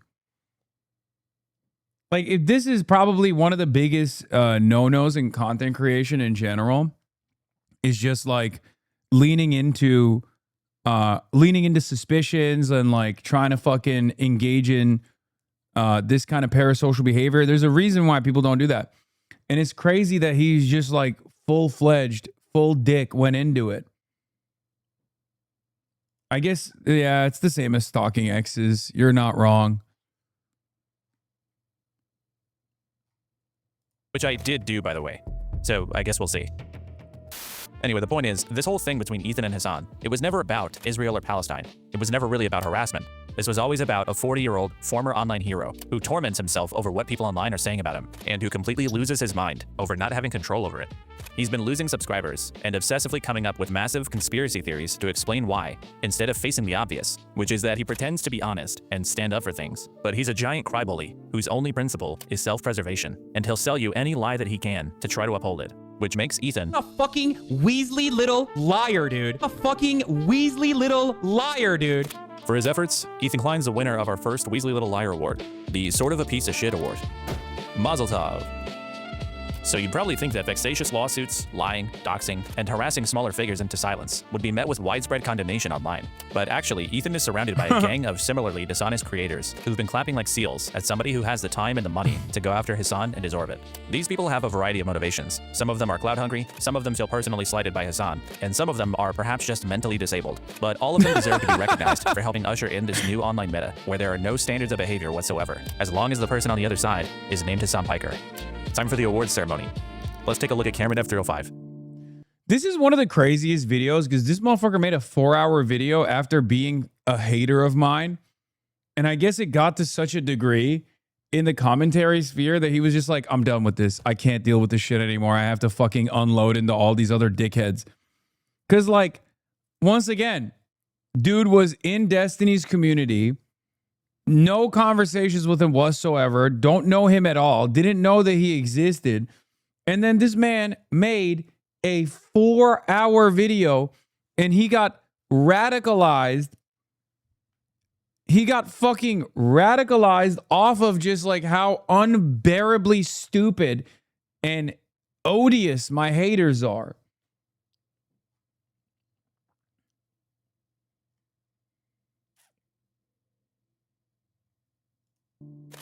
Hey there, folks. I'm your local content cop. I make sure everyone's content is up to par. Cameron F305 is the owner of an up-and-coming commentary YouTube channel. He's 21 years old, he has around 80,000 subscribers, and he's the smallest online figure in this video, but he's also one of my favorites. Cameron is somewhat well known for various interpersonal online dramas, most of which stem from his time working for...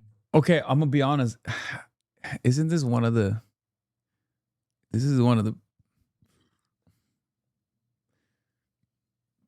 of the ones that's like...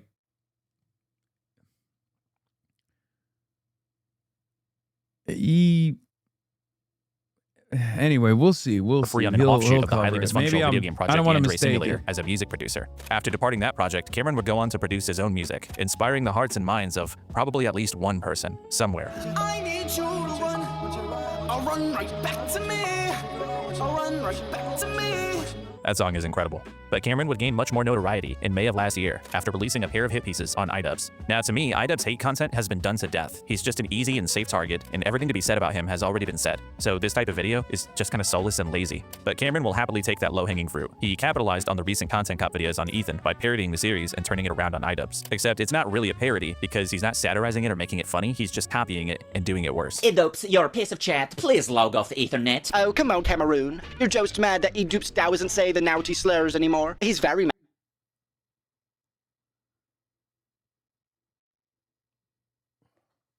I can't tell you what I think should be done to you if you sincerely watch that shit in 2026 or 2025 or whenever the fuck he made this. I'm thinking it, but I can't say it out loud. But I do think that, you know, I think it should be illegal. It should be illegal to be a guy who enjoys that. Like if you... In the big 226, bro, LARP tubers are in right now. Cringy.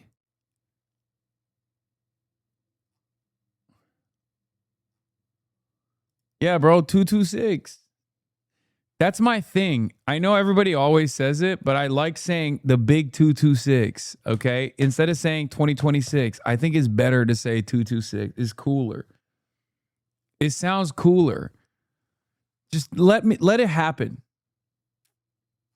Mature now. I think you need to grow up. Yeah, both of these videos are pretty fucking terrible. They're like exactly what you would expect from someone making an easy, lazy hit piece on a guy who's already widely hated. You can make mistakes and grow from them. That's fine. But don't make that your entire fucking personality. And even if you don't resonate with it anymore, don't shit on people who enjoyed your old content. You come off as disingenuous and extremely fucking annoying. Yeah, it's just fucking whining about the same shit everyone else has already said about iDubbbz. But somehow there are still a lot of people out there who will endlessly consume brainless content like this. So these videos actually did pretty well. Cameron earned over 1 million views on the first one and several 100,000 more on the follow-up. The success of these two videos helped Cameron work his way onto H3's radar, and he received a shout out from the big man himself.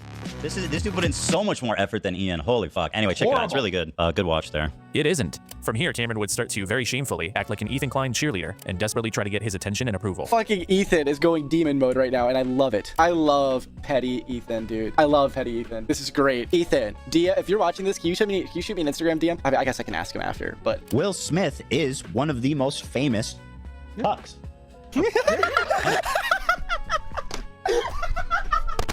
Yeah! Yeah! Ethan! Ethan! Ethan! Ethan! Ethan! Get after him!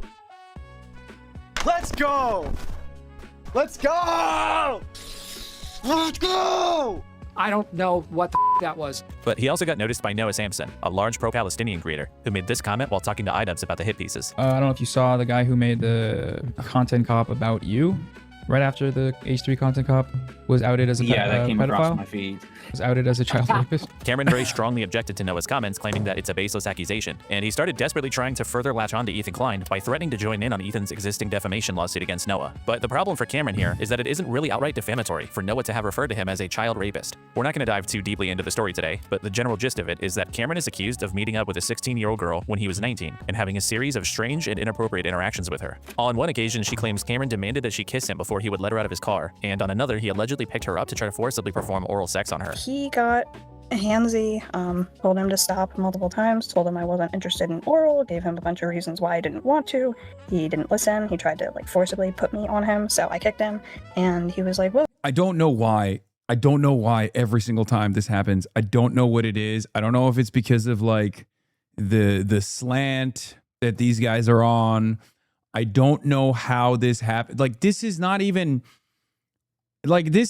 a hater that I knew I had. You know what I mean? This is one of those situations where it's like there are people out there who have like one-sided beefs and shit, and I don't even know that they exist, but then it just comes out that they're literally just straight up every single time this happens. I don't know why. It comes out that they've done they're like a sex pest, or they've done like pedophilia. I don't know how. oh, there's no need for that.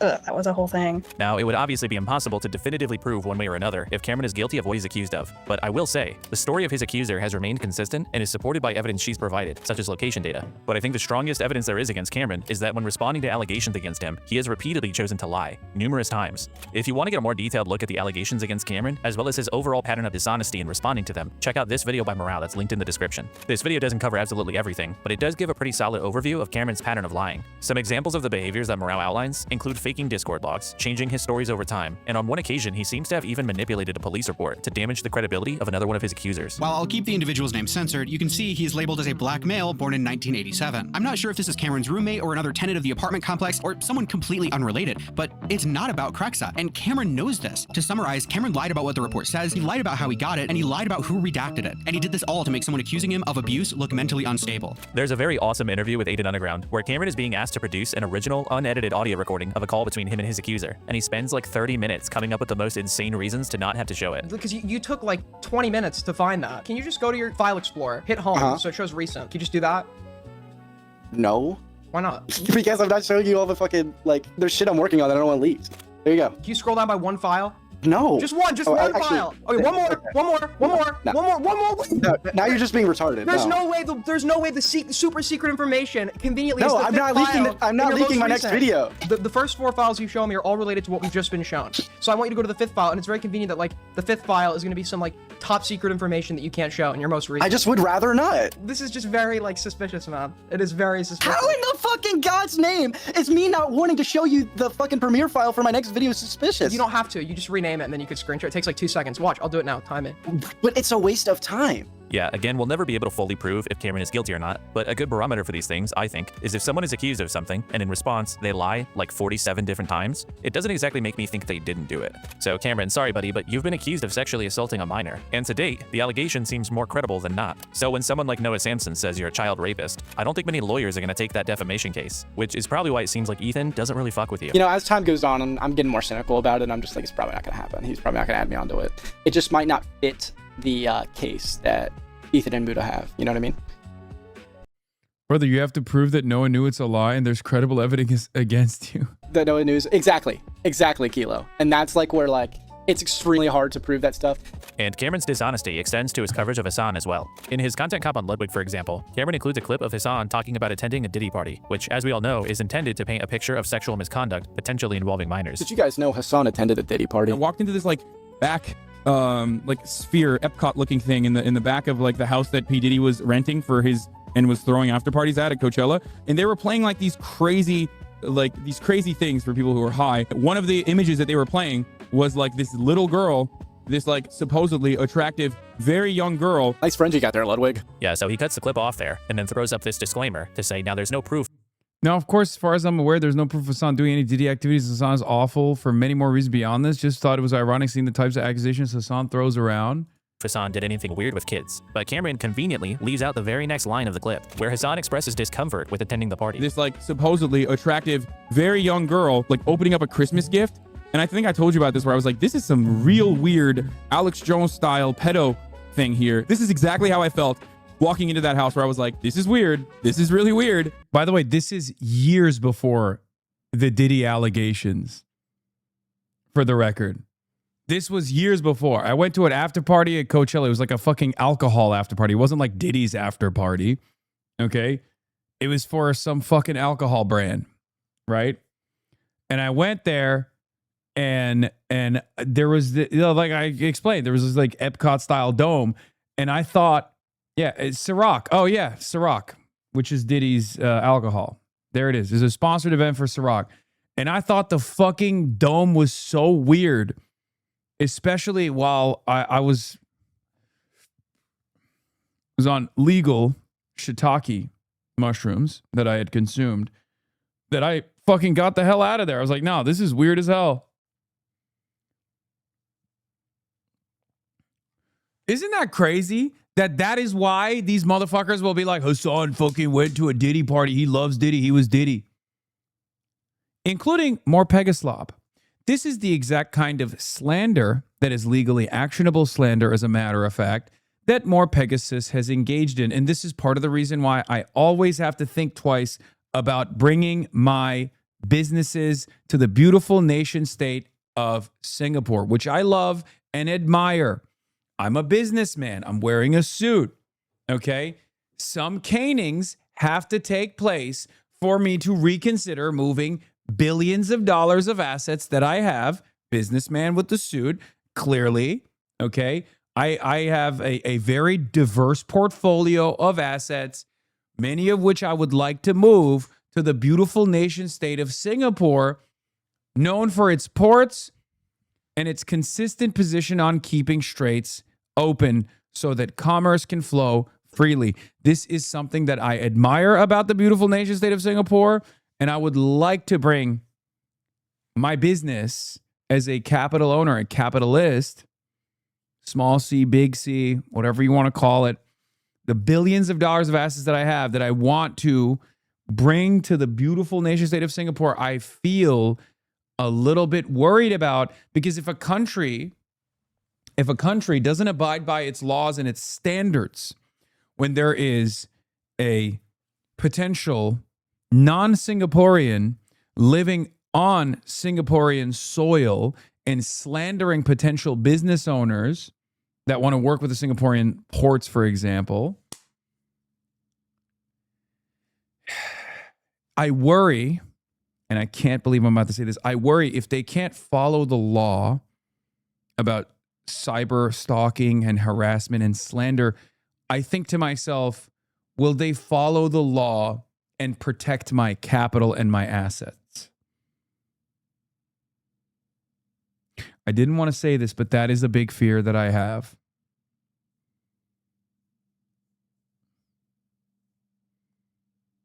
I'm currently, as it stands, holding back my import-export desires from the beautiful ports that cross through the Strait of Malacca and pour into the nation state of Singapore. And it's a fear. It's a prudent financial decision as it stands currently. We will reconsider this community of import exporters. Yeah, we've all been through this. You're not alone. Yeah.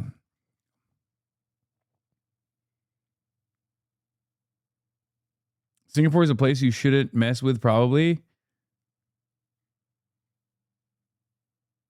What? Baby, this is not a great move. Hasan, we literally do not need you to do this. What are you saying? I love Singapore. Everyone here looks really, really weird. And when confronted about this blatantly dishonest clipping, this is Cameron's defense. Why did you cut context from the Hasan going to a Diddy party? He said he left when he saw that. I wasn't accused, like, that doesn't... I'm sorry.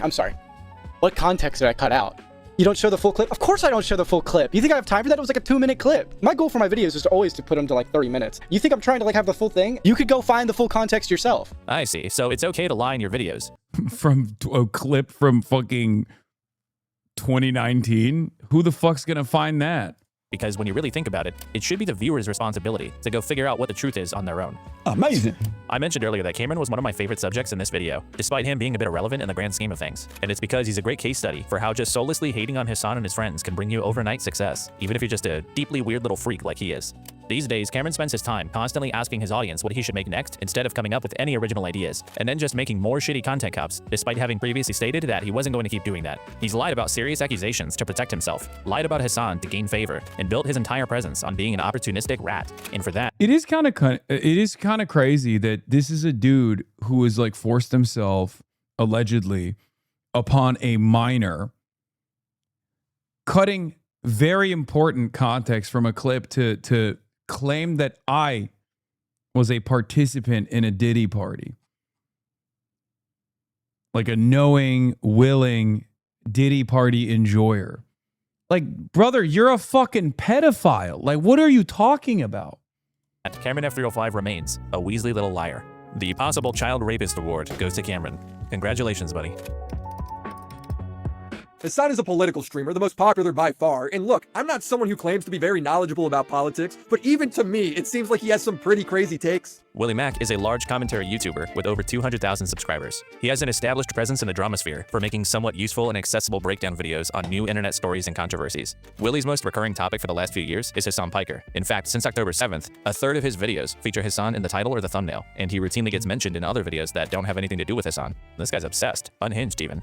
Now, I'll be fair, Willie's videos on Hasan, they're not that terrible. I mean, they're not good, but occasionally he can make some halfway decent points. But his main criticism of Hasan essentially boils down to inaccuracy and misinformation, which unfortunately doesn't really hit quite the same when you realize just how unreliable of a source Willie himself has become. Demonstrating Willie's ineptitude across all these Hasan videos would probably take us hours, but thankfully for us, Willie and Hasan debated this very topic in November of 2023. Now, for some reason, a lot of people consider Willie to have dominated this debate, but I watched the whole thing again recently, and honestly, he comes across like there's something wrong with him. Willie spends the first like 10 minutes of this debate whining that Hasan didn't watch his video on him, as if that somehow makes Hasan unprepared for the conversation that is about himself. You want to debate about a video you didn't even watch? Give me the fucking takes and we'll talk about it. You're going into a topic you don't know anything about.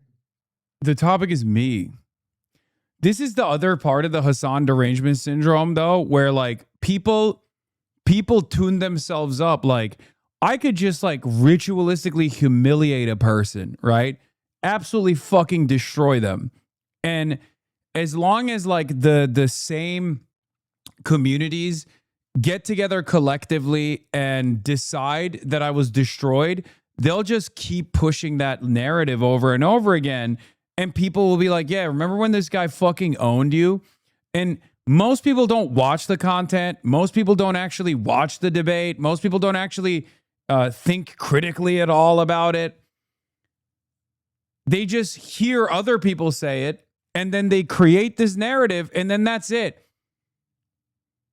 A pivotal part of his fucking video is the notion, right? The pivotal part of his video that claims I'm a misinformer, okay?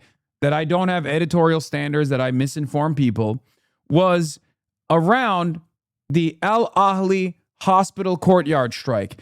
To this day, it was a turning point in the Israeli genocide of Palestinians.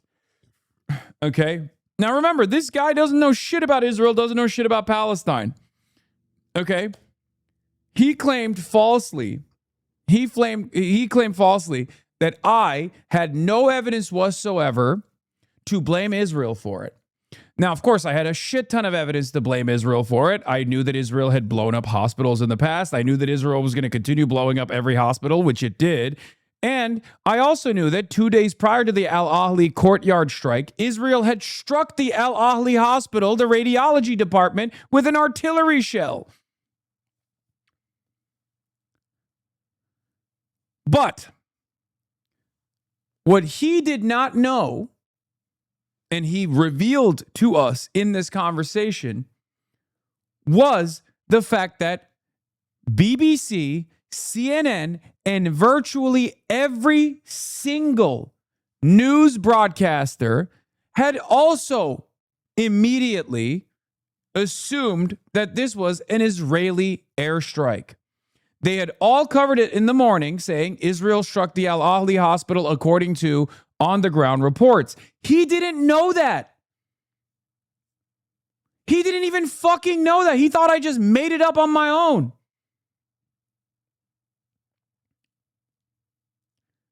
Isn't that fucking crazy?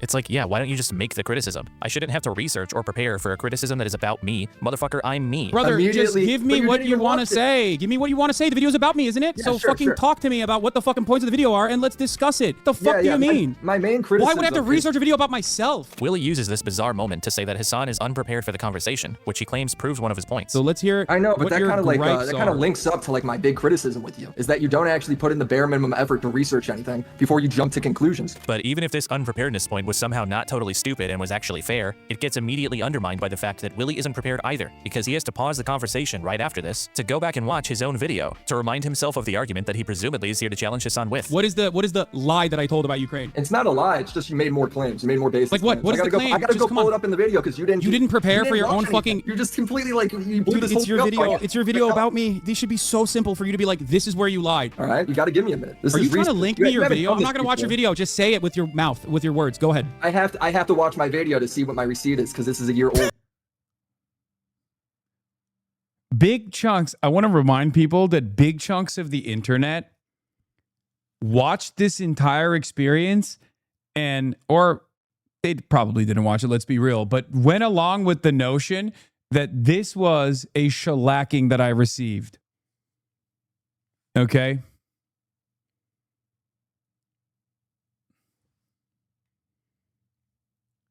This conversation that took place, people either claimed to have watched and went, Hasan got fucking owned, or just didn't watch and repeated it verbatim. Yeah, the fuck Hasan orbit claimed that this conversation was a dunk show. Now, I don't know if it's because it's their unbearable hatred of me. I don't know if it's their own, like, you got your own comments said you lost. Yeah. Because they fucking brigade everything. That's the whole point. It's about developing a narrative. I'm literally, oh my God. I'm explaining to you how the internet works right now. We're slowly walking through it. Okay? Here's how it goes. First, you have a conversation. Doesn't matter what the actual conversation is. The very fact that the conversation took place is a victory, right? For the hater communities. Then they go and brigade the video itself. And then they upvote the brigaded comments to be like, hey Hasan, I'm a huge fan of yours, but I just got to say, this guy fucking destroyed you. Okay? This guy fucking destroyed you. Then they upvote it. Then the very same communities will point to that to say, see, even his own community is dunking on him. Meanwhile, not a single person from my community watched this experience and had this takeaway, because you'd have to be a fucking moron to have that takeaway from this conversation. Okay? Right? I didn't know where You don't even know your own video? You don't know the contents of your own fucking video? The confusing thing is, like, even if Hasan had watched Willie's video, Willie still had to go back and fetch his old arguments. Like, he wasn't prepared for the conversation either way.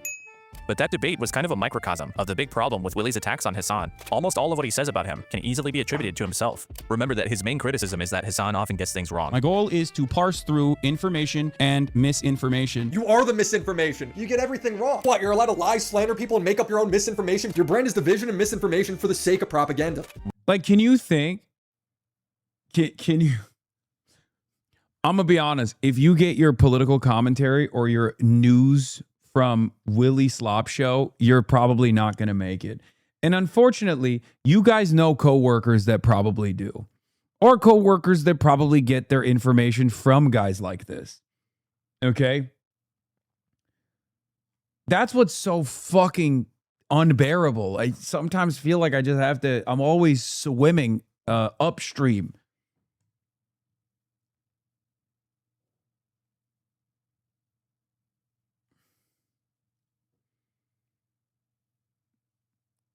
This is the same line I see from Bad Empanada and Ultra Leftists on Twitter, that I get things wrong. He started the clip by saying, you weren't ready to debate because you didn't watch the video. That's what I mean. you can lean into pre-existing bullshit, and and it doesn't even matter what your political perspective is, because Fed Empanadas literally done videos on this fucking dildo. As a matter of fact, he's destroyed this dildo before for him not knowing anything about what he speaks on.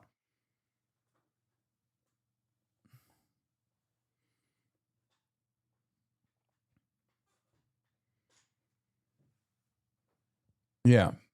Another sex pest in the orbiter, by the way, who I believe fell out of favor with Sex Pestity when he called him out for being a sex pest, but I don't know if they're still back to it.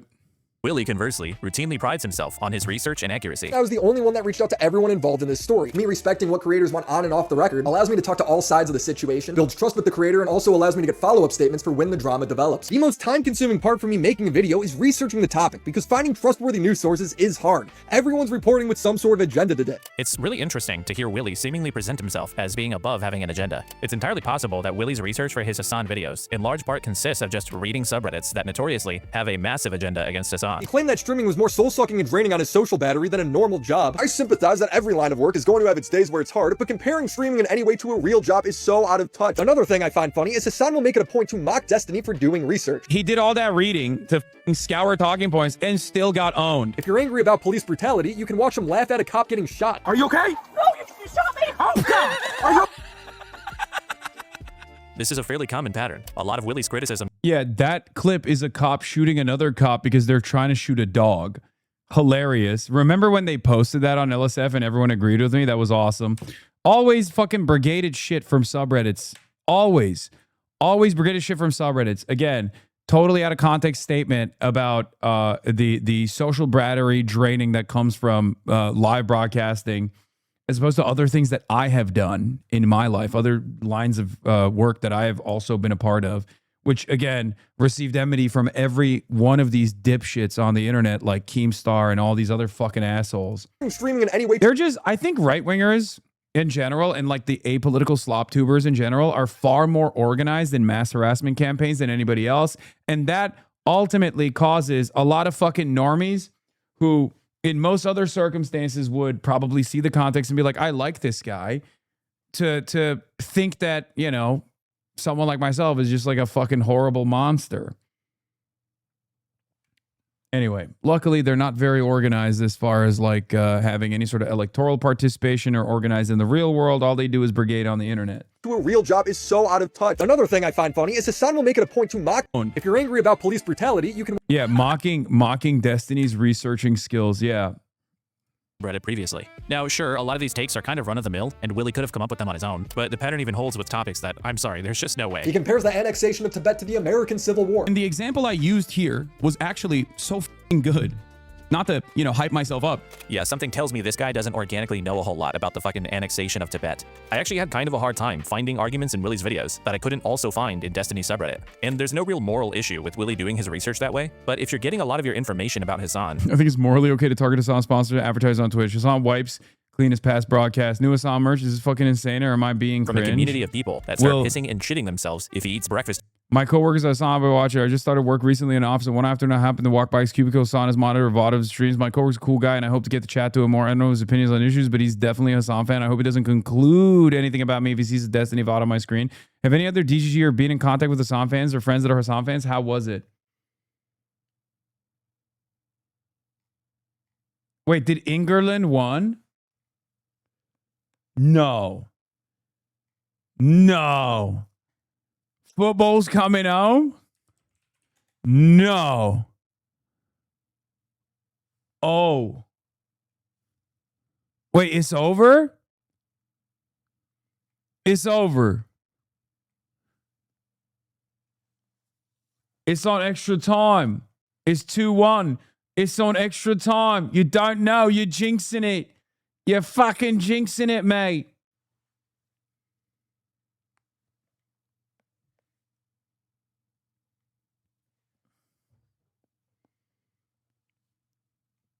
It's 2-1. It's 2-1 in overtime. Wait, 25?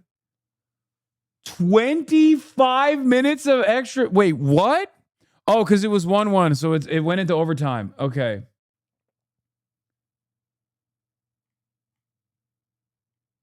I see England bottled this. Yeah, you guys are... Chew one.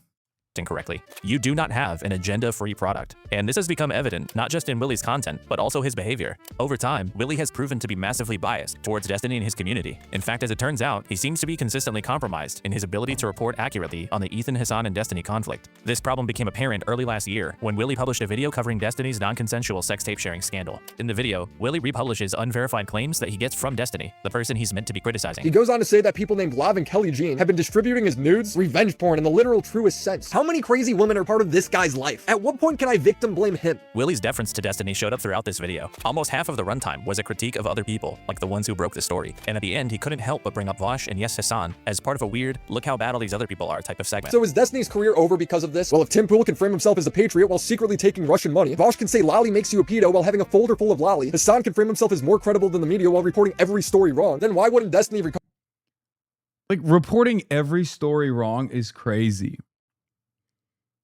I can't believe how fucking dumb people are. They get their information from slob tubers. I have no... Oh my God. Just, there's a literacy crisis, brother. So cooked. Cover from this? Let's be honest, the real punishment is Hasan will bring this up every chance he gets. He also continues to glaze Destiny at the end of the video. Destiny and I were not friends. However, I have a lot of respect for him. He's the only major creator in the political space that I have covered that actually looks stuff up, reads first-hand information, and directly engages with his critics. And remember, all this glazing and whataboutism is taking place in a video that's supposed to be a confrontation about Destiny's crimes. But despite Willie's constant bragging about his superior journalism, I was the only one that reached out to everyone involved in this story. He included almost no information from the one person who actually accused Destiny of anything criminal.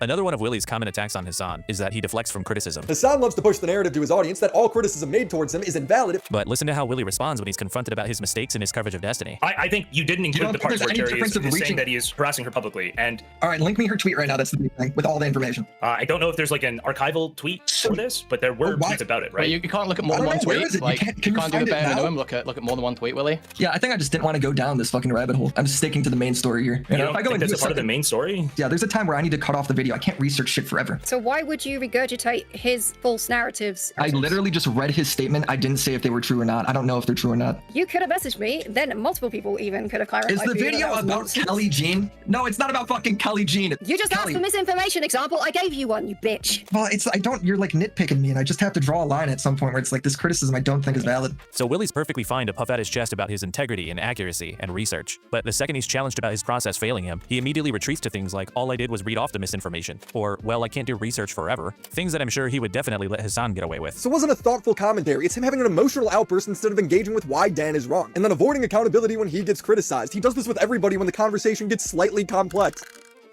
But Willie's total lopsidedness when it comes to talking about Destiny came to a head when he had his personal information doxed by Bad Banada. Destiny quote tweeted someone talking about the dox to publicly condemn Bad Banada, which prompted some people to point out Destiny's glaring hypocrisy, as he is a proud open doxer himself. When JStock retweeted one of these criticisms, it completely broke Willie Mac's brain. He immediately started attacking JStock for spreading his dox, conveniently glossing over the fact that Destiny was the one who originally retweeted it, and to like 60 times more. I don't know what happened here, because I had pulled out of this stuff, but wasn't he like, I don't know if this is a dox or not, but didn't he get married to someone who served in the IDF? Am I crazy?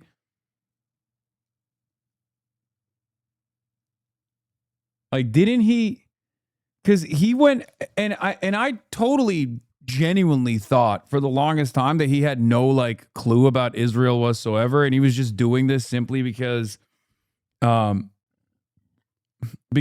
you know, his cult leader, Sex Pestiny, was like attacking me, so he was farming whatever information he can get from that subreddit, because it's the easiest way to just like slam stuff from that subreddit and receive 500k views instantly.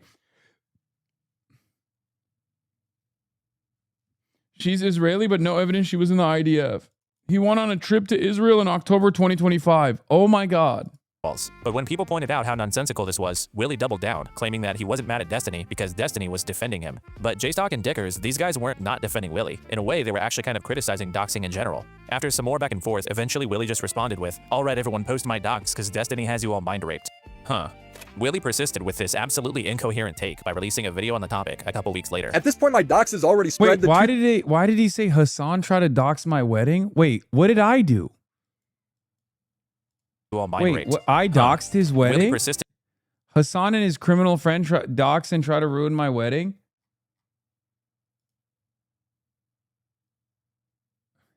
It's over. England penalty.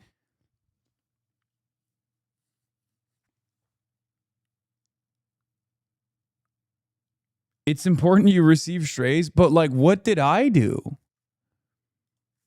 Also, is it coming home? Did England miss? Not a pen! Mossad assisted replay, for fuck's sake!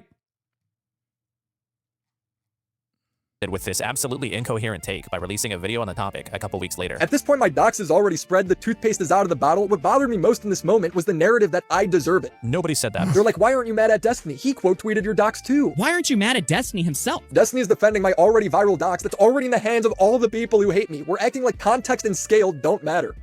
I don't even know how to analyze this. Destiny tweeting about Willie's docs is the largest in scale it would ever go, and the context of other people talking about it had nothing to do with doxing Willie. If it was already viral and everyone knew about it, then what the fuck is he complaining about? I mean it when I say this video was one of the most egregiously horrible pieces of content I've ever seen. It makes no sense, it's filled with misunderstandings of basic social concepts, and it contains completely unsubstantiated claims. In the video, he completely falsely attempts to implicate Queeman as somehow being responsible for— Wait, you're so pathetic? What the fuck is wrong with you? What the fuck is this slop, bruh? I'm pathetic? Wait, what? Why? I'm learning about all these people that have fucking made millions of dollars just lying about my name, dude. And how they're, how they've like fucked themselves over in the same timeline for some reason. The origin of his docs. The truth is, Bad Empanada did not originate my docs. He maliciously spread it everywhere, but my docs originated on a niche forum by this guy's unhinged viewers. And yes, this completely made up narrative that Willie uncritically accepts came from, you guessed it, Destiny. Guarantee Destiny told Willie Mack that a Queeman fan doxed him, and he believed it uncritically. I might have said that. Let's see what I said exactly. So I sent him a message on July 21st. I said, no clue how active you are in these communities, how much of all this stuff. You have all of Kiwi Farms amplifying / tagging you as well and stuff like this. The Queeman / Shizuko crowd all work together with them inside Discords and stuff. Be careful, matey. Willie actually has no reason at all to believe his docs originated with Queeman or JStock's communities. No penalty! No pin for England! No fucking pin for England! Football still might be coming home! Pen got VOD! Damn you, Benjamin Netanyahu!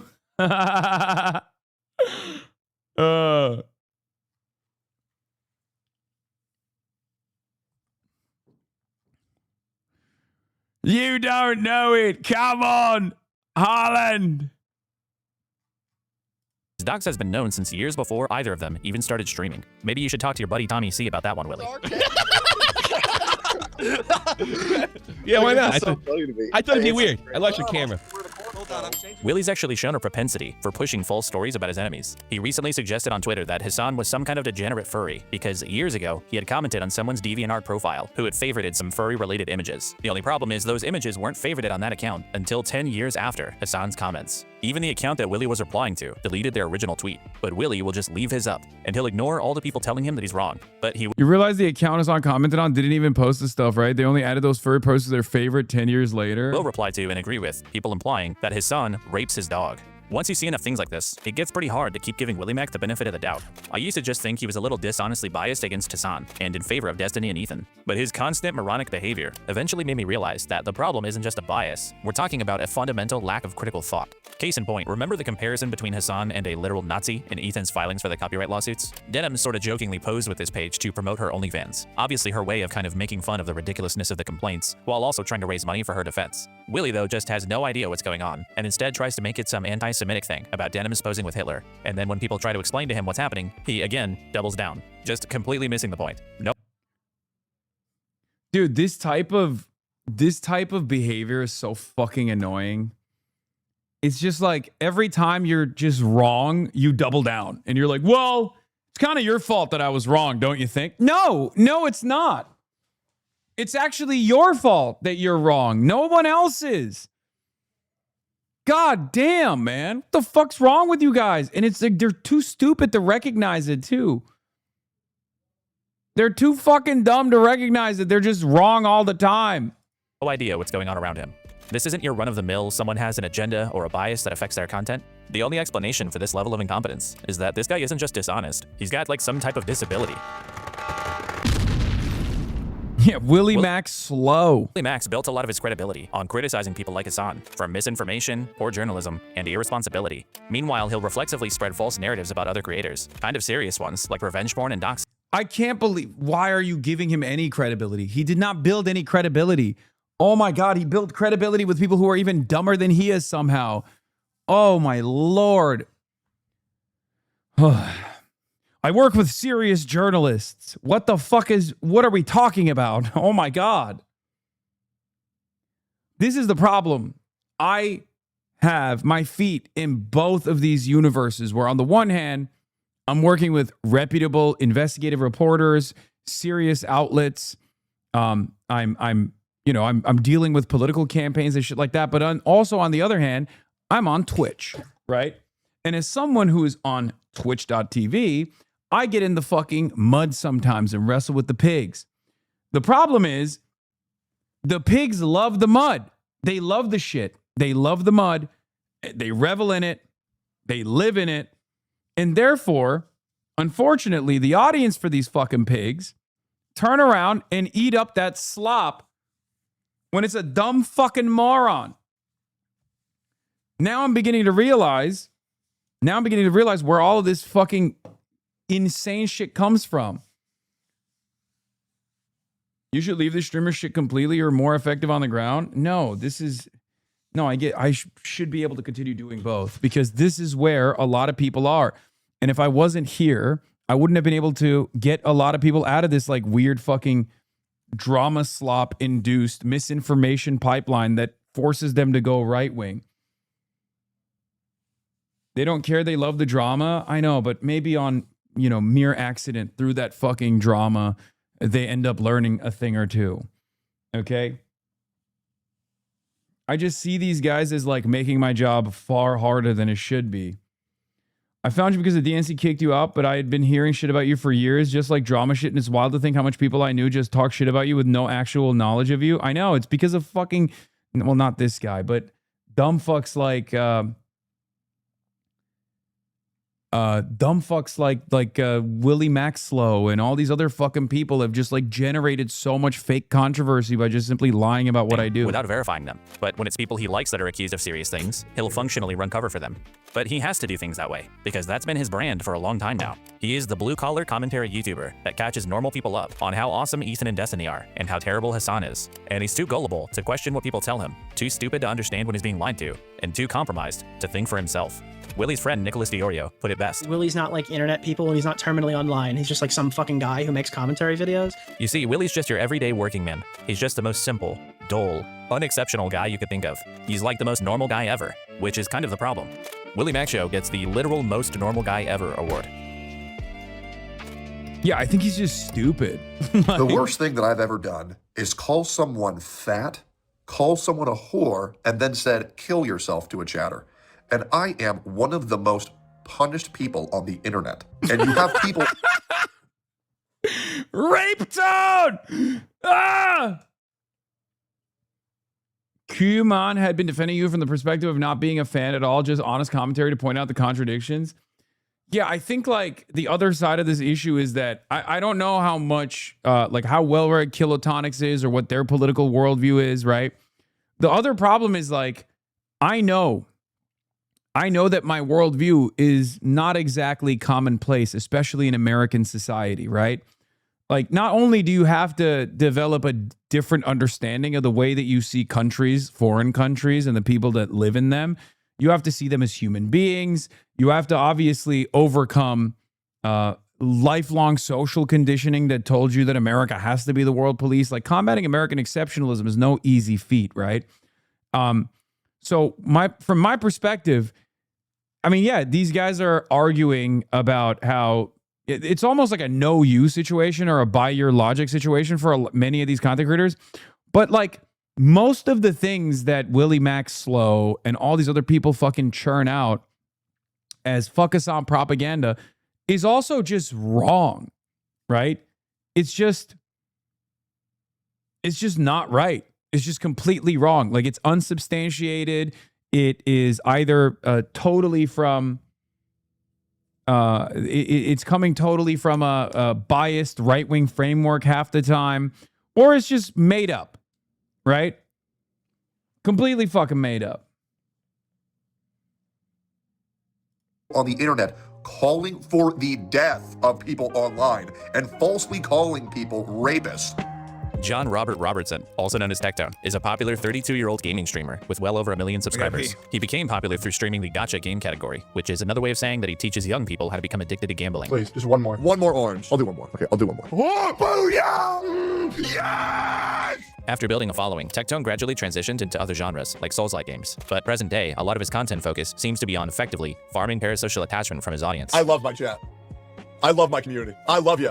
Yo, chat, real quick, in y'all's opinion, Tectone recently stepped away from streaming, and for a while now he's been almost exclusively posting rant videos and trauma dumps. For Tectone, these videos are the place where he gets to write the narrative about himself. He wants to position himself in the eyes of his audience as the good guy of the internet, who stands up to all the evil people and liars online. And that's why so many people are preying on my downfall, because so many motherfuckers are gonna try to reemerge from their grave when they think that I'll leave, but I'm never gonna fucking leave. And that's why people push this bullshit so much, because I've ruined the careers of so many fucking horrible people. So now they're going at me because I had to fucking end motherfuckers who were fucking bad eggs. He also very much wants to be seen as wise and relatable, and he'll try to offer wisdom and life advice that probably goes really hard if you're like 14. A relationship is work. A marriage is work. Now, eventually, there might come a time where you say, it ain't worth the work. If the soil is barren, you will not be able to grow a crop.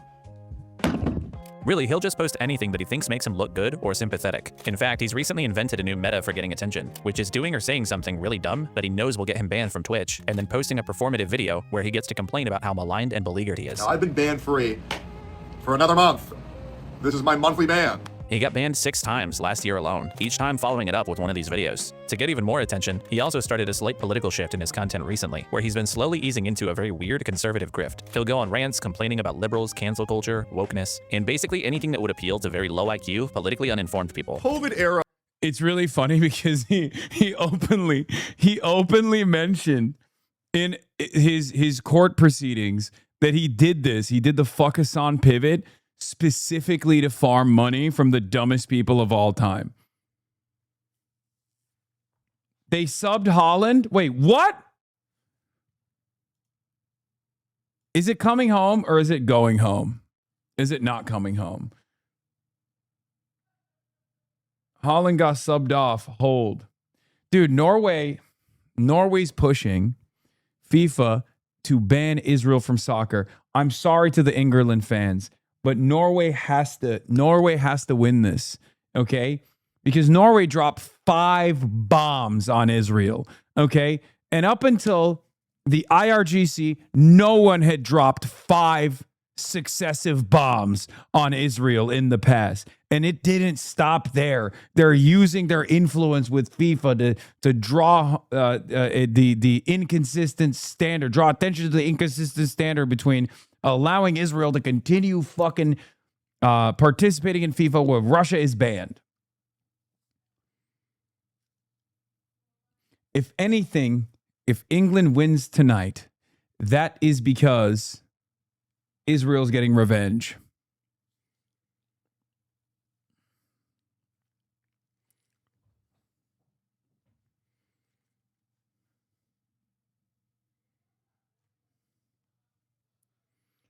FIFA took away from Norway earlier in the game. It's rigged.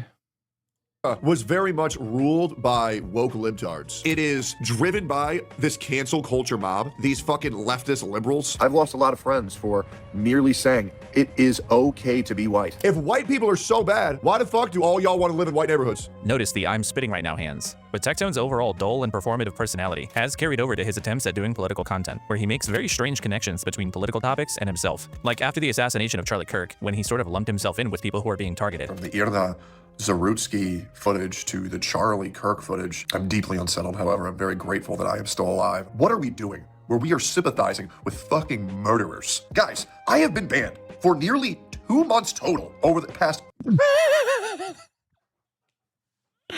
What?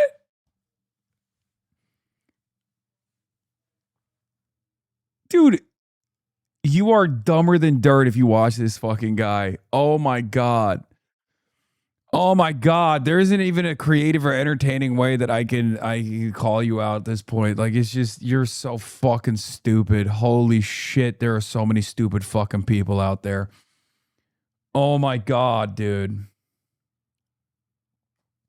4 months for calling people names, yet there are people out there calling for the deaths of other people, political figures, and attempting to radicalize and weaponize their f***ing audience to hurt people and kill them. It's pretty obvious he's talking about Hasan Piker there, who lives pretty rent-free in Tectone's head. By the way, is this Tectone guy okay? Anytime Hasan experiences even the slightest controversy, you will find Tectone somewhere nearby, complaining about how Hasan gets special treatment. In May, he threatened to leave Twitch permanently if Hasan wasn't appropriately punished. Tectone also invoked his father's military service to let us all know how passionate he is about this subject. Hasan covered this tweet on stream, saying this: My father, my brothers, and our soldiers did not bleed, sacrifice, and die for this bullshit to be allowed and promoted on Twitch. Now, there's much wrong with this. Turns out, this is who he was talking about, Tectone. Apparently, this is his dad. The biggest photo you see is of Colonel Michael Robertson. He was convicted of 14 accounts of sexual assault. He only served 90 days in jail and paid a $30,000 fine. As it turns out, Tectone's father, who's known in some circles as Iron Mike, is one of the most prolific sex offenders in U.S. military history. He was the central example in a congressional campaign called Stop Military Rape back in 2011. Hasan drawing attention to this led to a public meltdown by Tectone, where he claimed that he had no idea about his father's history, and he took the opportunity to try to paint Hasan as the bad guy. It's kind of hard to think of your family as a monster, I suppose, due to this all being resurfaced by Hasan, I suppose. Wait. Dude, I didn't know he did this. That's so funny. What the fuck? Oh, that tweet made me turn on notifications. I'm never missing this shit again. Yeah.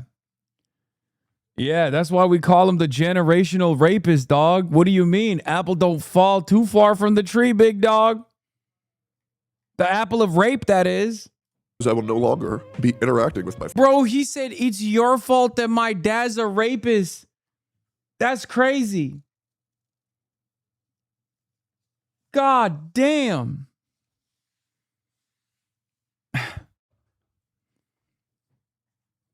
Father in any way, shape, or form on my stream or my content. Yeah, somehow it's Hasan's fault that you can't interact with your sex offender father on stream anymore. Apparently, it's all good to use your family members to try to argue for deplatforming someone, but if they point out that that family member is a piece of shit, then they're the asshole. This situation is a good example of how Weasley Tectone can be. When his father was diagnosed with cancer a couple years ago, he referred to him as his best friend and lifelong role model, and said that he was always there for him. But ever since the incident with Hasan, all of a sudden Tectone speaks much more reservedly about his relationship with his dad. I barely knew my father at all.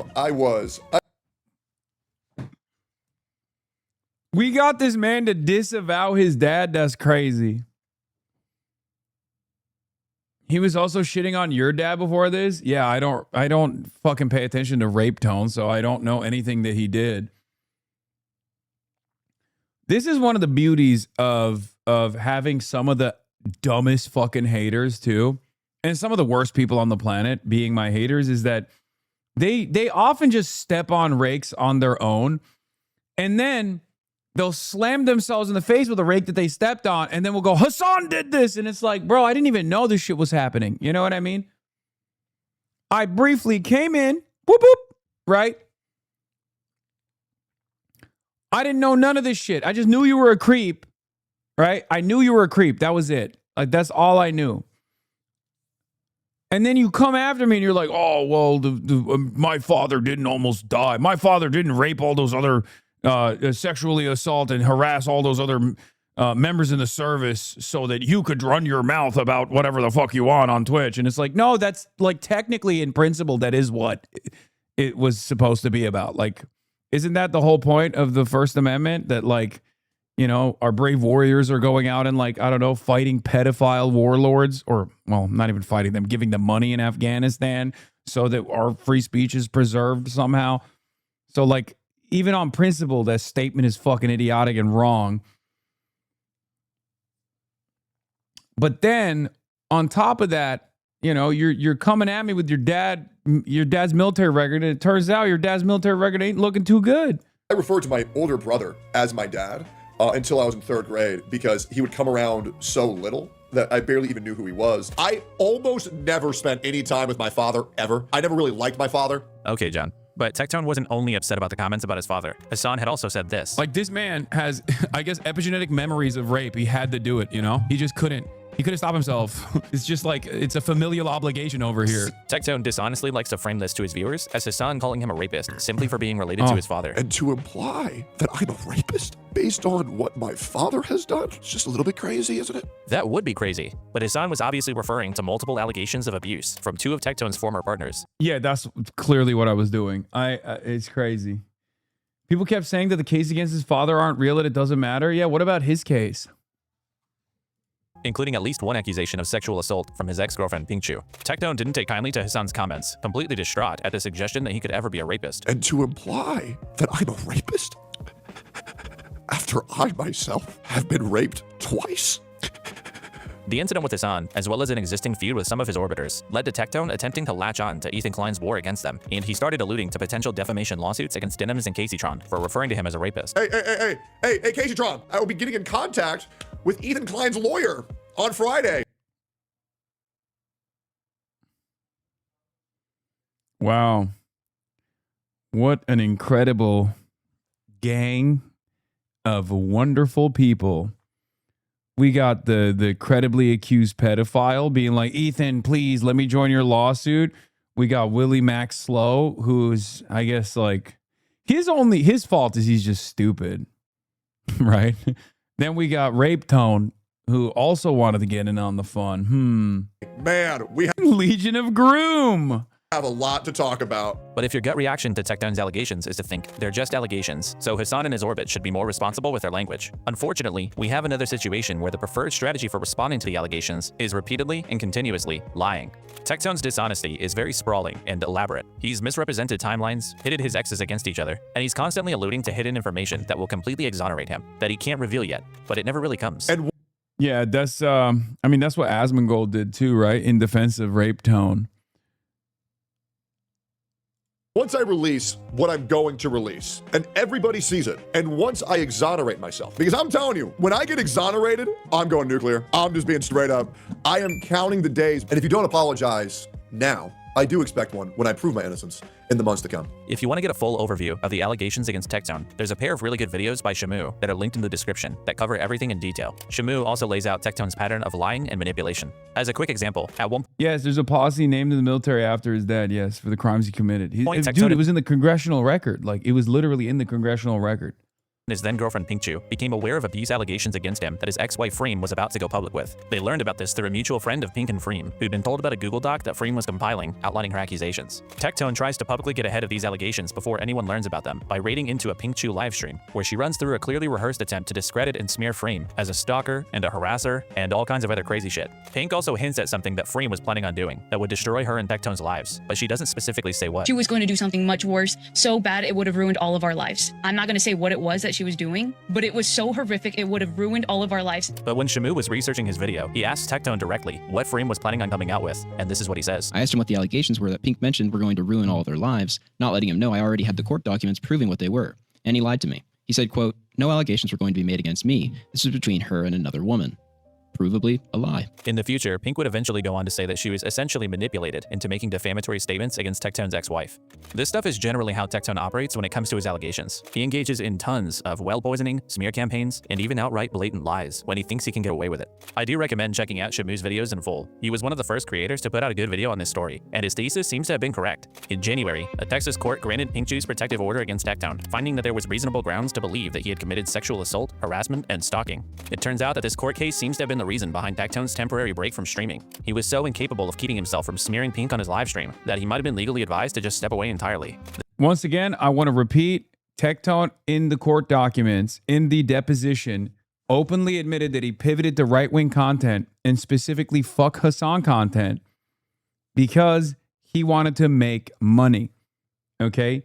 He straight up told a goddamn team of fucking lawyers that he was openly pivoting to fuck Hasan content because it was the easiest way to farm revenue. What do you say to that? When we say rent is due, this is what we mean. Yes, Iran closed the Strait again. I know. And it's not like he stopped doing it afterwards. So I guess he just knows his audience is stupid. I was going to say he thinks his audience is stupid, but I think he knows his audience is stupid, right?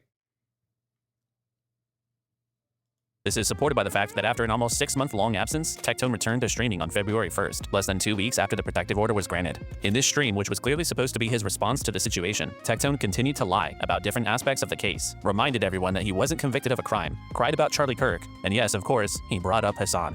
One funny detail that came to light from the court case was Tectone essentially suggesting that his new conservative-oriented content, as well as his fixation on Hasan, weren't motivated by politics, but by trying to stay relevant and getting attention. Shocker. Ms. Kiff originally broke the story about the court ruling, and some people started distancing themselves as a result. But I don't really want to talk about the court case that much more. Not just because the details of what Tectone allegedly did to Pink are pretty demented, but also because we didn't need the court's ruling to make this determination. Similar to our Cameron F305 situation from earlier, while there may never be proof that Tectone sexually abused anybody, the sheer quantity of lies he deploys in defense of himself, to me, stands as pretty compelling evidence in and of itself. And this information was all already out there. There is proof. There were multiple creators doing the work of laying out how much of a manipulative liar Tectone is. You'd have to be kind of a willful idiot to have defended this guy, even prior to the lawsuit. Kind of like Cameron, actually. Even after the court. For the record, before people go, oh, should I start making like fuck Hasan content to get a GPU? You won't be able to farm it as much anymore. I still see it every now and then when I turn on YouTube, like randomly, I'll see a fucking stray video that's a rehashing of all of the classic, like multi-year long efforts. And they barely crack 200K nowadays. I think More Pegaslop unironically ruined that for a lot of other people. Like you can't even hit that any longer because the market is oversaturated, so it's fucking falling off. That paired up with the fact that like real world politics is shifting in a seismic manner, and I happen to be, you know, in some ways related to the seismic shift, you know, not entirely, but you know, somewhat a part of this this change that's taking place. So there is definitely a little bit of an anti-Hasan content fatigue. Plus, you don't want to fucking accidentally become a pedophile. You know what I mean?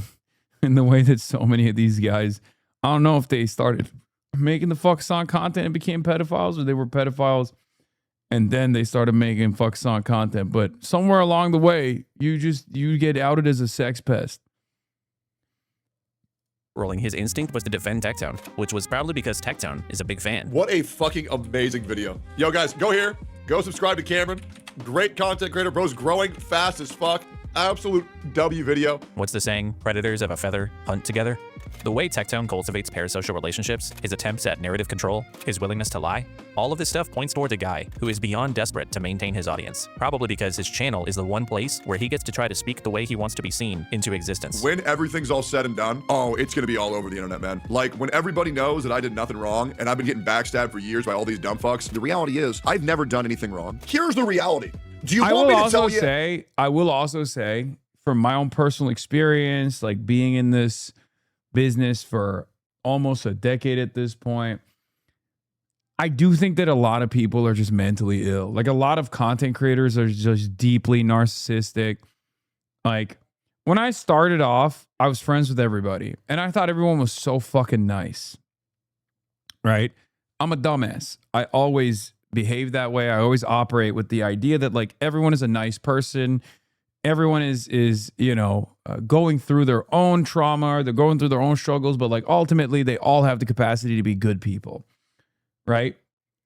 And slowly but surely I've begun to realize, like after the last decade or so of experiences that I've had, yeah, no, a lot of these guys are just fucking insane. Like they're just genuinely insane where they'll keep doing certain things where I'm like, why are you doing this? This is like hurting your own career. This is hurting everything that you've built. Ethan Klein is a great example of this, right? He did the cardinal sin, farming people that have opened their home to you and your extended family for clicks. Hasan called out XQC for turning on him for clicks.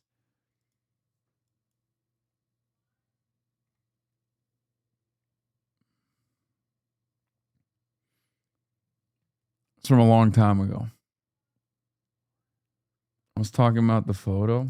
How to know that I'm innocent of everything that I've ever been accused of, chat. You want to know why? Because I'm a good dude, and that's pretty much all there is. Techzone likes to talk a bunch of shit about people, but then he'll get into conversations with them and act small and passive. He'll say he's gonna exonerate himself, but he never actually responds to anything. He's a gambling addict, his politics content is an obvious grift, he's been caught botting his views, and he uses his platform to publicly smear women who accuse him of abuse. How do I deal with him?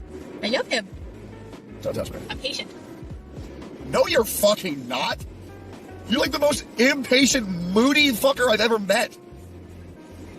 I'm patient when it comes to you. Freem, I carry our marriage, and you know that. Freem, you know that. I think we have a pretty 50-50 marriage. You're high. You're high. You're kidding. You can't trust anything this guy says. He's like not even a real person. And all I'm really saying here is Techzone is the exact type of guy where if he's one of your biggest haters, in a way, it's a little bit of a compliment. Seriously, what are the redeemable qualities here? He's unfunny, unintelligent, inauthentic, fake, and probably abusive. And he's bald and ugly. Techzone gets the let's be real, he probably did it award. I think that This is my most Israeli hater. Our More Israeli than Ethan Klein. children, okay, as a collective, our children are being exposed to shit that they should not be exposed Like literally is in Israel. Like went to Israel award after October 7. to. And yes, that includes the weird sex shit that's pushed in schools, and it's all Yeah, the vessel of Big Yahoo himself. It's, again, how the fuck do you watch a guy like this and you're like, I'm getting my commentary from this person. Like, I'm learning the world. I'm learning about the world from this person.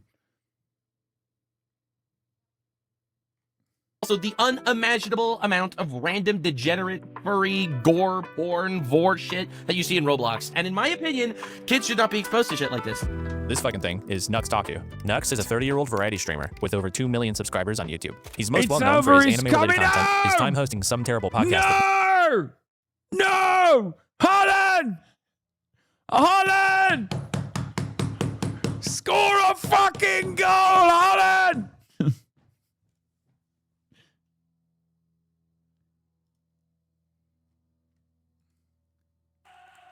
Is it over? Is it done? Is it over? It's done.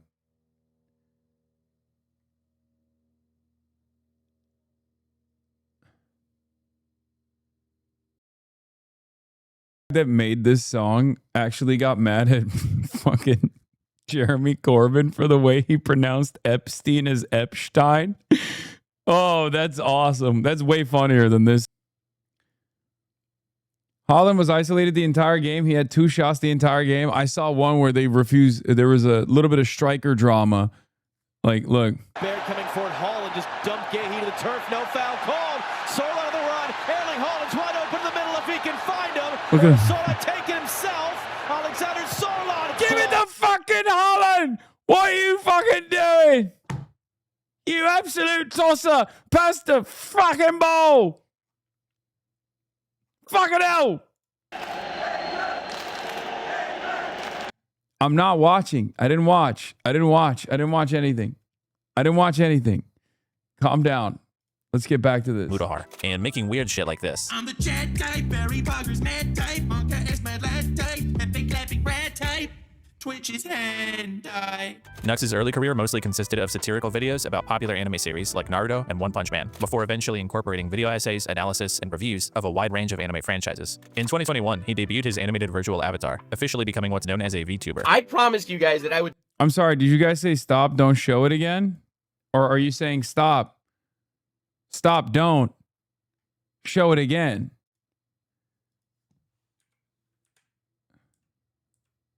His time hosting some terrible podcast with Mudahar, and making weird shit like this. I'm the chat type, Barry Bogger's mad type, Monka is my lad type, epic clapping rat type, Twitch is hentai. Nux's early career mostly consisted of... Are you guys saying stop, don't show it again? satirical videos about popular anime series like Naruto and One Punch Man, before eventually incorporating video essays, analysis, and reviews of a wide range of anime franchises. In 2021, he debuted his animated virtual avatar, officially becoming what's known as a VTuber. I promised you guys that I would do this a while ago, and the time has finally come. I have a VTuber avatar now, and it's time to take over the internet! And from here on out, I'm going to try to limit the It's another one of those things where like his voice is so goddamn annoying. number of clips that I use from Nux because, as you can tell, his voice is extremely fucking annoying. In 2020, Nux launched a second channel called Nuxanor, which originally focused on gaming and drama content. For a long time on this channel, Nux generally avoided covering politics. This is why I don't do politics, okay? I don't want to talk about politics because it's the most toxic fandom of all time. As you know, politics, not really my wheelhouse. Not really stuff I cover, not really stuff I care about, and I am just some anime-looking idiot on the internet that you shouldn't actually be listening to for any political opinions. But over time, his videos became more and more about real-world drama and current events, and eventually, he started covering politics directly. You can probably guess what Nux's political takes are like. They're just soulless, vapid, cancel culture bad, woke is bad, repetitive bullshit. All the leftists pushing their fucking bullshit. We are so done with the entire cancel culture bullshit. And the TikTok liberals with the nose ring piercings, holy, they are not taking it well. Because wokeness is a cancer as well. Woke is dead is not enough. We don't just need the culture shifting away from woke. We need to destroy it. They want your children raped, and they want your children castrated. This is the party of evil. It seems like what happened with Nux is also what happened with Tectone. Their foray into political content was inspired by Asmongold, and I imagine these two just like the idea of feeling like they have something meaningful to say about something other than cartoons. But the problem with this is that Asmongold is barely more sentient than either of these guys. Oh! And obviously, when someone who doesn't cover politics watches an idiot for a year or two and then suddenly starts taking hard political stances, you're going to wind up with some pretty terrible analysis. Real quick example. In 2022, the US Department of Justice started an investigation into Donald Trump's plot to overturn the results of the 2020 election. Jack Smith was appointed to the case by the US Attorney General, but in November of 2024, Donald Trump had just won the presidential election, and as a result, Jack Smith dropped the criminal case against him because of the DOJ's policy that they cannot indict a sitting US president. Nux watches Asmongold's reaction to this story, and the level of engagement you get from either of them is incredible. We've got some breaking news. Special counsel Jack Smith is seeking to dismiss the Trump election interference case in Washington, D.C. Oh my god. The way I see it, if he actually did do something wrong, they should punish him. No one should be more powerful than the law. But on the other hand, Jesus. if this is fake and they're dropping the charges because they don't have anything because he won anyway, then you fucking pieces of despicable shit stains that literally wielded the legal system against this man for 4 years, you are vile. The way I see it, it's one of those two options, and either way, it's not pretty. Those are not the only two options, in fact. Obviously, the third option, again, is that the case got dropped because of DOJ policy. But neither one of them says anything about this. Look at Asmongold just smiling like an idiot. But it gets worse. This was expected. We've been actual lizard people reporting for a few weeks now that this would happen since the DOJ cannot prosecute a sitting president. Today, this news brings Wait, the anchor just told you guys what the third option was. She literally just said why. No, nothing? No comment? We just have no comment on that. Oh my god. Oh my god is right. And this stupidity just continues. After almost 2 years of this Jack Smith saga, things seem to be ending for him. Insane. Again, insane. Completely, absolutely bonkers. 2 years of using the legal system like a weapon against this man to just give up right now. Either you thought that he did wrongdoing, in which case you should continue prosecuting him, or you literally are evil scumbags. Or the DOJ cannot prosecute a sitting president. You fucking idiot. This is what happens when you compound unintelligence. Asmongold is too dumb to understand what's going on, and Nux is learning everything from Asmongold, so there's just so little brain power involved in the end product. It's like a game of politics telephone, but you're playing with these special needs kids.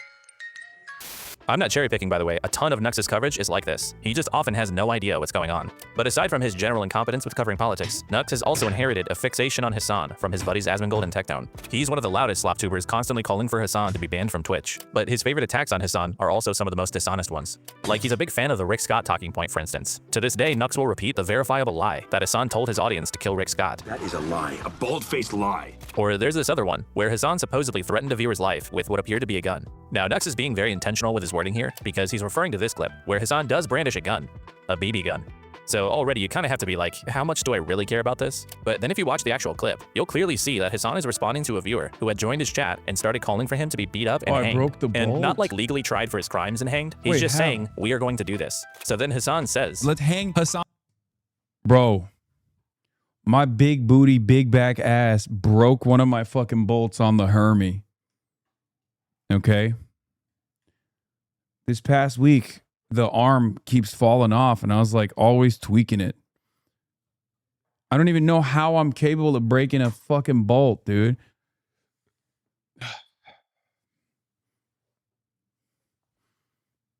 Dolce & Gabbana Razor collab chair? It's what you get for playing is coming home. It's true. I deserve it. I fucking deserve it. I deserve it. It's coming home. It's coming. Football's coming home. God, I love that fucking song so much. It's so stupid. Yeah.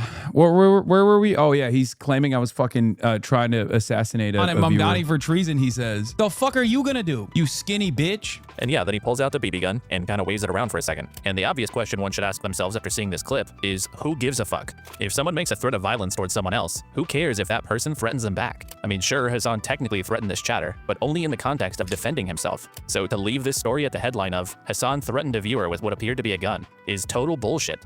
But even if it wasn't, and there was some kind of call to violence or threat worth caring about here, I don't really want to hear it from this guy. And the people at CDC who oversaw that process are the people who will be leaving. Leaving? Fucking kill those motherfuckers! Leaving? Yeah, in a body bag! String them up Nuremberg style! They fucked a generation! Oh my god! Wow, this guy's like a total bloodthirsty maniac. Now, there are plenty more examples we could go over, but for today, I'm specifically interested in one of Nux's favorite insult about Hasan, which is to refer to him as Hasan Diddy Party Piker. You'll remember from our Cameron segment earlier that Hasan did attend a Diddy party, but apparently he got uncomfortable and didn't stay very long. Now, obviously, You'll also notice, by the way, Nux Taku is Israeli, so.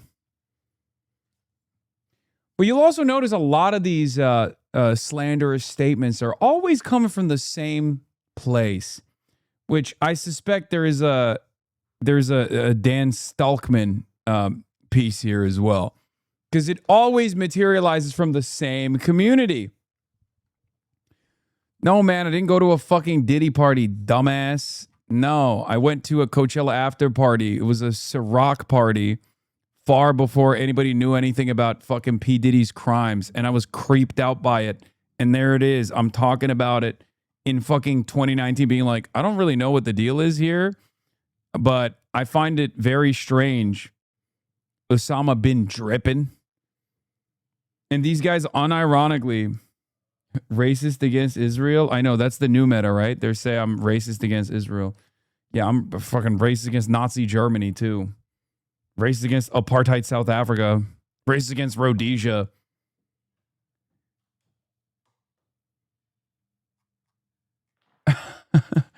You participated in a podcast episode with Nux Taku. I didn't forget. This is intended as banter. Don't yell at me. I am sad at Norway losing. Yeah, I'm sad too.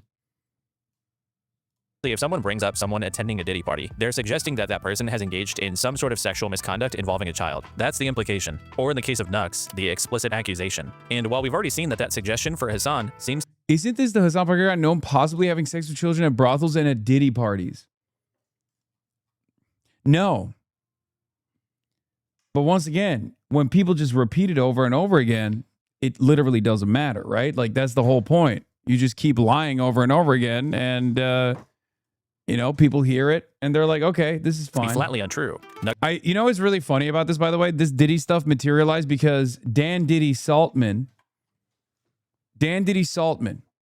Sex Pestiny, Epstein's brigadier general, second in command, ironically enough, got investments from P. Diddy when he first started Tiny Chat. Dan Saltman started a website called Tiny Chat, which was under a lot of scrutiny. Okay? Which was under a lot of scrutiny by the FBI because a lot of pedophiles were using Tiny Chat to do pedophilia, to find victims. This website, this web platform that Dan Saltman started was actually started with financial investments from P. Diddy. Once again, every accusation is a confession. Once again, these motherfuckers saw that and then immediately turned around and were like, oh, Hasan, well, let's key search Diddy in Hasan Piker's entire discography and let's find a moment where he's talked about P. Diddy. Yeah. That motherfucker has financial ties to P. Diddy, and he has the audacity to say, I'm connected to P. Diddy somehow. Taku is quite the interesting person to be making such accusations. You see, in the past, Nux has gotten into quite a bit of controversy for some of the anime-related content that he's put out. Specifically, he more or less built some of his following off of basically towing the line between YouTube-friendly content and pornography. If you take a look through Nux's library, you will see lots and lots of absolutely degenerate, filthy thumbnails, often involving drawings of very young-looking women with captions like, "My clothes," and "Bigger than I thought." Many of these thumbnails feature things like Pornhub colors and typography. Here's one with an ahegao face, a I classic. don't know if I should show this part. It was a tweet you had about Diddy too. Oh yeah, I had I guess I don't even know if it was a deleted tweet or not, but it was a tweet from like 2012 when P. Diddy was like a super famous guy and not like known in any way, shape, or form as a weirdo. Expression in hentai and anime porn. What? There's actually a really good video by Harmful Opinions that, among other things, lays out exactly where Nux sourced some of the artwork for his thumbnails. Oh, how adorable. What a sweet child. I've also seen her in a thumbnail of a video on Nuxtaku's Nuxanor channel. A rather unwise reverse image search on Google eventually leads you to a hentai site page. Oh God, oh God, oh God, oh God, oh God. Look away. Georgie and Reed are ready for the big game. Okay, I'm glad that we are officially recognizing that I was always right, that Georgie is British. Georgie voice. That's he's a right, voice I'm actor trying to now. fucking go to sleep, yeah. Fucking hell, these humans. They're bullying. Georgie be like, he's coming home, lad. He's coming home. We showed that fucking Viking what's what. It's no longer Danelaw, lad. It's called England. Me feeding me the worm and making me fucking wake up. I want to be burrowed. That's what he's saying. He's so chill. It's Georgie voice. That's he's a right. voice I'm actor trying to now. fucking go to sleep, yeah.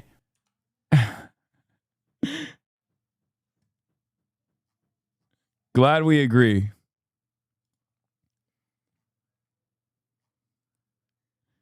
He looks like Keir Starmer.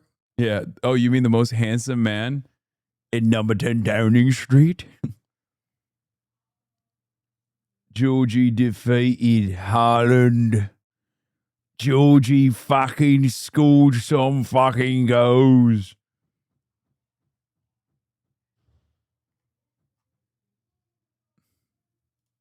Where the image, which features an erect penis that had just been cut off for the thumbnail, is tagged with, among other labels, imminent rape, loli.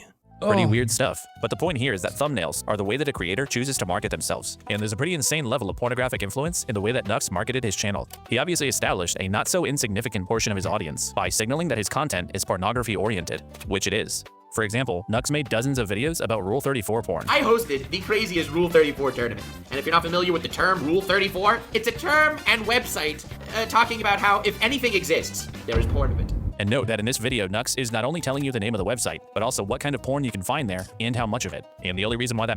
One of the other, I mean, yeah, again, Nuxtaku lives in Israel, just pointing that out for no reason. Chose to voluntarily go to Israel to live there. But one other part of this story is that like a lot of my haters are unbelievably fucking Rizless. Okay. And not only they're unbelievably Rizless, but like they also sound so fucking nerdy. Like they're always like, man, I hate this Hasan guy. Like more Pegaslop. When I first encountered a video from Martin from Slushy News was saying, maybe I'll see Hasan in a brothel last week. Call him out for being weird. Okay, I'll call him out. These guys are like, they're so... They sound like such fucking dweebs. Except for Charles R. Downs. matters is because Nux explicitly categorizes these videos as being fine for children aged 13 and up. Keep this in mind because there's going to be a pattern. He also would routinely do these fan submission contests, and credit to YouTuber Nicandros for pointing this out. So Nux would announce these contests where he would review entries from fans and declare a winner. Among the list of acceptable submissions is explicitly NSFW content. So naturally, Nux hosts this contest with other creators for some reason, and you can probably guess what many of the submissions consisted of. Your name's and what is that? I mean, it's a What is this? It's a Yay. I love the censoring. Later on, he chooses to play another moderately censored, very weird, extended porn segment. Just watching porn on YouTube. You know, real normal shit. I'll show Oompy. Yeah. Though. Oompy, you'll like. Yeah, I've never seen I this. won't say anything. I mean, Oh that yeah, was this is Mousie's There favorite it part. is. There's Mousie's part. Everybody's household, you can buy a milk girl cow. Explain the plot, Mousy. What's happening here exactly? You're living in a society where you could purchase a cowgirl to have fresh milk at your table every day. And it just so happens that the guy's like, hey, she looks pretty fuckable. Reasonable. And drink their milk. Oh, yeah, Whoa, Jesus Christ, Jesus. Okay, moving on from that. Now, once again, these videos, according to Nux, are supposedly appropriate for children. And this kind of content was all over Nux's channel. The guy was known for being a totally degenerate gooner, like to the point that he had a reputation for being kind of preoccupied with porn. I put on some weird headset and now I'm... Did I recognize that voice actress? Hold up, who voiced this character? And have they ever voice acted in something slightly more Rule 34 than this? I don't know where I've heard this, but it's hitting me in a certain way. Now, in a lot of circumstances, this would be fine. But for one, Nux's right-wing traditionalist grift is just transparently nonsense. And two, the real issue becomes clear when you consider who exactly Nux's target audience is. Take, for instance, the fan submission contest that we just watched. Sandwiched between two porn submissions was an entry that came from what was obviously a child. Is that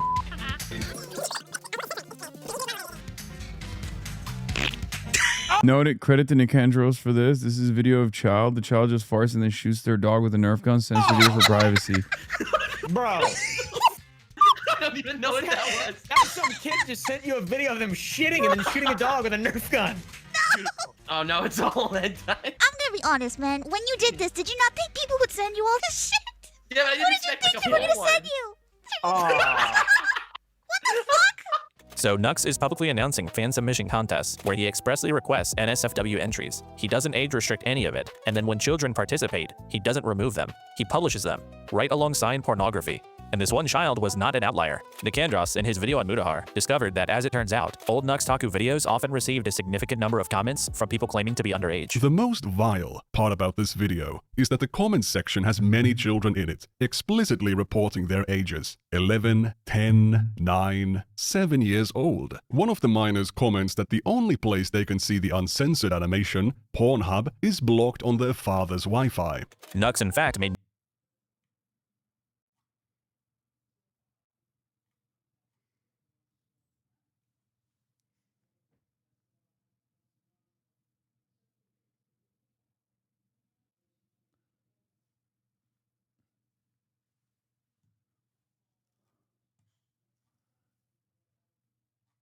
Oh my God.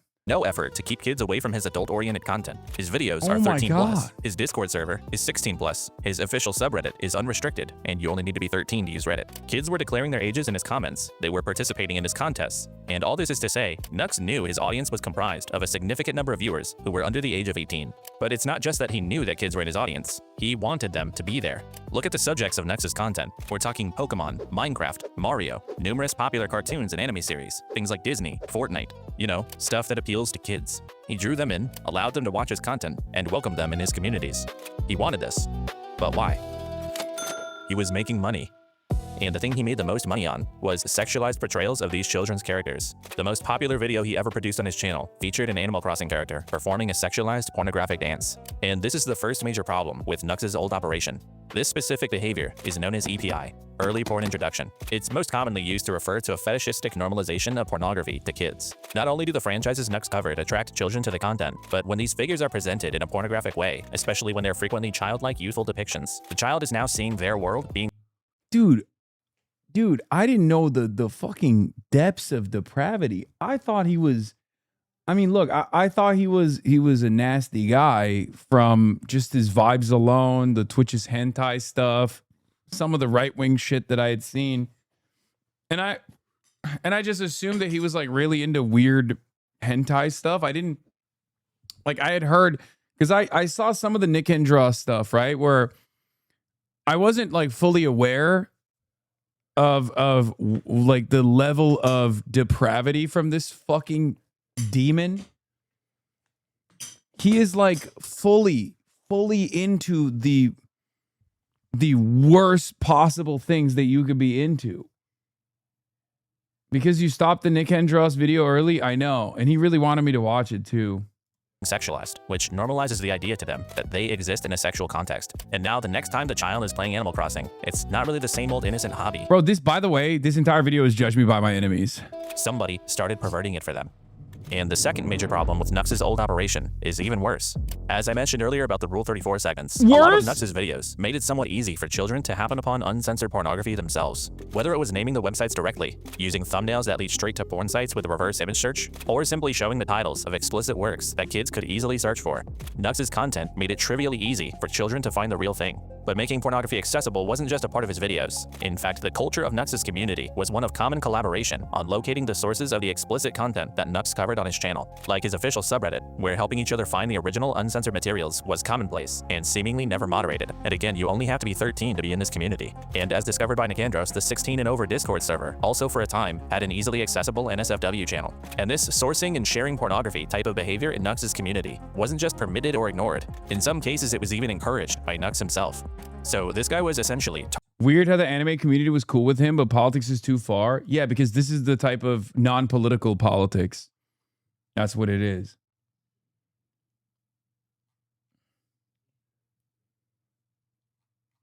targeting and accepting children as a demographic into his audience, while simultaneously desensitizing them to pornography through his content, and then overseeing and even facilitating. Again, another dude that will fucking falsely say, they falsely call me Diddy Piker, okay? For being creeped out at an event far before we knew about Diddy's crimes, being creeped out at a Coachella after party I went to and left early. That motherfucker calls me Diddy Piker. Meanwhile, this is his hard drive, brother. Oh my God. I mean, I want to say check his hard drive, but he's in Israel. So, you know, that's, what can you say? What can you say about that, you know? Sourcing and sharing of the explicit materials he covered within his communities. Now, of course, kids can't always look up stuff on their own, and maybe you're thinking parents should have control over what their children have access to. But usually, those parents don't have to worry about YouTubers who cover youth pop culture introducing pornography into the equation. Those two pathways aren't supposed to intersect. But in case you aren't quite convinced of Nux's transgressions here, there's still one more thing. I'm going to heavily summarize here, but if you want the full story, go watch this video by Nicandros that's linked in the description. And huge credit to Nicandros for doing the research that allowed a lot of the stuff we covered today to become known in the first place. Nicandros' video does a deep dive into Nux's community, where he explains some events that took place in the Nuxtaku Patreon-only Discord server. The short version is that this server had no age restrictions, and shortly after it opened, a 14-year-old child joined, publicly stating their age. They would soon request an NSFW channel, which Nux granted. The user was also promptly engaged by adult members of the server who wasted no time in grooming them. They would send them pornography, gore, violent imagery, even encourage them to drop out of school and self-harm. And this all happened right under Nuxtaku's nose.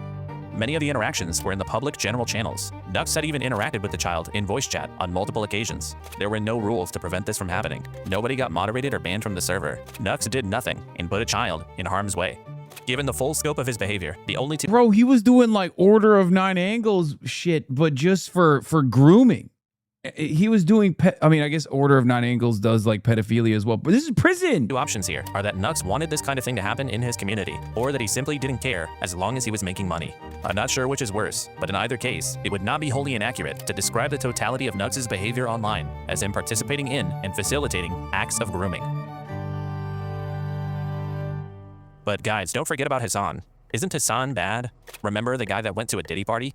Hasan bad is actually Nux's go-to strategy for responding to controversy. In fact, when responding to Nicandros' highly damning video, Nux did not take any accountability. He didn't acknowledge any wrongdoing or recklessness. He did this. Everyone did these videos, all right? PewDiePie, biggest YouTuber on the platform at the time, was making Boku no Pico reaction, an animation of adults raping little boys. And it became a huge meme, and a lot of massive YouTube channels ended up reacting to it and talking about it. It's a really disgusting thing. But unfortunately, it was really common. Now, I find it ironic that people like Hasan, all right? Hasan is gonna show up, and he's gonna call me a pedophile and call Tectone a rapist and call everyone everything. Now, Hasan calling me a pedophile for things he's done, all right? Like, this dude went on podcasts where they promote this kind of thing, all right? People on this podcast are pro-lolly directly. Pro-lolly. Openly pro-lolly. I, however, have really not— And then this guy actually spent 5 minutes going through the Hasan Bad Greatest Hits, and then he buried this response to the Nicandros video deep in a Hasan segment on his second channel. Very shameful. Funnily enough, Hasan actually might partially be the reason why Nux' podcast with Mudahar fell apart. A little over a year ago, Hasan was reacting to a YouTube drama Reddit post talking about how Nux had shown his co-host some lolly pornography. Resurfaced video of Oompaville, some ordinary gamers and Nukes Taku watching lolly porn together on a Discord call. Mudahar was very clearly bothered by the criticism he was getting for associating with Nux, and the extra exposure might have contributed to him posting a video distancing himself from Nux only a few days after Hasan's coverage. This is pretty surface level research, but before Mudahar canceled their podcast together, Hasan had been mentioned on Nux' second channel only 95 times in 4 years. But since then, he's been mentioned almost 500 times. So in just over a year, Nux has increased his coverage of Hasan by almost 400%. Ever since Hasan's coverage might have pressured Mudahar into ending their podcast. That might not mean anything, but I thought it was interesting. Nux has also since teased a lawsuit against Hasan for calling him a pedophile. You call me a pedophile. That's slander, Mr. Hasan. In case we're calculating. I am looking into lawsuits. Don't worry. It's gonna be fun. But Hasan responded by saying this. He wants to sue me for slander for calling him a pedophile, only to discover that a slander case would open him up to discovery. And I feel like his hard drives would be so criminal that he might actually go and face criminal repercussions in the aftermath of said situation, you know? And ever since then, Nux has gotten pretty silent about any potential lawsuit.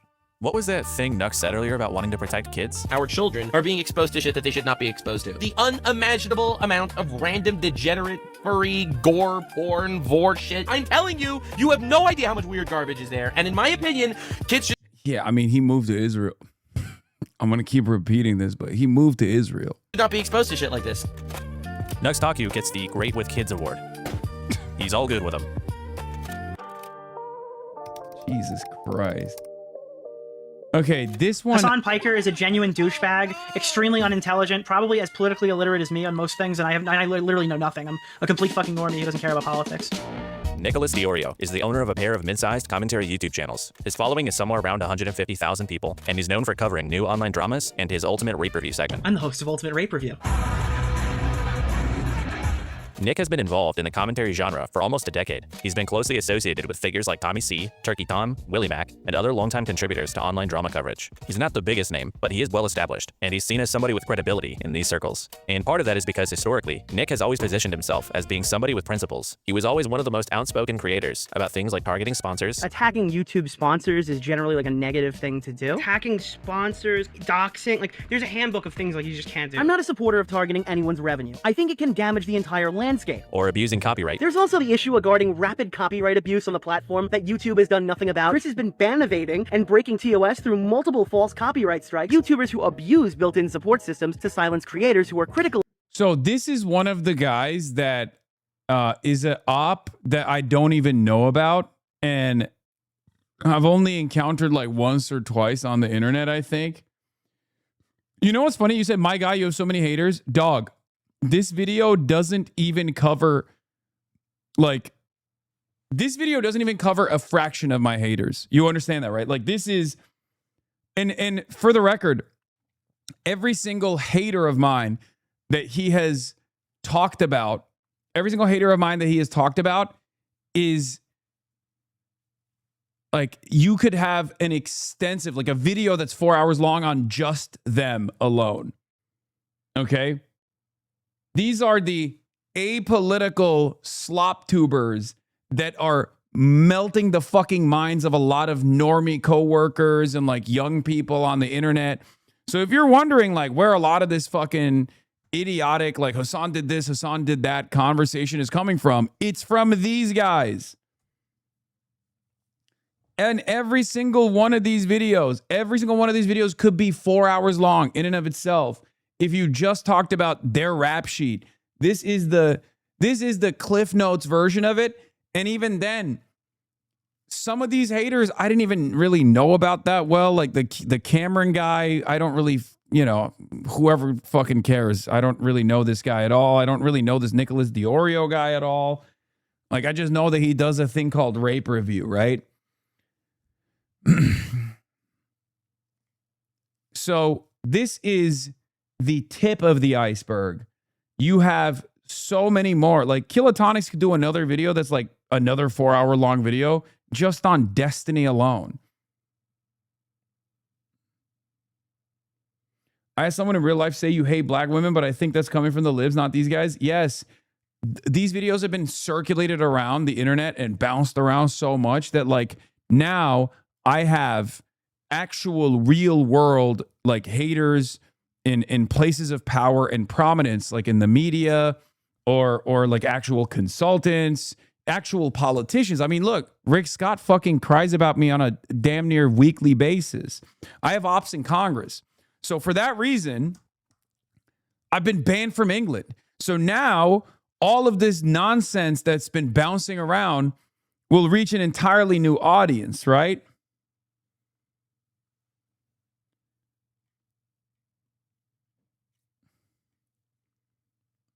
So now you got like older normies, which, by the way, the older normies are much easier to convince. You can just literally be like, that's not true. You got duped by the internet, you know, let's take you to bed. I got ops in Congress. I got ops in positions of power in governments. I got ops in both parties in this goddamn government. You know what I mean? So it is what it is. Rappaport is one, but I honestly think he's going to stroke out soon with all the screaming and turning red. Yeah.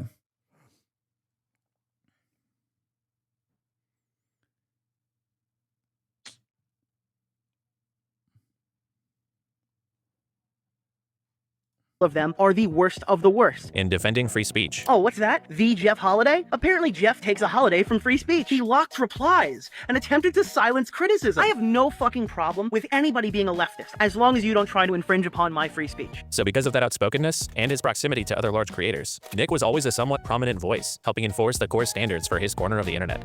However, recently, Nicholas has pivoted to covering almost exclusively Ethan Klein and his enemies, or to put it more specifically, sucking Ethan Klein's balls for 25 hours a week. What I think Ethan should do is he should use the GoFundMe money from the lawsuits to buy all of these things. I think he should take all that money and then buy Anissa's house. If everybody can see that what Ethan is doing is so fucked up, then why are you guys getting so much hate? Ladies and gentlemen, Ethan Klein has confirmed that his motion to subpoena Reddit and Discord was granted. Ooh. His relentless positive coverage eventually got him noticed by the Kleins themselves. I love Nicholas Diorio. I'll say it. I've been watching your content. I think you're very funny guy. And I feel like your coverage has been really good on topics that I end up watching. Like you're good with research. He's seen consistent growth in subscribers, likely from H3 viewers, ever since he shifted his focus. And as a result, Nick has been cemented as Ethan Klein's number. Yeah, the problem with the origin of your clips is that the communities that spread it know their favorite content creator is irrelevant and their reputation is dirt, so you attacking them back is pointless also. Yeah, that's another issue. I can't like what am I supposed to do? Be like, oh, that came from a sex pest cult that's led by a guy who's currently in an active court case for distributing revenge porn. Most people are going to look at you and be like, I don't care. Like, address the clip, you know? So, but yeah, I'm going to skip Nicholas Diorio. Let's look at the dishonorable mentions.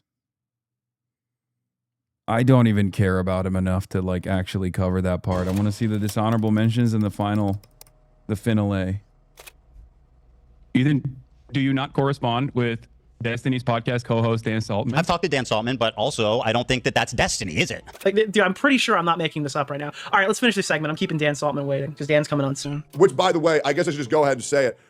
Me and Dan Saltman are gonna have a YouTube exclusive stream pretty soon. I've actually been like getting calls and invited to like tons of streams of all sorts of streamers. I just did one with Tectone and Dan Saltman the other day. This post was going mega viral on their subreddit. It says Dan Saltman's minions, Ethan's bestie. I love how they're so desperate to connect the dots on shit. It's so stupid. Dog, it's right there. It's literally right there. How can his fucking fan base be so goddamn stupid? That actually blows my mind. Like, you can't be that dumb, can you? I mean, he's sponsoring the fucking show. The sponsorship is right there. Wow. It's an ad. It's an ad right there. Either the ad doesn't work, either the fucking ad doesn't work because no one is aware of it, or you're the dumbest person on the planet. Are mass reporting Hasan to the FBI for the crime. At the gooey, sticky center of this large scale. I just say your haters remove context, explain the truth, and then tack on that Sex Pests Online hate you and work to spread your lies. Great. Keep up the good work. Misinformation campaign against Hasan is a weird middle-aged dude by the name of Dan Saltman. I don't really want to give equal time to this guy, but to his credit, it's hard to ignore the impact he's had on people's attitudes towards Hasan. You see, Dan is the kind of guy who gets off on feeling more important than he actually is. He's always talking about how much money he has or how many important people he talks to. I have House of Representative members that I have meetings with. And he really likes the idea of being remembered for something bigger than just being Destiny's best friend. To that end, he's decided to spend the last couple of years pouring resources into desperately trying to bring down Hasan. He kicked things off with his campaign against Dan Clancy and Twitch regarding anti-Semitism, which he opened up by massively overstating what was actually just a very stupid oversight on Twitch's part. The claim was essentially that Twitch had been banning Israeli users from making new accounts. But aside from the fact that Dan potentially lied in the way that he presented this initial complaint, Twitch's totally understandable explanation didn't stop him and Ethan Klein from helping launch a full-scale PR attack on Twitch and its sponsors, citing things like chat messages during Hasan's streams as evidence of Twitch harboring anti-Semitism. Another notable example they used was this panel during TwitchCon 2024, where a group of Arabic streamers ranked other creators according to their level of affinity for Arab culture or something. Now, it would be totally fair to criticize the people who hosted this panel for it being stupid and not funny, but Dan and Ethan Klein managed to convince a bunch of people that this tier list was actually racist against Jews. I mean, it's kind of just Arab good, Jew bad. I mean, I'm having a hard time seeing this any other way. While trying to excuse her racist, disgusting, fucking anti-Semitic behavior on stage. Okay, the Dan Stockman stuff is obviously super crazy in and of itself. He's just been stalking my ass for 3 years now. It is kind of funny because, like, once again, we go back to what do you do when someone just has a lot of money? Dan has a lot of money, right? So does Ethan. And they're just insane. Like, they're positively batshit. They have nothing to lose. Ethan actually at least had like some level of respect within the content creation community that I think is forcing him to maybe reconsider his like frivolous lawsuits and stuff. But Dan, nobody knows who he is. Nobody gives a shit. He's just an insane guy with a lot of money, and he will continuously bot his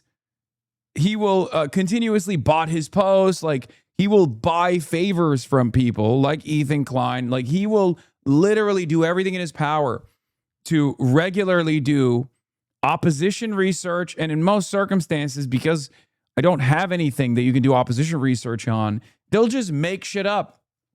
They'll just keep lying continuously and engage in like sophisticated doxing and smear campaigns in many instances where they're just straight up lying about shit. And yeah, I don't know. I don't know what to do about it because he's an utterly irrelevant person who has openly admitted that he wants to slander me. Like, his life's mission is to just like openly and actively slander me too. Of putting Jews on the bottom and Arabs on the top of their tier list. And this narrative somehow got sold pretty well, despite the top tiers consisting of mainly non-Arabs and the bottom tiers consisting of mainly non-Jews. In fact, as far as I could tell, Ethan is the only Jewish person at the bottom of this list. This panel was made for the Arabs podcast, which is about Arab identity and culture, and features a Jewish host. Ethan and Dan tried making the argument that because Sabra is an Israeli brand, that this panel was ranking people from Arab to Jew and was therefore racist. But Sabra is also just the most basic mass-market hummus you can buy anywhere. Hummus is a core Arab dish. To Arabs who take pride in their culture, Love Sabra just represents cultural disconnection, not Israel or Jewishness. The panel wasn't even saying it's better to be Arab or anything. Was this idea for a panel maybe controversial? No, not really. I have a hard time getting on board with being genuinely upset about this, but the nonsensical outrage about it worked, particularly for liars. Twitch.tv allowed them to do an Arab to Jew tier list. Twitch needs to take responsibility that they had a fucking racial tier list. The tier list goes from Arab to Jew, and they use like hummus as a stand-in for Jew. The noise that Ethan and Dan generated about this panel led to the ADL stepping in and pressuring Twitch to take action, and Frogan and a few others that participated got 30-day bans as a result. Which was double the length that Asmongold received for saying Palestinians are an inferior culture that deserve to be genocided while the genocide was ongoing. Asmongold received 14 days for that. A lot of people were very offended by it. A lot of people were very mad he got banned at all.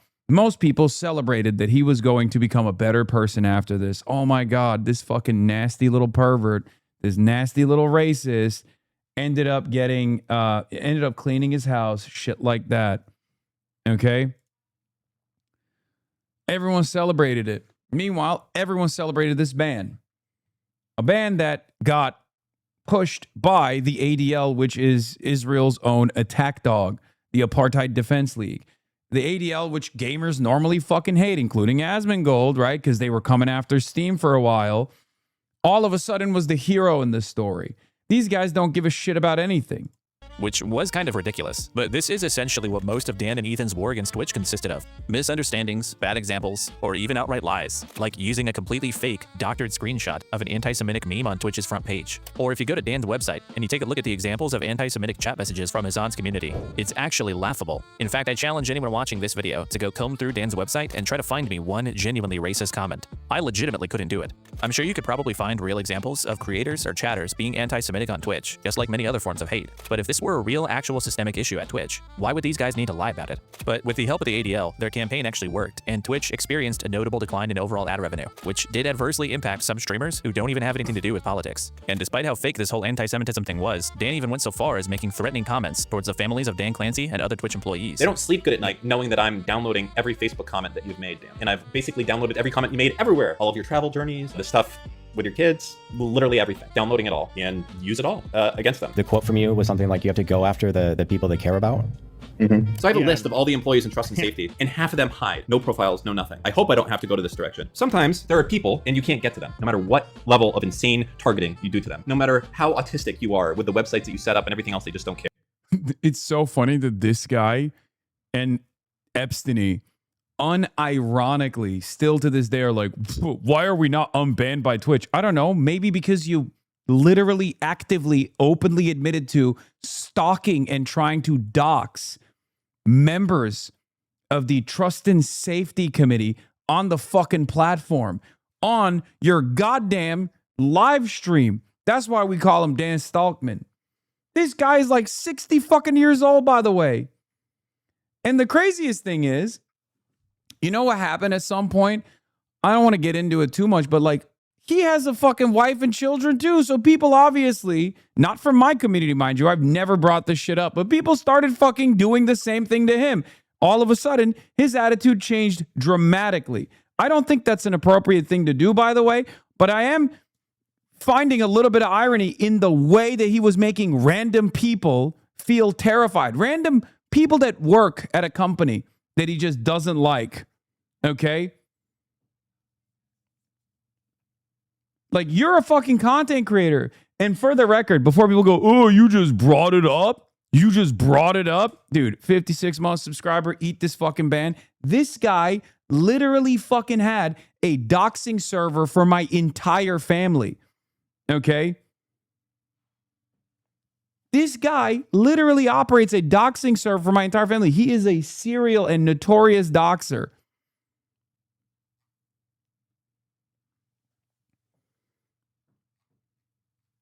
The fuck are we doing? We have to get back to a normal place on the internet where we can't just like mass harass, mass stalk, mass dox people and their family members and the individuals in their lives, okay? We can't be doing this shit. I don't participate in it. I wish he would stop participating in it. Then you have to start going to the people that they care about. And then they start caring. Yeah, you got to be a little bit unhinged to go against a $50 billion company as one person. And I say back to, and the reason why I say back to is because this kind of stuff was always happening, right? This kind of stuff was always happening on the internet. It just was happening, you know, in the deepest, darkest pits online, okay? People like Dan Stalkman, people like Epstein, they organize it and they turn it into content. They take, hey, thank you, Phoenix Emoji, for the 56 community gifted subs in honor of that 156 month chatter that just got fucking yeeted off the face of the earth.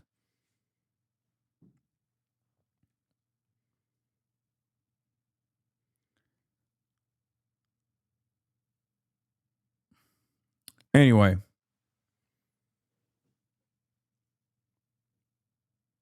I personally find it hilarious that the Pest would have probably been unbanned, but for their stalking and slander ops against the platform CEO and employees. Yeah, most likely. He cried when people called her workplace while he literally brags about calling random viewers jobs to complain about them. Yeah, that's what I mean. It's like, it's so crazy. It's so crazy to me that this guy thought that like what goes around would never come back around to him.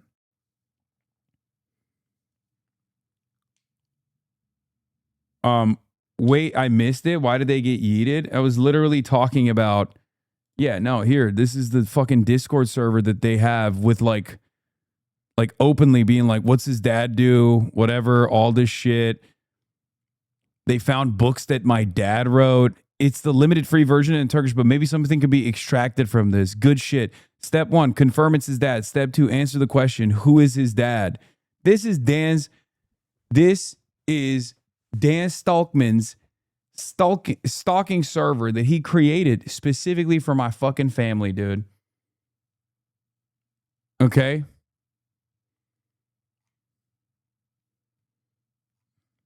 They're probably watching this shit right now.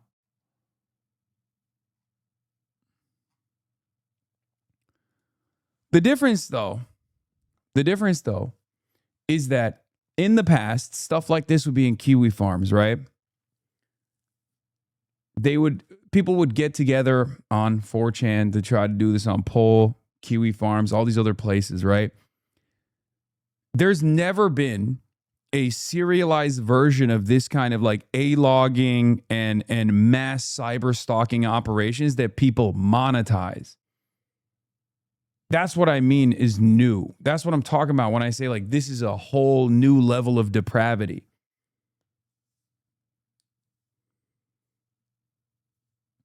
Yeah. They took over a subreddit, LSF, if you recall. They got bots on Twitter. They brigade fucking subreddits all the goddamn time. It's crazy. All you do is talk politics. Wow, that's insanity. There's no reason for that. They should go to jail. Yeah. I mean, the law hasn't caught up to this kind of behavior. The law hasn't caught up to this kind of behavior, but yes, of course it's illegal. And it will be illegal in the future for sure.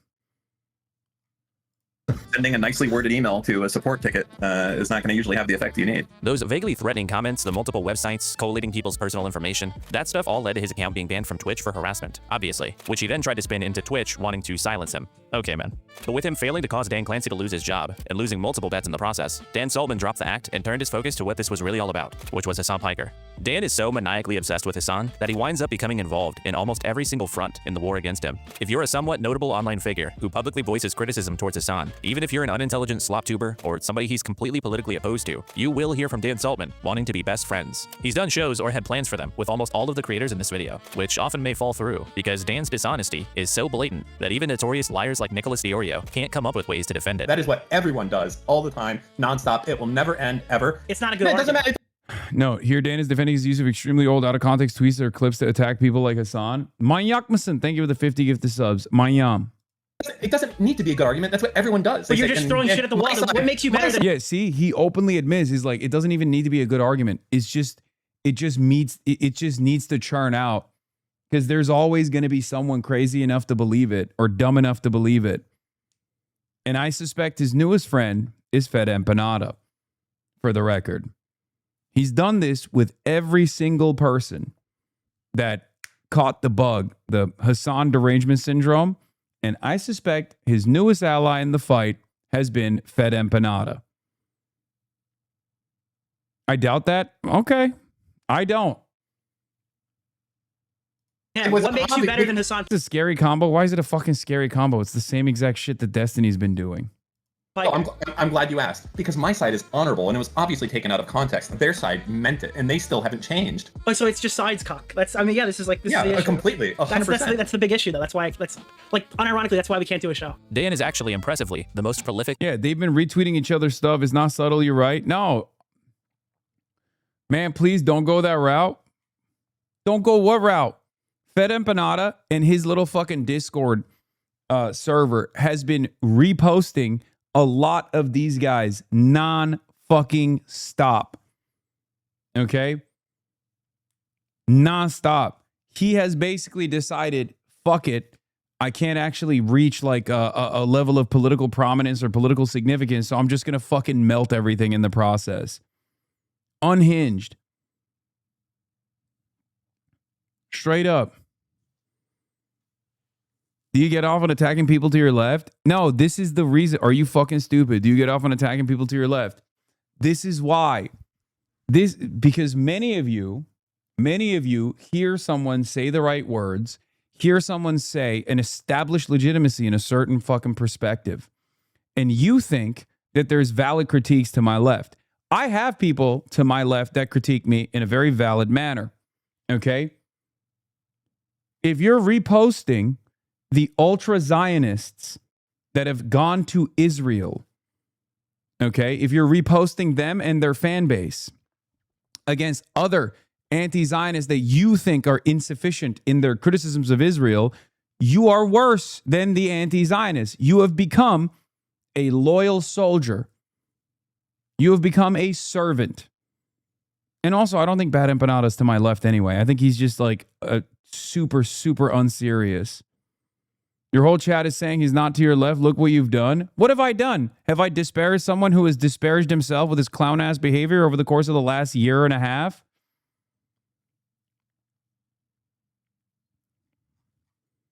Okay, man. Well, keep getting fucking duped.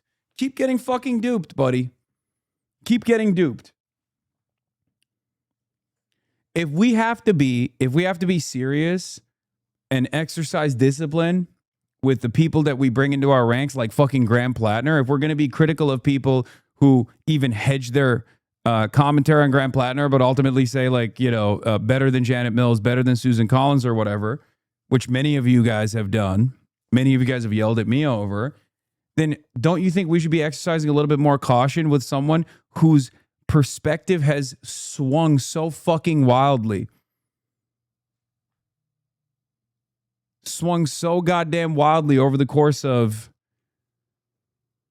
I don't think they streamed together. I think this is just I don't think they streamed together. I think Destiny was just watching his video or something. The reason why I'm saying that is because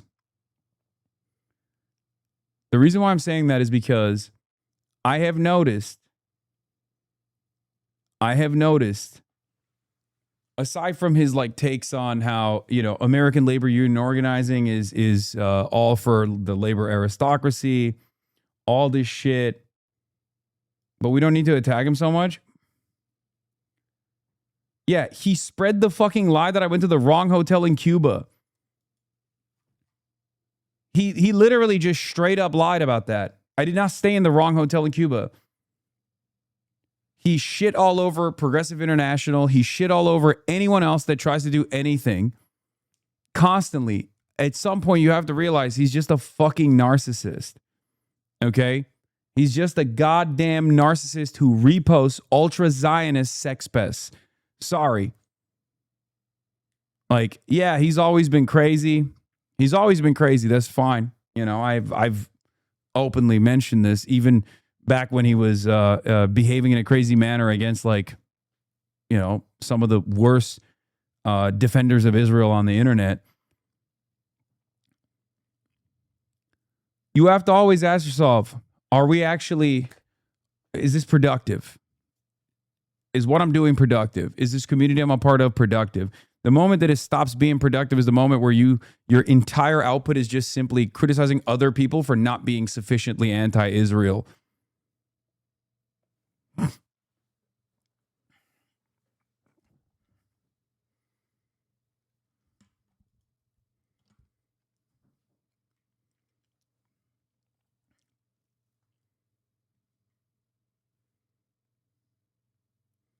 Yeah, when the Trump administration, when Fox News came out and said that I had a subpoena waiting for me, he joked about how he had information that would help the Trump administration come after me. Like, at a certain point, you got to realize, like, okay, you know, maybe you're just LARPing as a fucking third worldist.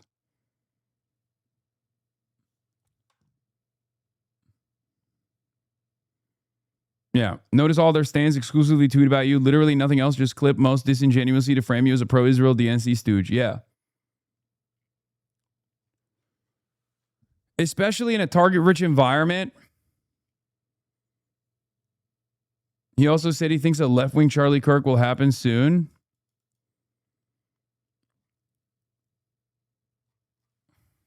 I feel like in a target-rich environment where there are so many horrible right-wing content creators, if you're spending all of your output, all of your time, all your effort disparaging people that are marginally to your right, if you think that that's the case, simply because they have different methods. Did that subpoena ever come, by the way? No, it never did.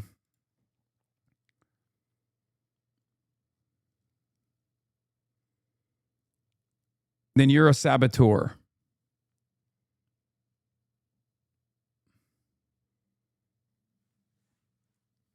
He's made jokes about getting Zoran killed or someone should assassinate Zoran Mamdani. It's just not normal.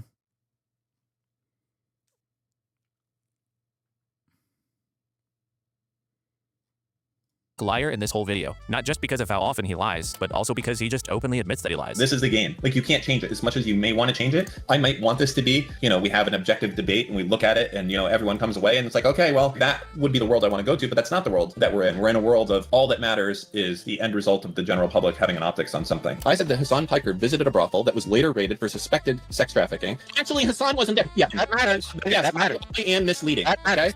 Yes, you are misleading. Yes, Dan. Yes, Dan. That is the game. 100%. Do you not think that that's what people do on Twitter all day, every day? Yeah, but you're the guy on Twitter. That's the game. But I'm not playing the game. I'm trying to get the truth. I'm sorry. Like, I'm not here to play your game. It's not my game. That is the game. I think. Does Cav fall into this? No, I don't think so. But they were yelling at him too. They were claiming that he's like too scared to call me out or something. Again, they said that about Chris Kunzler. They said that about Cav. They said that about people that I've known for far longer than Bad Empanada as well. People who I actually respect. And it's really fucking insane. It's genuinely insane.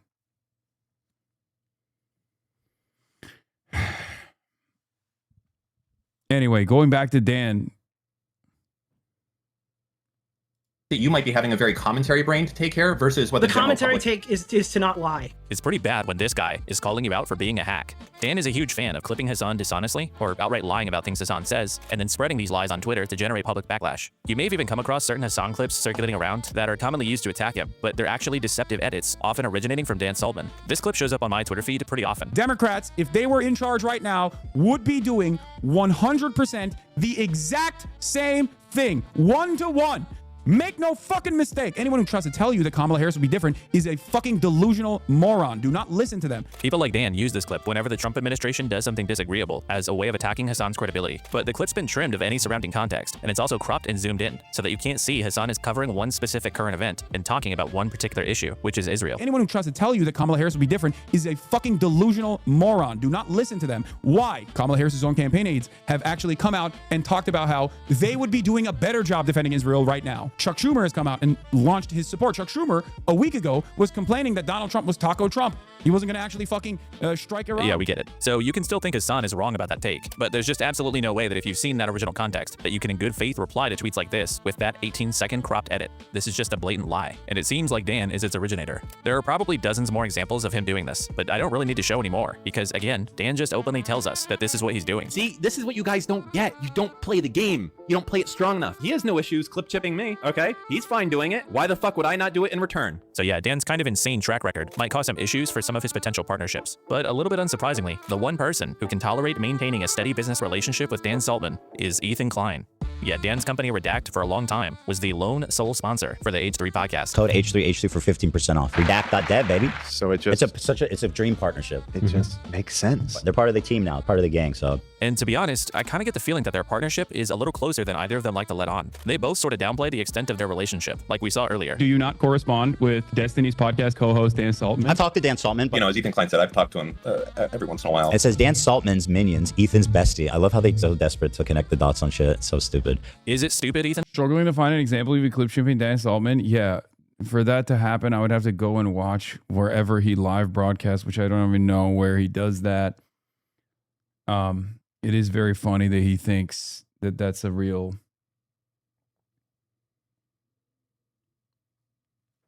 That's a real thing that's happening.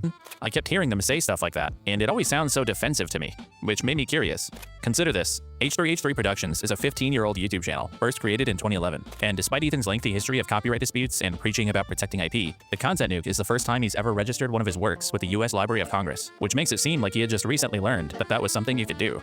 And that left me wondering, where did he get the idea from? But basically, yeah, so I got banned by Twitch for extreme harassment, permanent. I put in a request to cancel my partnership agreement, which is a right that is afforded to me in the contract that I have with Twitch. And then after that, I put in a request for them to delete all information about my account.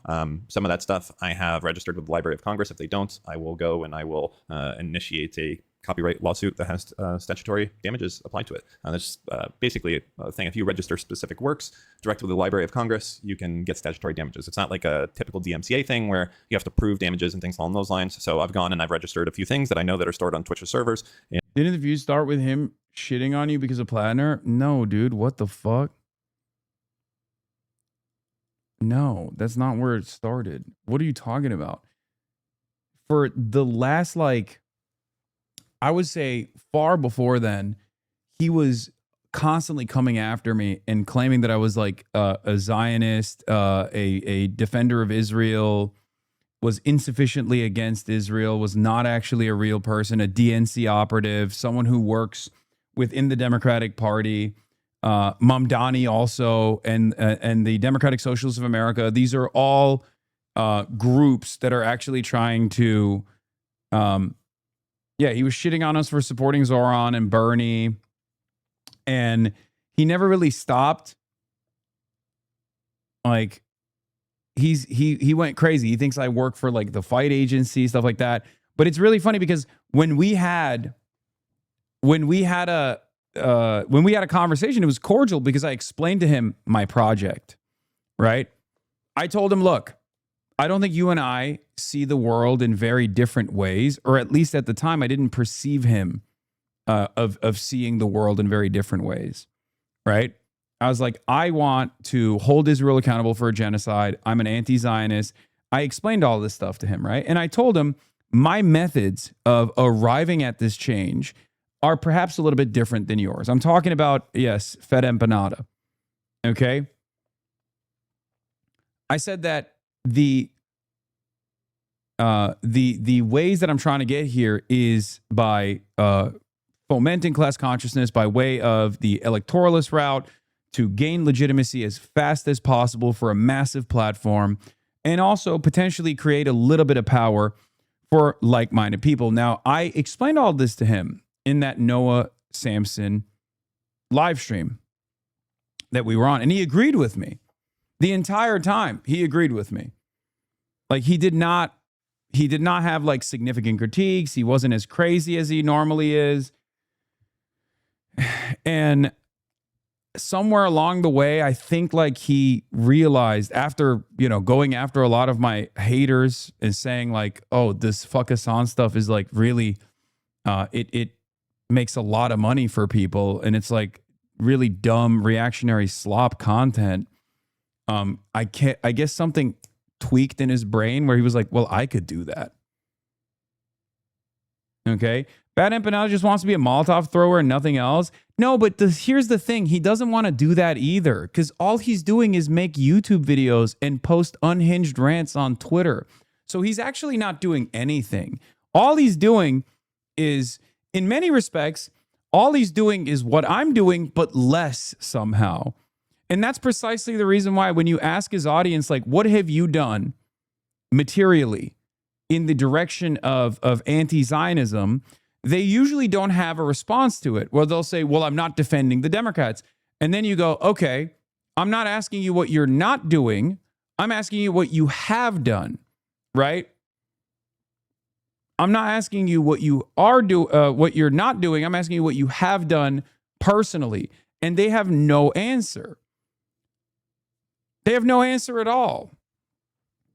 Yeah, he went to Cuba. Yeah, and so did I. And when he went to Cuba, he literally used that to gain leverage over criticisms that he launched towards Progressive International, myself, aggressively lied about my lied about my circumstances in Cuba. That's what's so fucking crazy. Yeah, he attacked me for going to Cuba, said it was fake and phony, unlike him, who he was doing it in a much more real way. Right?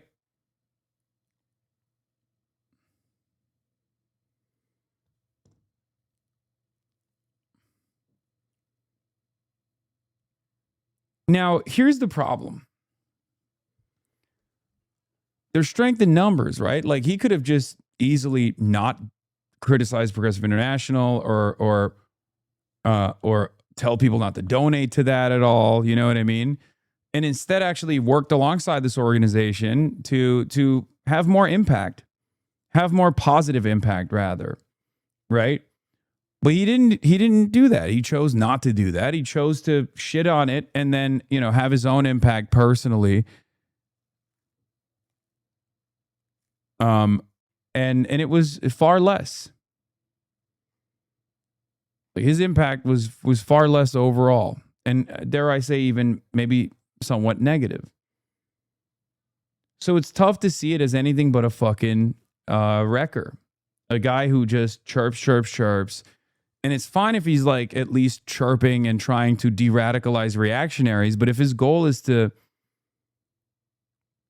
if your goal is to simply try to throw a fucking Molotov cocktail in any kind of left organizing in this goddamn country from afar, and rarely ever talk about, you know, situations unfolding in your backyard, like the owner of Palantir, the founder of Palantir moving to Argentina, shit like that. Perhaps he has done some stuff. I haven't seen it. All I see from his output is just drama slop. At a certain point, you got to be like, what are we doing?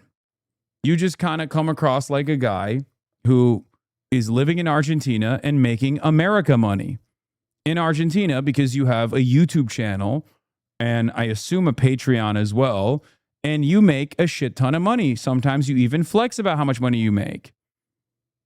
Thiel isn't the founder. This is basic knowledge. My mistake.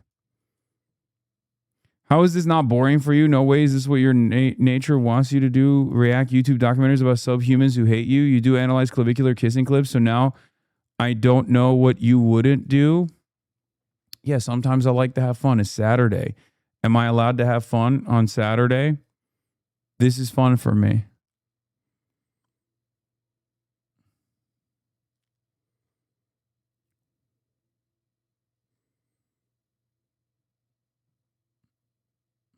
And I'll move forward with that if they don't delete all of my data. So there's that. What else was I going to talk about? To go riding in a one-horse sleigh. All right. Jingle bell, Thank you, jingle everybody. bell, jingle bell rock. I'll have a special Jingle project on bell mid-break, so don't miss that. And wow, we'll be back in January. Also, I have been teasing a work on a video I've been working on, or a special project, let's say. I have spent every waking moment on this project. Hope you guys enjoy that when it comes out eventually. I think within 2 weeks for sure. Within 2 weeks. Well, I'm happy to tell you guys now. I, Ethan Klein, have registered Hasan Piker Content Nuke with the United States Library of Congress. Some of you guys out there sweating? And then Dan posted this Discord message right after Ethan's video announcing the lawsuits was posted. And look, none of this is proof of anything. But why does this matter? Well, because if what I'm suggesting is true, and Dan and Ethan have been in somewhat close communication since November of 2024, it would actually create quite a few problems for Ethan. Number 1, it supports the idea that Ethan was originally trying to target Hasan with his copyright plan. This is something that Ethan denies, but if he had come up with the plan with the help of Hasan's number 1 hater, who do you think it was originally intended for? And if people knew that was the original plan, it kind of makes Ethan look bad. Not only would it build a stronger perception that he's abusing copyright law because he switched his target after the original plan failed, but also his original plan failed. Ethan had been begging Hasan to watch his video, but a month had passed and he was still unable to get him to do so. So then look at what Ethan registered last February. I'll never forgive Hasan Piker for this. To me, it just seems obvious that Hasan was the intended target of the copyright plan. And obviously Ethan wouldn't want everyone to know that that's what he was trying to do because, you know, he lost. Number 2, Ethan... Wait, what? He registered I will never forgive Hasan Piker for this?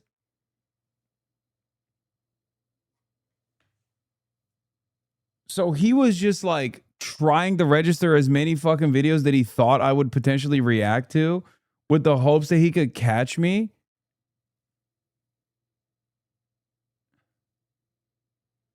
Bro, that's so funny. Him using AI voice to say shit you didn't say was one thing, but him saying, as Hasan likes to say, a K slur on a pike is so fucked. Yeah, I mean, peak mental illness. This. To me, it just seems obvious that Hasan was the intended target of the copyright plan. And obviously, Ethan wouldn't want everyone to know that that's what he was trying to do because, you know, he lost. Number 2. Ethan vehemently denies that he worked alongside the ADL to get Frogan banned and claims it was anti-Semitic for Hasan to suggest that he did. I have never spoken to the ADL. That's a defamatory claim that has zero proof. And frankly, it sounds a little Jewish conspiratorial. But guess who it sounds like did speak with the ADL? Wait, what do you think caused the ADL and stuff to apply? Like, why do you think what's happening now is happening now? I think, well, I can't say all of it. I think. Hold on, what does that mean? Can't say all of what? And why can't you say it? Like, I'm fine to be this cabal Discord Jew that meets up on Fridays with all the Jews across the world. So you are talking to Jonathan Greenblatt. Got it. In the secret meetings. Like, I'll play that part. That video is now called Hasan Piker Laughs at Dead Israeli Children. Yeah, I have that's reached out crazy. to all of these organizations and give them information. Seems possible to me that Ethan was a little bit closer to the ADL's involvement with Twitch than he would like to let on. So if you're mad Frogan got banned, fucking I'm laughing in your face. And I did that shit. I'll take credit for it. I fucking did that shit. So you can kind of start to see how a close relationship between these two causes some optics issues for Ethan. And there are other possible explanations, like wanting to avoid anti-Semitic tropes. Sounds like a little Jewish conspiratorial. Or not wanting to be associated with Destiny. I've talked to Dan Saltman, but also I don't think that that's Destiny, is it? But I think reason number 3, why Ethan would downplay his relationship with Dan Saltman, might just be that Dan is kind of a massive piece of shit. We've already covered his blatant dishonesty and his threats against Twitch employees and their families, but Dan is also a notorious and open doxer, something that Ethan should be principally opposed to. Here's the mods doxing our office. Yes, this is actually a real screenshot. This is fucking insane. Does Ethan just not know that his business partner does this too? He's pretty public about it. There's one of Hasan's moderators, the guy named Comrade Liam. He's been calling me a pedophile, and I did a subpoena and got his information, his full information. It was quick, surprisingly. Wait, really? You can just do that? Yep. Stop! No! That's late. No, you don't do that shit on my stream. Here's him then tweeting a photo of that person as a minor, obviously censored here. And here's him trying to intimidate the spouse of somebody who was saying weird stuff about him online. So that's crazy to do.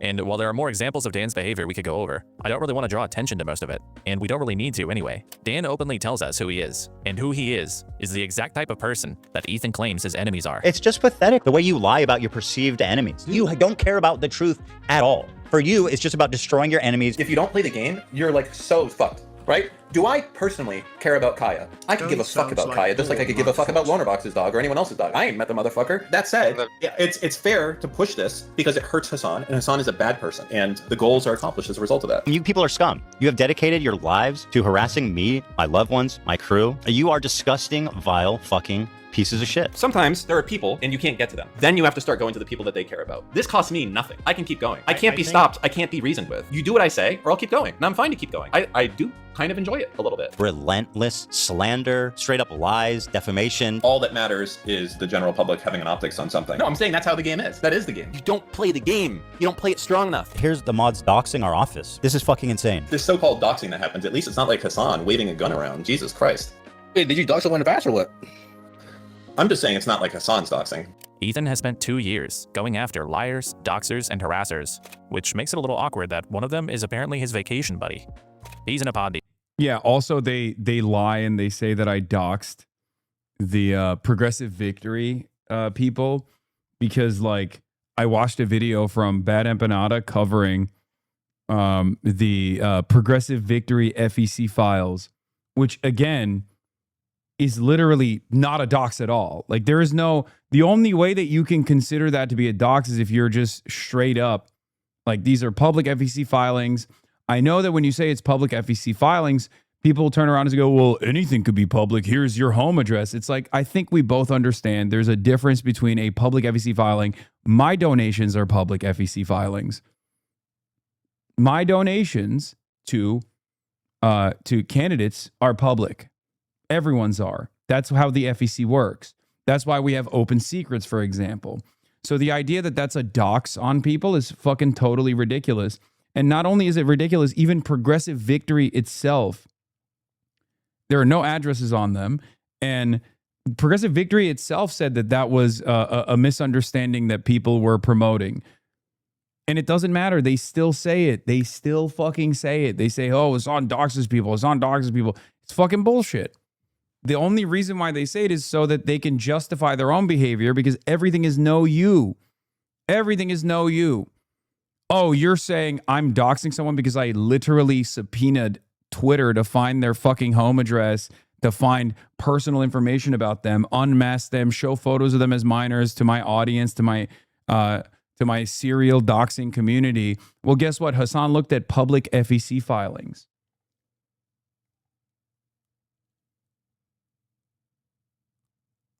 That the organization itself said was not doxing. Stu, I'll tell you. I don't want to spend any more time on Dan because I think he gets off on this shit. So Dan Saltman doesn't get an award. So to me, it's quite obvious that these people have zero standards. None of this was ever about harassment or defamation or doxing because the clients don't actually think those things are bad. They just don't like that it's happening to them. Ethan doesn't care. He thinks you're stupid. He thinks he can make up justifications and explanations for his behavior that people will buy. And they do. All of these guys have been pushing a completely dishonest agenda, each for their own reasons. For some of them, it's clout. For others, it might just be stupidity. And for some, they just want you to be looking at somebody other than them. But they've all willfully pushed these lies, and in the process, they've eroded any standards we used to have for political and commentary creators. Things like doxing, abusing copyright, and harassing smaller figures into silence shouldn't be permissible, but your favorite streamer has convinced you that they are. Because remember,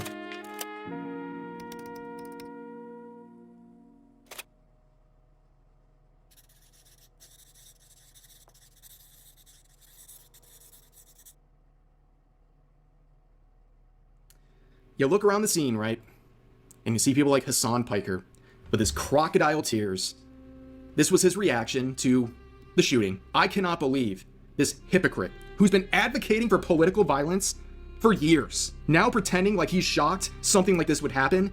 No, dude, not you. You are disgusting. I am so tired of this man and his violent rhetoric, crying on stream. No, not you, man. Not you. It's so obviously a call to violence. You're obviously wrong for saying it. There's no justification at all to say something like that. I feel like I've seen a few different clips of Hasan saying like, we don't really know for sure if Kamala would have been different. And once again, we have Hasan engaging in activities which may very well violate California law. Sam Cedar, another one I'm ready to burn because he also like protects Hasan at all costs. God, I fucking hate Hasan so much. Hasan is a fucking stupid, tanky, jihadist, apologizing piece of shit. Fuck Hasan. What a fucking asshole. Because Hasan is the most unlikable human being on earth unless you want to have sex with him. Like when we go to his channel.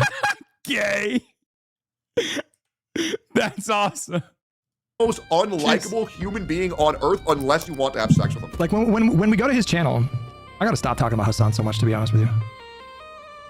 It just bothers me that like Okay, so you think Hasan is not fun to talk to about anime? I think normalizing Hasan is dangerous because there's genuinely so much to attack Hasan for. Every day there's like a new thing to bash Hasan over the head with because he's just so fucking stupid and malicious. I genuinely do believe that Hasan is one of the worst people on the internet. Hasan Piker is the most dangerous person that if you're over the age of about 35, you've probably never heard of. So Hasan is one of the most terrible human beings on earth. At least your villain, Ethan Klein, showed real emotion. And when he discovered the news on his podcast, he was sobbing, and I believe his tears. I don't believe Hasan Piker's crocodile tears. The people that simp for Hasan who are like, he's hot, whatever, it's so pathetic. Even if you think it's hot, it's so embarrassing. It's so cringe, guys. Please, I'm gonna fucking die.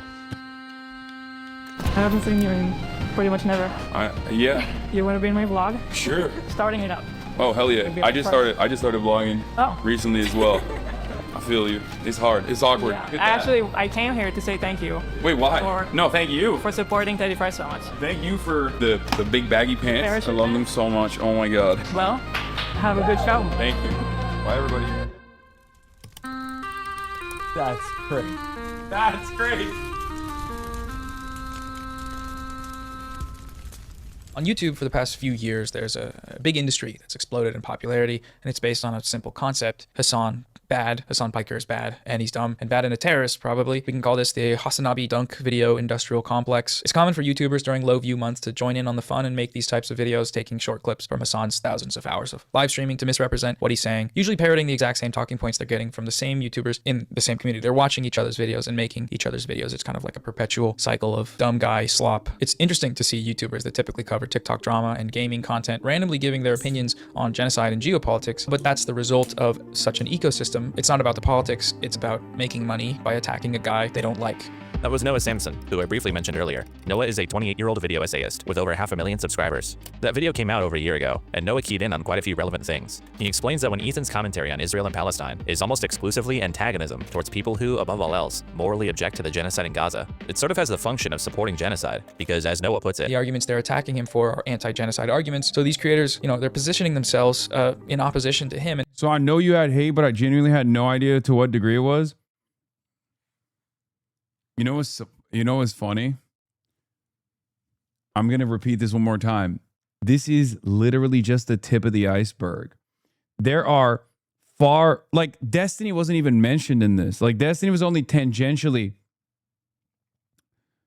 Epstein was only tangentially related or mentioned in this video, like a little bit. A lot of this stuff is originating from his cult. Okay? That's one. Then there are a fuck ton. There's no Pegaslop. There are like left anarchist versions of this as well too. Like there's definitely left adjacent wrecker content creators as well. There is a reason why if you look at anything I post on Twitter, if you ever look at the replies, it's insane. You get shit talked so much that my opinion of you before I actually started watching your stream was decided ahead of time. Everyone said you were some kind of extremist asshole shithead. A lot of my leftists on me, so I just kind of believed it. I have to wonder how many others are true, lol.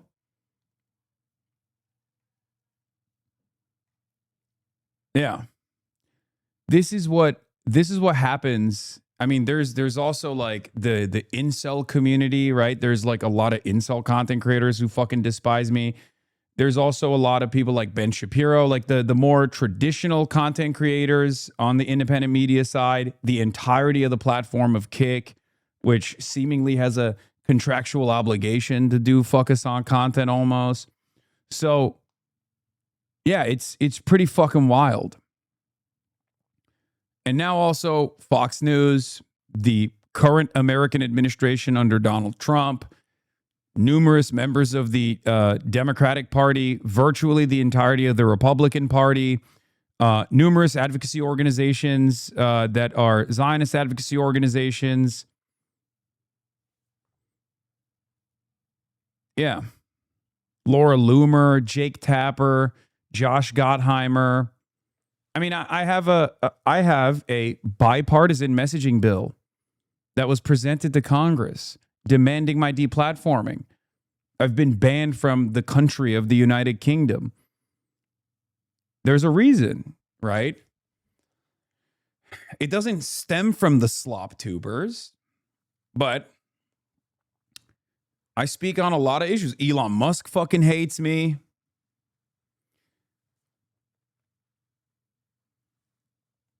So there are so many unhinged people who spend a great deal of time. This is part of the reason why I stopped responding. Part of the reason why I stopped responding is because if I spent every waking moment reacting to people who make fuck us on content, I wouldn't be able to cover the news. I wouldn't be able to do anything. Look at this. We watched one video. It was like 3 hours and 50 minutes. That's the whole day. And this is just a couple people. This is just a couple people. It's the tip of the iceberg, right? Look, just today, Charles Downs. Today, Ro Khanna and CNN reporter seemingly ventured into a war zone in a fake country known as Palestine and shared an unintentional incident. Unsurprisingly, Hasan just announced that Khanna will be speaking to him on Monday about his experience. In April, I embarrassed Ro Khanna by asking him about appearing on Piker's show. These Islamic communists are crazy.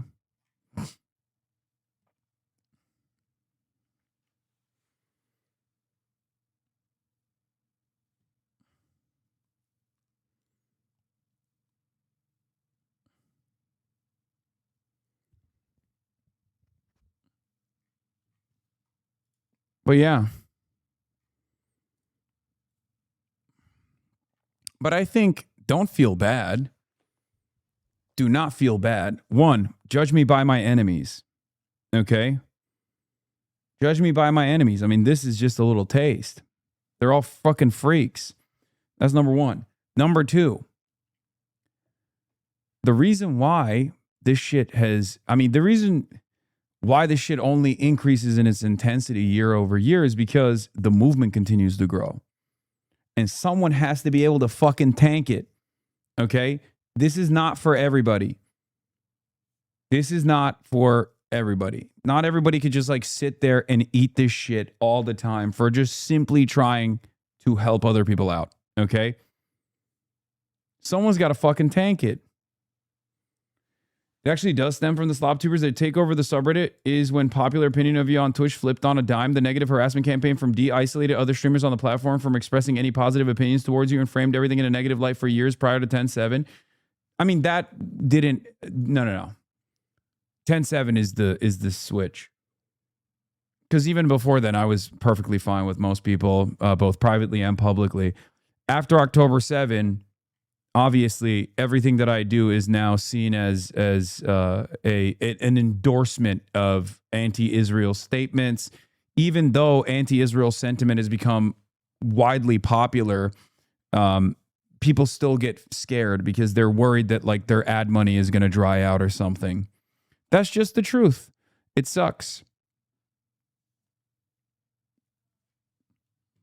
But if you're wondering why everything I do is presented in this like unbelievably negative manner, this is why. Because there are concerted efforts to constantly paint everything that I'm doing in a bad light. Everything I'm doing in a bad light. But it's all good. I got my community. I got my people. We got this movement. And I got, more importantly than anything else, the truth on my side. And the truth will always prevail. His arguments de facto positioning themselves on the pro-genocide side. You know, anti-genocide is pro-genocide. Which isn't really that unreasonable. And when you think about it that way, it further illustrates that the widespread Zionist perception of Ethan is really just a product of his own behavior. Let's bring an Iraqi terrorist group to your neighborhood and you just go out and be slaughtered and your mom be slaughtered and your kids be slaughtered and you burned alive. And again, I'm saying that I support Palestine. I don't know how more I can express that. You know? But Noah also lays out the thing that we've been demonstrating for the last 3 hours, that there is a massive and corrosive financial incentive to make content that... Set to it, run. Thank you for the 20 bones. God damn. Hype train incoming. We haven't carried the flame today yet, chat. Maybe we can carry the flame right now. Paints Hasan Piker in the worst possible light. And it's gotten worse since he made that video. Guys like More Pegasus, Sensitive Society, and WestJet have virtually perfected the craft. And it's not just creators. There's an entire network of entities across multiple platforms, all feeding off each other to spread misinformation and baseless character attacks about Hasan. Places like LSF on Reddit or Yeet on Twitter. These function as dedicated anti-Hasan news networks that feed back directly into the machine. A clip gets posted, a creator makes a video on it, the news networks post clips from those videos. It's this bizarre incestuous cycle of people just jerking each other off about how terrible Hasan Piker is. It's funny, for how much Ethan Klein cries about an organized harassment campaign, you would be shocked at how organized Hasan Bad is. Fucking A, let's go. Ethan Klein, Destiny, Dan Saltman, who else is there out there that is pushing the fuck Hasan narrative? There has to be more of us. Well, it's happening organically because people realize that Hasan is a crazy person. Yeah. He is a bad guy. I am so happy that I could be part of this movement to destroy this fucking terrorist motherfucker. So this goes beyond a genre. It's like an entire ecosystem. But the attacks on Hasan are also often exaggerated, misleading, or even outright false. And as we've already seen, there's quite the ragtag band of rapists, liars, and complete morons that are most responsible for pushing them. So all things considered, it can be a little difficult to parse what information about Hasan is actually real. So to wrap up this video, let's go through some of the most sensationalized and infamous claims about Hasan Piker and see which ones hold up. Let's start with one of the most widespread and craziest headlines about Hasan that still gets repeated to this day. Hasan visited a brothel in Germany that was raided for trafficking minors. Now, this story comes in a few different forms depending on who's telling it. You've got Dan, who very strategically says that Hasan visited a brothel that was later raided for human trafficking. Nuxtaku more aggressively states that the brothel was raided for the trafficking of at least one minor. And on the most extreme end of the spectrum, Destiny outright claims that Hasan literally raped a 15-year-old. So here's what actually happened. A long time ago, Hasan visited the legal Artemis brothel in Berlin, which is a pretty famous and reputable establishment. In 2016, this brothel was raided on suspicion of human trafficking, but the entire process, which involved 530 investigators, yielded no results. In fact, the authorities recommended no changes to the brothel's employment process or working conditions. And in present day, they're actually 100% compliant with Germany's Prostitution Protection Act. When the public prosecutor's office tried to salvage some remaining charges out of this case, the court rejected all of them. And it's noted here that it's rare for an indictment in Berlin to be considered so weak that it doesn't even open a trial. As a result of all of this, the local government publicly apologized to the Artemis brothel and compensated them almost $300,000 for damages caused. Now, there is one truthful element to this story. The raid was prompted by a witness whose abusive older boyfriend had been forcing her to work at the brothel, and she was reportedly underage. Her pimp was sentenced to 7 years for this. But this was just one criminal using an otherwise legal venue to exploit somebody. This wasn't Which not, by the way, in like 2017 or 2016, like 6 years after the fact, and the brothel is still in operation, which is what's so fucking insane about it. The brothel itself trafficking kids. And the only reason you would ever care about someone supporting a business where something like this happened is if the business itself did something that led to it happening. And following an extremely thorough investigation, a court rejection, and a formal apology from the city, that pretty clearly seems to not be the case here. So if you're telling me your standard is that all 100,000 people who visit the brothel each year are child rapists because of this one isolated incident, I just think you're lying. It's been speculated that the primary reason for the raid was actually that the city was missing out on substantial tax revenue because of the pay structure of the workers. Now, we can't know if that's true or not, but it is entirely possible that this whole thing had almost nothing to do with that one incident at the brothel. And to top it all off, that lone isolated incident happened 6 years after Hasan visited Germany.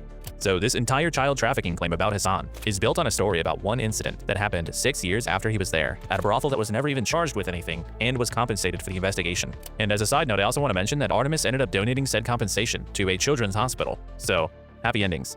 This whole story is really just a lazy way to desperately try to attach bad things to Hasan's name. I said that Hasan Piker visited a brothel that was later raided for suspected sex trafficking. Actually, Hasan wasn't there. Yeah, that matters. Yeah, that matters. And misleading. That matters. So while the underlying facts about this claim are somewhat true, the implications about Hasan that people make from them are deliberately misleading.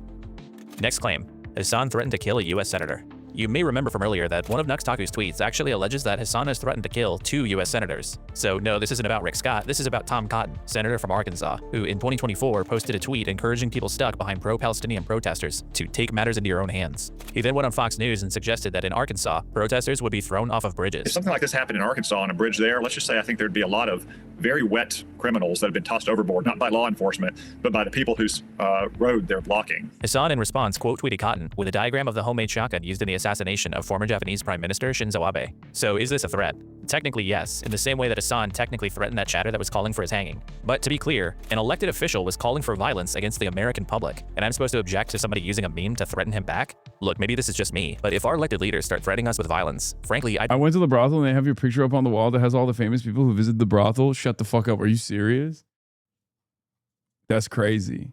kind of hope that someone would threaten them back. So you can say Hasan's response here was irresponsible or stupid if you want. Wait, really? But to say Hasan threatened to kill a U.S. senator while ignoring that it was a response to a call to violence is at best seriously misleading. Nope, Next, Lamau, Hasan fuck you, man. God damn it. I got stoked. Hila Klein was a valid military target.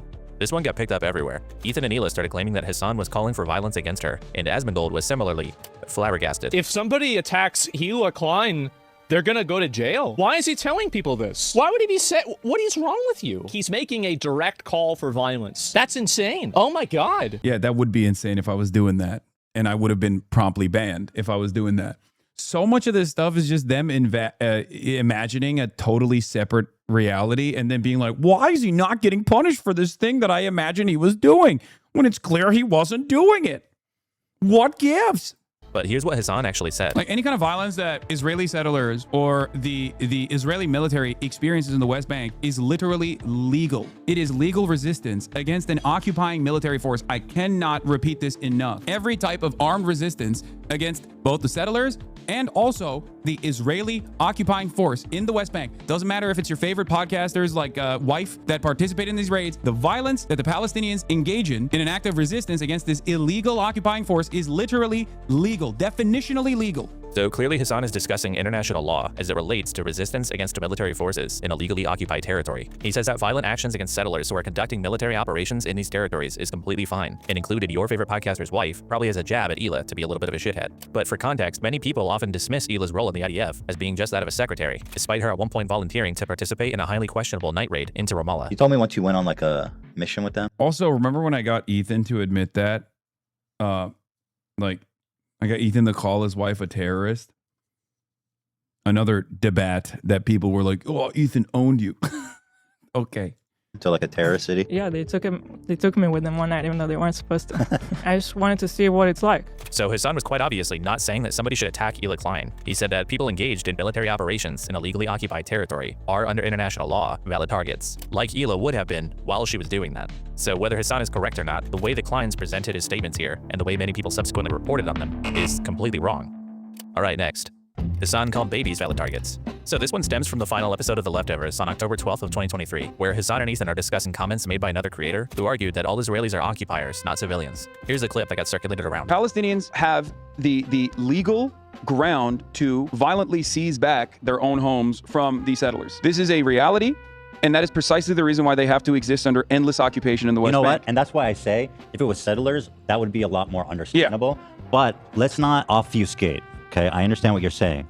But this dude just called babies militants. No, I understand. And there are baby settlers as well. But there are baby settlers as well. There are babies in the settlements. This very truncated clip got picked up everywhere. Stitch Adam, for instance, cut a video titled, Hasan claims babies are the same as soldiers. As a result, to this day, many believe that Hasan was implying that babies are valid military targets. But the clip conveniently leaves out what happened just minutes earlier. Hasan and Ethan are discussing JT Chapman's statements about there not being any civilians in Israel proper, as he considers it occupied territory. If Germany invaded the United States and they said, you know what, Cincinnati, Ohio is our ancestral home, and everyone knows that's blatantly false. But they take your home, they murder your grandma, they bulldoze like your neighbor's house. Are those people civilians there? No, they're occupiers, and those are criminals. That is, there are no civilians there. Hasan and Ethan both go on to disagree with these statements. I do not agree with that because I don't think that is a reasonable solution. Do you think what he said is evil? I think it is, one, unproductive, and two, it does not meet the realities on the ground, and it's not a viable solution. And after a bit more discussion, Ethan asked Hasan directly about babies being combatants, which Hasan, in no unclear terms, rejects. So calling, just to be clear,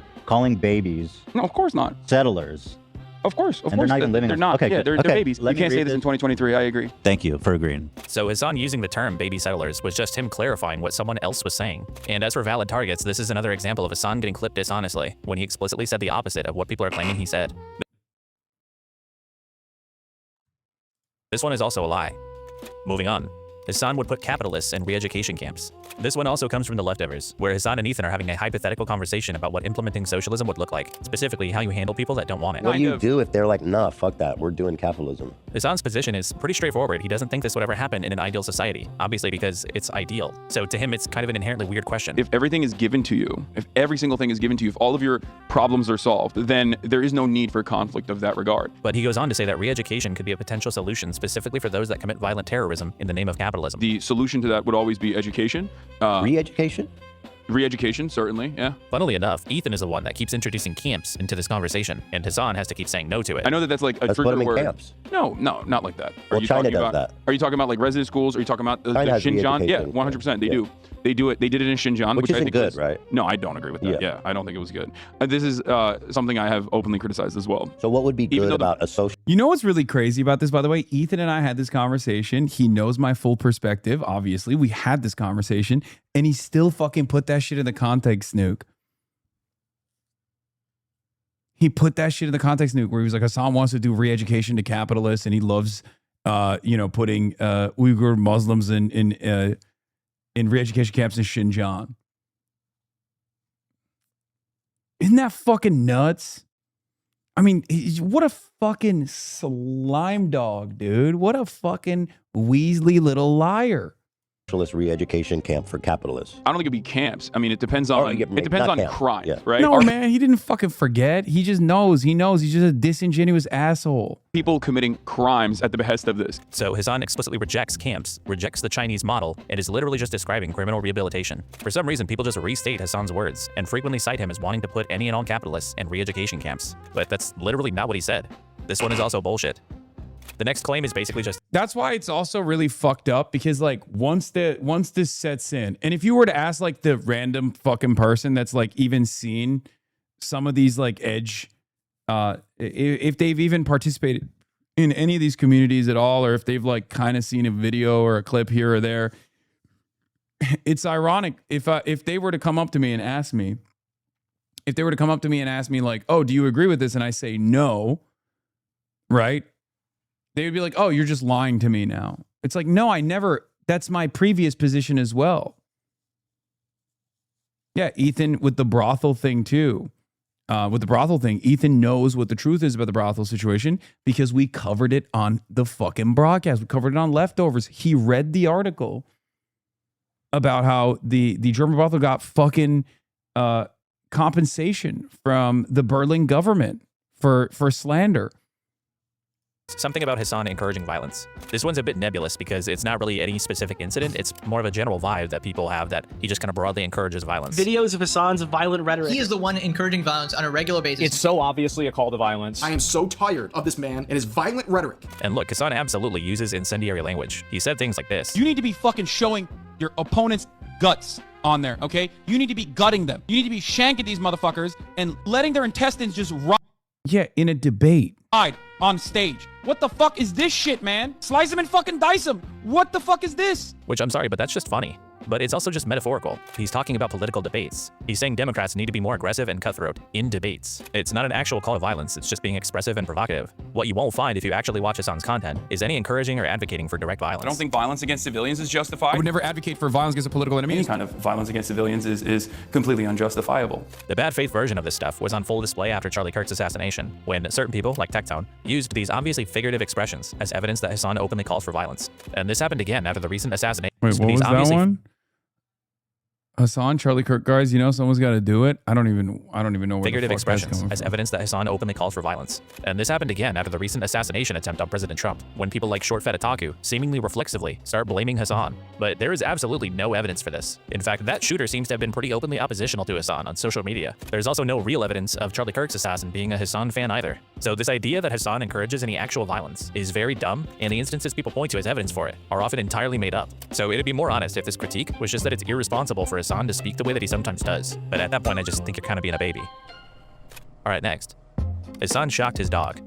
The story doesn't need much introduction. Hasan's dog, Kaya, appeared to yelp on stream when he reached for something on his desk, and the internet exploded with speculation that he used a shock collar on her. This prompted one of the most frenzied online news cycles ever about Hasan. Maybe skip this one. No, I mean, I don't care at this point. Literally, either people believe it, don't give a shit. People believe it, do give a shit, but don't care about it as much. Or people don't believe it, and understandably, there are plenty of people in this community who are like, this is fucking bullshit.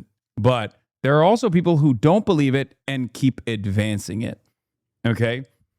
And I would go so far as to say the people who keep pushing this beyond like memes, beyond jokes, which many people are just doing memes at this point because that's just what it is. But it's just a meme at this point. But there are people who will go, why are you laughing about this? This is serious. This is serious. You're a fucking dog abuser. You're a dog abuser. And the irony is those people are oftentimes in this column, and therefore nobody takes them seriously. Where for weeks, #Collargate was all anybody talked about. Hasan denied using the collar. People analyzed every frame of the incident, and it still gets brought up to this day. Now, I will say, as far as whether Hasan shocked Kaya or not, based on all the available evidence, it's probably true. But here's the thing. Kaya is obviously a well-cared-for animal. She goes on multiple walks a day, she has regular playtime with other dogs, and everyone attests to how loved and spoiled she is. I have the best dog. It's crazy. Like, if there was a dog Olympics, like, she literally clears it. She is the #1. And shock collars, while not my preference, are a legal and still somewhat widely used training tool. This is basically the dog equivalent of spanking a child. You can disagree. The irony is Fox News also destroyed shock collar gate because they snap paparazzi pictures outside of my fucking house of Kaya going on a walk, and people figured out that it was a vibe collar. As I've been saying, it was a vibe collar. But it is kind of funny that, you know, everyone stopped talking about that. They just don't give a fuck. Agree with it, and I do also, but the idea that this represents some pattern of abuse is pretty silly. And if Hasan does use a shock collar and then lied about it, I kind of get why, considering the situation led to some people filing reports to have Kaya taken away. Does anybody really think it would be better for Kaya to be entered into the foster system rather than staying in the LA mansion where she seems to live a largely spoiled and happy life? Look, if you want to criticize him for using a shock collar, that's totally fine. That is a legitimate concern. But this story quickly stopped being about Kaya and turned into yet another desperate scramble for a smoking gun to use against Hasan. Do I personally care about Kaya? I could give a fuck about Kaya. That said, yeah, it's fair to push this because it hurts Hasan, and Hasan is a bad person. Spending a month covering it, filing animal welfare reports, and demanding Twitch ban him over this. These just aren't really proportionate responses to what he actually did. So I don't know, man, this obviously isn't ideal, but to me, even as someone who doesn't eat meat. Yeah, he falls in the camp of he did it, but who gives a shit? It's like at a certain point, most people are going to be like, why are you, like, it's very clear that this guy doesn't abuse his dog. What the fuck are you talking about? You know what I mean? It's just like, it's so fucking funny that the best thing that could have happened was me just like joking about it myself, and then all of those people getting super butthurt. And also likes dogs. It's just not that serious. Chill the fuck out. Next, Hasan supports terrorism. Even just engaging with this claim makes me feel like I'm losing on principle. And just to be clear, I don't really think that anything I'm about to say is particularly insightful. But what does supports terrorism even mean? Because if it means speaks positively of organizations that have been designated as terrorist groups by the US Department of State, then yeah, sure, he does do that. But when most people, especially apolitical commentators, say this about Hasan, that's not really what they're saying. They're using it as this severe moral condemnation, as though it's just self-evidently true that supporting any terrorist group is morally horrible. End of conversation. But if your definition of a terrorist is just whoever the government says is one, then surely you think anybody who supported the American Revolution or Nelson Mandela is a bad guy. Highgate is still X's favorite. He brings it up daily. Brother, Gucci bag. Let it go, bro. Let it go. He's going to keep hitting every vein he can. Someone was telling me that XQC was talking about the brothel shit. Who gives a fuck, brother? Can you not tell? He feels slighted. He feels fucked up about the decisions that he made in his life that caused him, that caused him to isolate himself from people that he was friends with, myself included. And he wanted to get the bag. It's okay. He will always be recognized.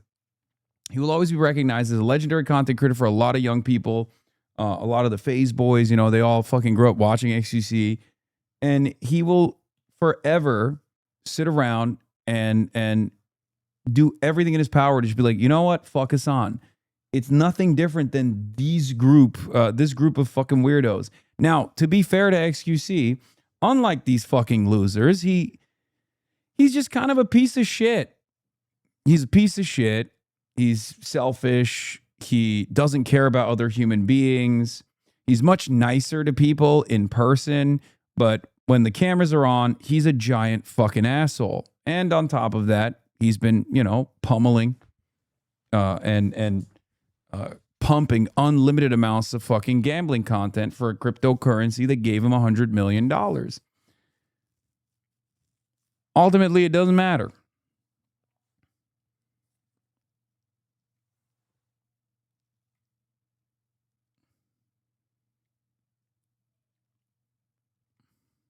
It doesn't matter.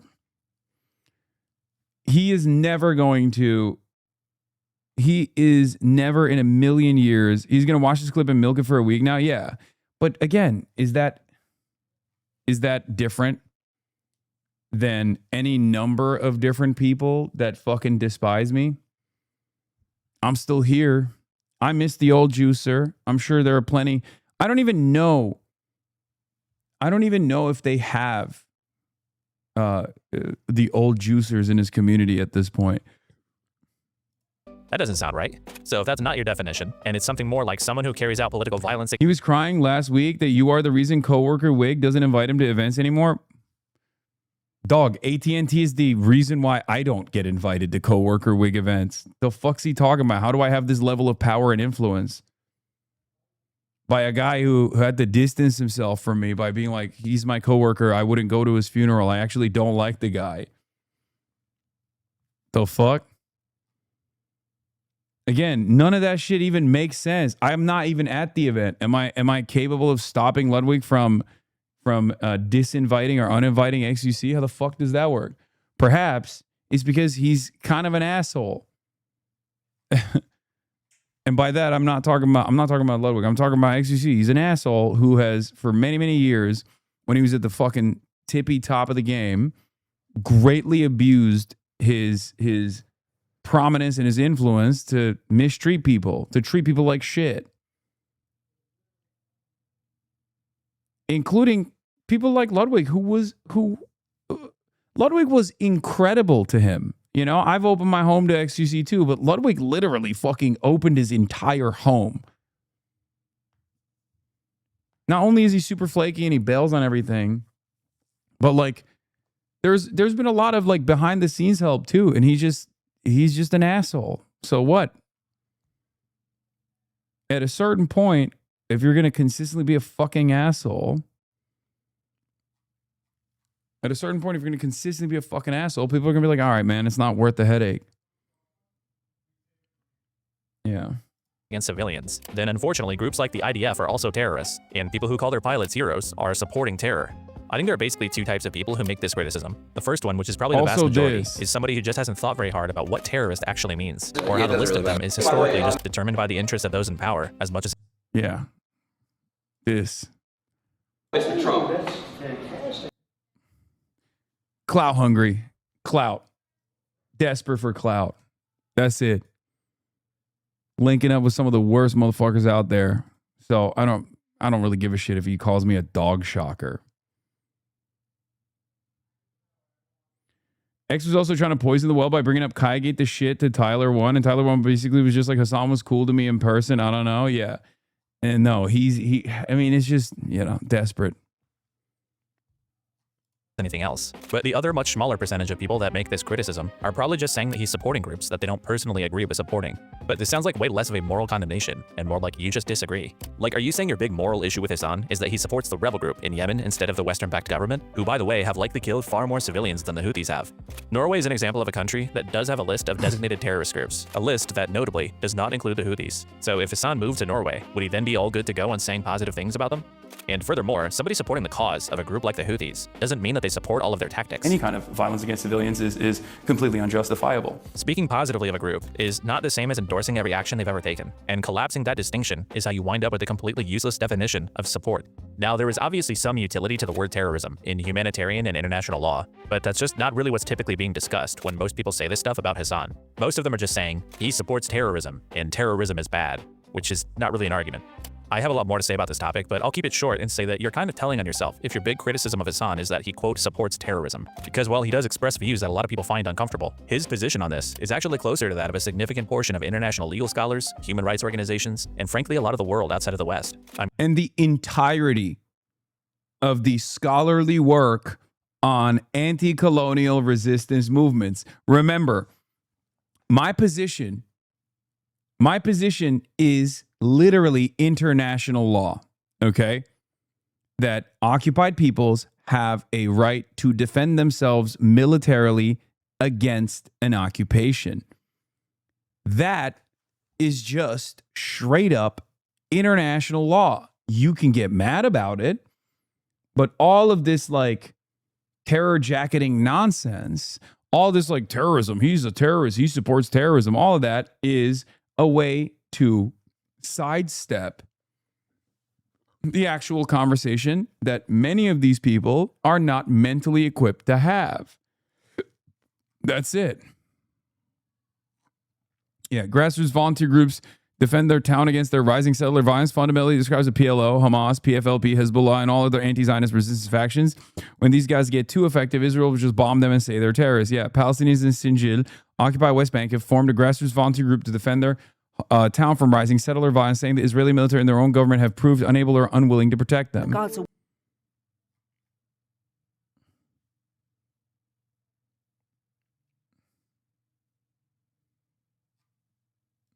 mean, hell, George Lucas made billions of dollars off of terrorism. So to be honest, I can't even really evaluate the truth of this claim, because it's kind of a nonsensical, thought-terminating criticism, and I don't even really know what the fuck people are actually saying when they make it. And speaking of terrorism, Hasan interviewed a terrorist. Let's keep this brief. Hasan interviewed Rashid al-Haddad in early 2024. He's a Yemeni influencer and self-described media personality and photographer. Hasan was under the impression before the interview that Rashid was affiliated with the Houthis, probably because of the nickname that people gave him on social media, but he quickly corrected himself when he realized that he wasn't. There is no evidence that Rashid participated in seizing any ships or has any formal Houthi association. People use really dumb pieces of evidence to say, oh no, he is a Houthi, like this Instagram comment, where he just says he is a soldier, which could mean almost anything, or the photos that he took on this captured vessel, which was open to the public for photos. But ultimately, it wouldn't really matter if he was a Houthi. Hasan should be allowed to interview terrorists on stream. Yes, 100%. I'm not on Twitch, but people do it all the fucking time. And yes, of course, I reserve the right to be able to do that, which I made very clear. That was another one of these fucking arguments that I found so stupid, because I was like, he's not a Houthi, but I will and should be able to interview a Houthi if I fucking want to. Like, that's what's so fucking crazy, where I was like, they would be like, oh, you interviewed a Houthi and you're lying about it. It's like, no, I'm not. I'm just telling you what the fucking truth is, you stupid idiot. And I'm also telling you, like, I would do it.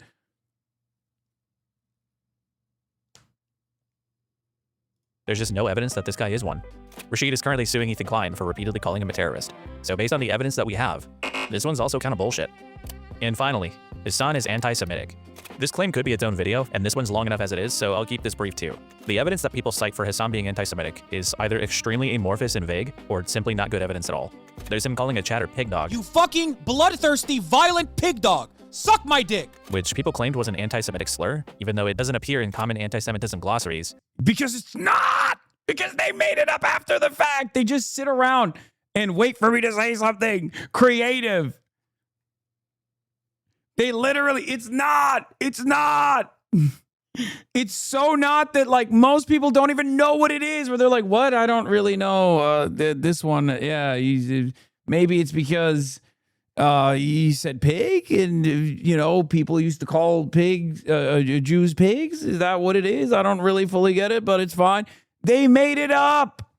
It's an ad hoc response. They made it up after the fact. It's in Shrek, dude. Puss in Boots calls people capitalist pig dogs.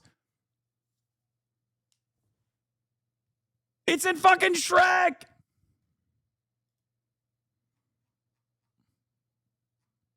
It's in Command and Conquer 3.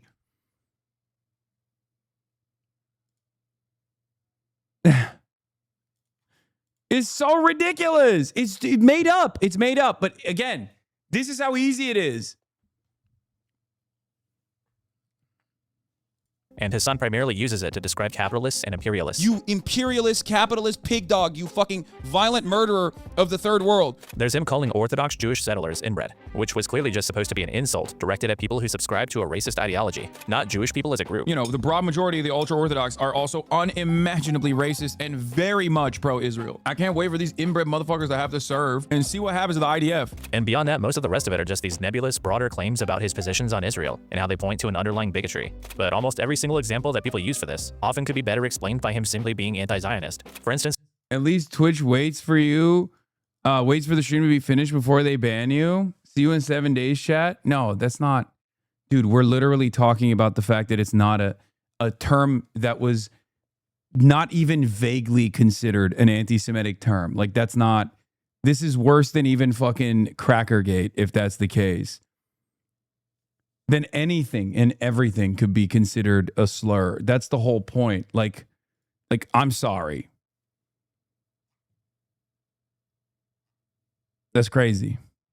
people often point to things like Hasan saying that rapes having happened on October 7th wouldn't change his perspective as evidence of anti-Semitism. But that's not anti-Semitic. It's actually a pretty consistent application of Hasan's anti-imperialist framework. And if there's a perceived double standard in how aggressively he talks about Israel versus other actors, it could very easily be explained by his own family background in the Middle East, or the region's history, rather than automatically assuming it's just secret racial animus towards Jews. He isn't uniquely fixated on Jewish institutions. He applies this same lens to American imperialism, Saudi Arabia, capitalism, and plenty of other power structures.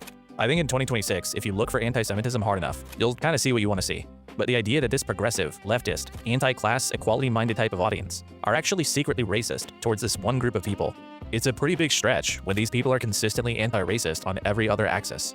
Now, the more sophisticated version of this argument is that even if Hasan never says anything explicitly anti-Semitic, his rhetoric still functions to foster hostility towards Jewish people, even if that isn't his intent. This is basically the functional racism version of the argument. It's the same thing as saying voter ID laws are racist. It's not because the people writing them necessarily want to disenfranchise black people, but because they do disproportionately cause that to happen.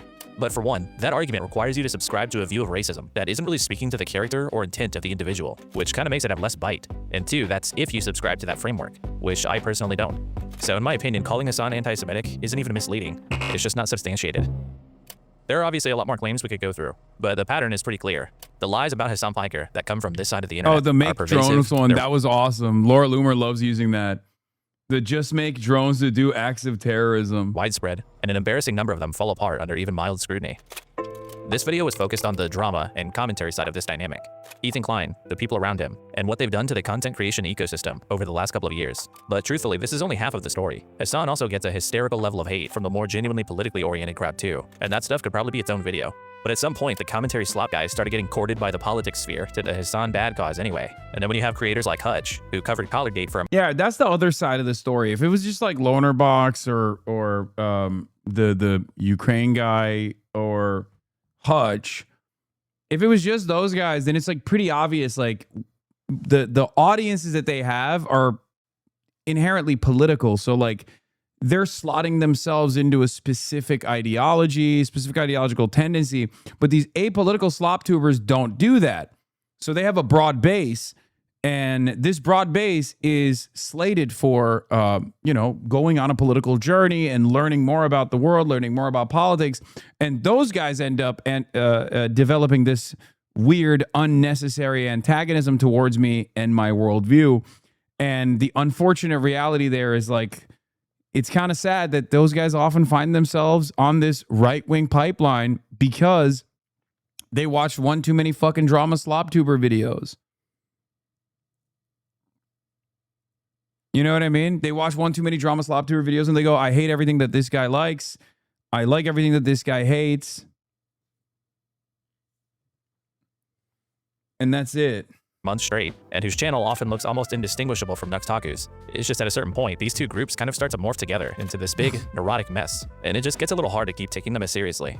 Now, there are decent criticisms of Hasan. For example, in his interview with Rashid, he laughs along at the idea of Houthi pirates dancing and having fun with their captives, which could be Hasan basically sanitizing a Stockholm Syndrome type of situation. If you're gonna have this type of interview, you probably need to come in more prepared to handle those moments responsibly. He's also an extremely sloppy communicator, and at a certain point, if you're getting clipped dishonestly this much, you gotta be doing something wrong somewhere. And there are plenty of these. Dog, you literally just described the form and the function. I speak for 10 hours. Well, not 10 hours. I speak for 7 hours, sometimes 8 hours, sometimes 6 hours a day on politically charged topics from a perspective that many Americans are either oblivious to or antagonistic towards. Okay? And then to top that off, I have an unbelievable Legion of Groom style a group of villains that will mass brigade, smear, and do everything in their power to try to get me fucking deplatformed. I am willing to bet, I will say this, I don't think I ever have, but I'll say it right now. I don't think there could ever be another person that would do this kind of commentary this consistently for this many years and not have the same exact level of mania associated with them, especially if they had the same level of insanity in their ops. It's impossible. And I came to terms with that reality a long time ago. It's impossible. I'm not saying, oh my God, I'm a fucking hero or anything like that. I'm an insane person. I'm a very stubborn person. And maybe a little insane. Okay. But that's precisely the reason why it's fucking impossible. I'll give you an example. Someone who does it for shorter bouts of time, but also is seen as a villain in this sphere, Michael from Pennsylvania. And the more he starts getting motion, the more he interviews candidates, the more he's going to appear on Fox News. Like, he also gets fucking attacked nonstop too. And it's not because he's a sloppy communicator. It's because this is how it works. This is just how it works.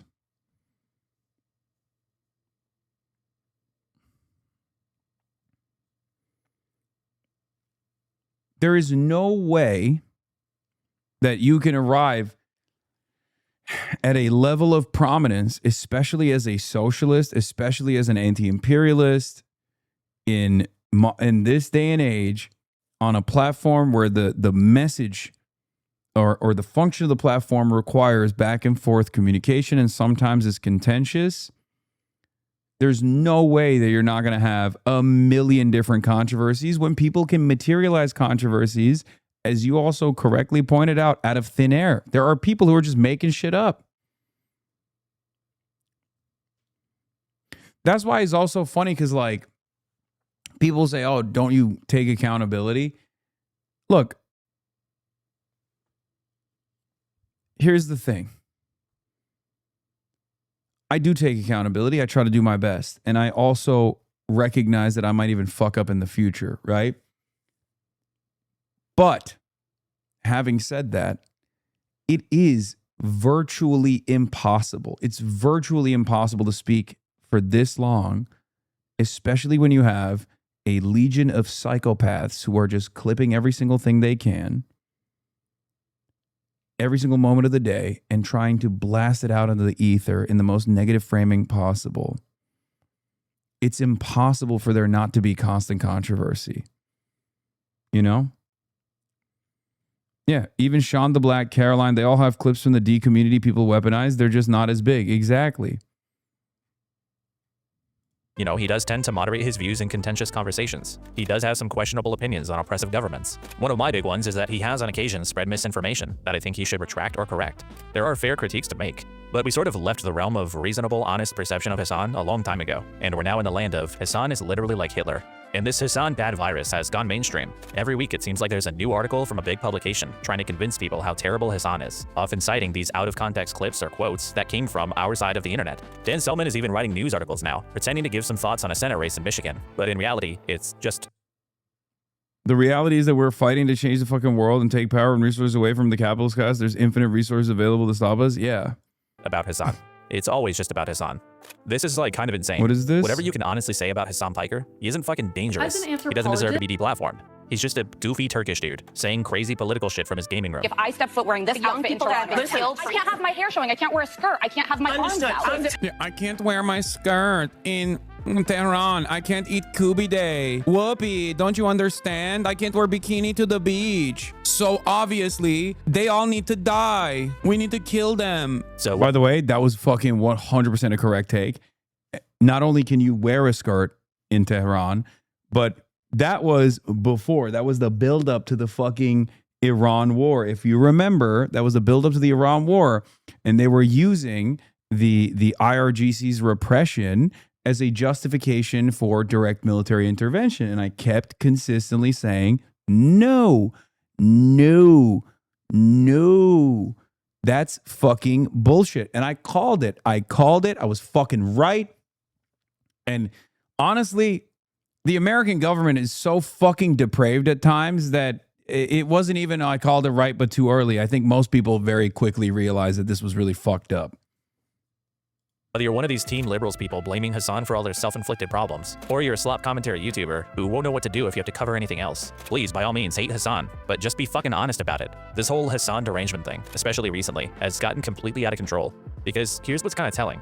Hasan, despite the smear campaigns, despite people trying to take his dog, despite being called a terrorist and an anti-Semite and a rapist, he's never sued anybody. He's never tried to get anyone deplatformed or gone after entire websites. It turns out, Hasan, not bad. Hasan, pretty good actually. Ethan Klein, on the other hand, just recently filed a lawsuit against Noah Samsen for the opinion that Ethan was, through his content choices, running defense for a genocide. That's Noah's belief. Ethan wants to control whether Noah is allowed to express it. And every creator who's been profiting off of Hasan bad, while also cheering on Ethan's anti-free speech behavior, should ironically probably be thanking Hasan for not holding them to the same standard that they're celebrating. You know, for not being like Ethan.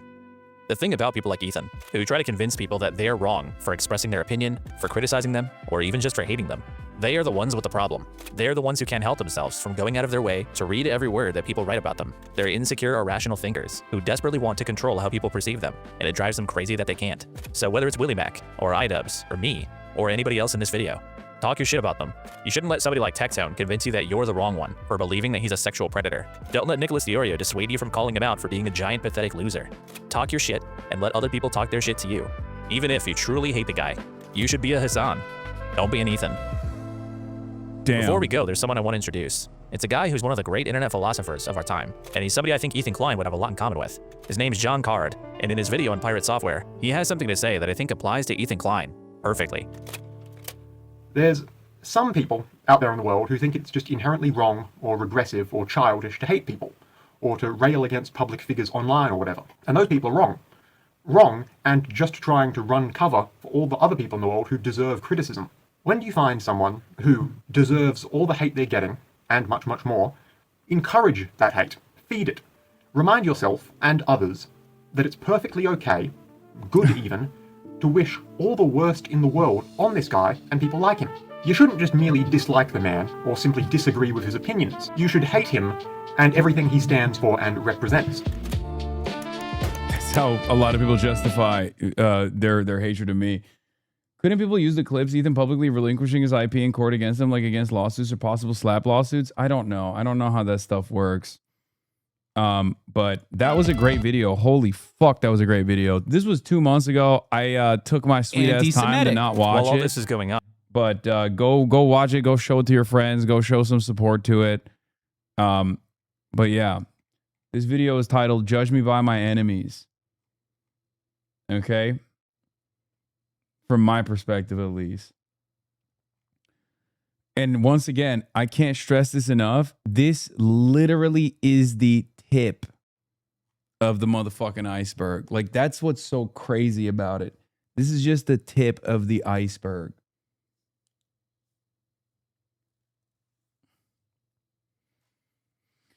Wow. Tucker coming for your job. An American member of Congress is threatened by foreign terrorists carrying American rifles backed by a foreign military paid for by American taxpayers. And the U.S. ambassador to that country says not a word in defense of his own countryman and instead uses social media accounts to promote his own vapid cable news appearances, which amount to propaganda for the same foreign country. It's too much, too insulting, and humiliating to America. This is how revolutions start. For the sake of our nations, Mike Huckabee should be removed from his post immediately.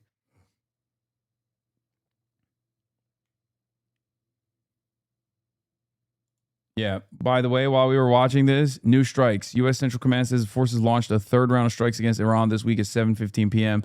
Eastern, claiming the operation followed an IRGC attack on the Cyprus flag container ship MV GFS Galaxy in the Strait of Hormuz. Iranian state media and local outlets reported strikes or explosions across southern and coastal Iran, including Bandar Abbas and Shirik, where an IRIB correspondent reported 3 explosions in each area. Asaluya, where 4 explosions were reported. Bandar Jask, where more than 4 explosions were reportedly heard. Kangan, Bushehr, Dayer, Shabahar, and the nearby Konarak area. Reports suggested the Dayer pier may have been attacked. Air defenses were reportedly activated in Tehran, while units in Mashhad engaged what were described as hostile targets. Officials said no injuries have been reported in Keshem. Iranian officials denied reports of attacks in Ahwaz, Abadan, and Minab. Explosions were also reported near Arbil in Iraq's Kurdistan region. Multiple unconfirmed reports on circulating footage suggest missiles were launched from Bahrain. Pete Hexas says Iran made a poor choice. U.S. Secretary of War says Iran will pay a price for making a poor choice, appearing to refer to Iran's strike on cargo ships today in what Iran says is an unauthorized land per the MOU. Update, Iranian media reported another wave of U.S. attacks across southern Iran. War is back on, and there will be an oil and gas crisis that is hitting the rest of the world and maybe even potentially the United States of America by August. And I assume, unless it's managed, this will have devastating consequences worldwide, of course, and perhaps even some very negative consequences for Trump's chances in the midterms. Not that that is in any way, shape, or form relevant right now, but I just don't understand what the fuck these guys are thinking. I don't know why they're doing the classic, like, the definition of insanity is trying the same thing 1,000 times over and expecting different results. Kind of feels like that's what's going on here, right? It feels like that's what's going on here, where we couldn't militarily defeat Iran, and then we went to the MOU to get a moment of respite, so that we could re-up, or at least like take away some of the exhaustion from the resources from the strategic reserves. And now, I guess war's back on the menu, boys. Right?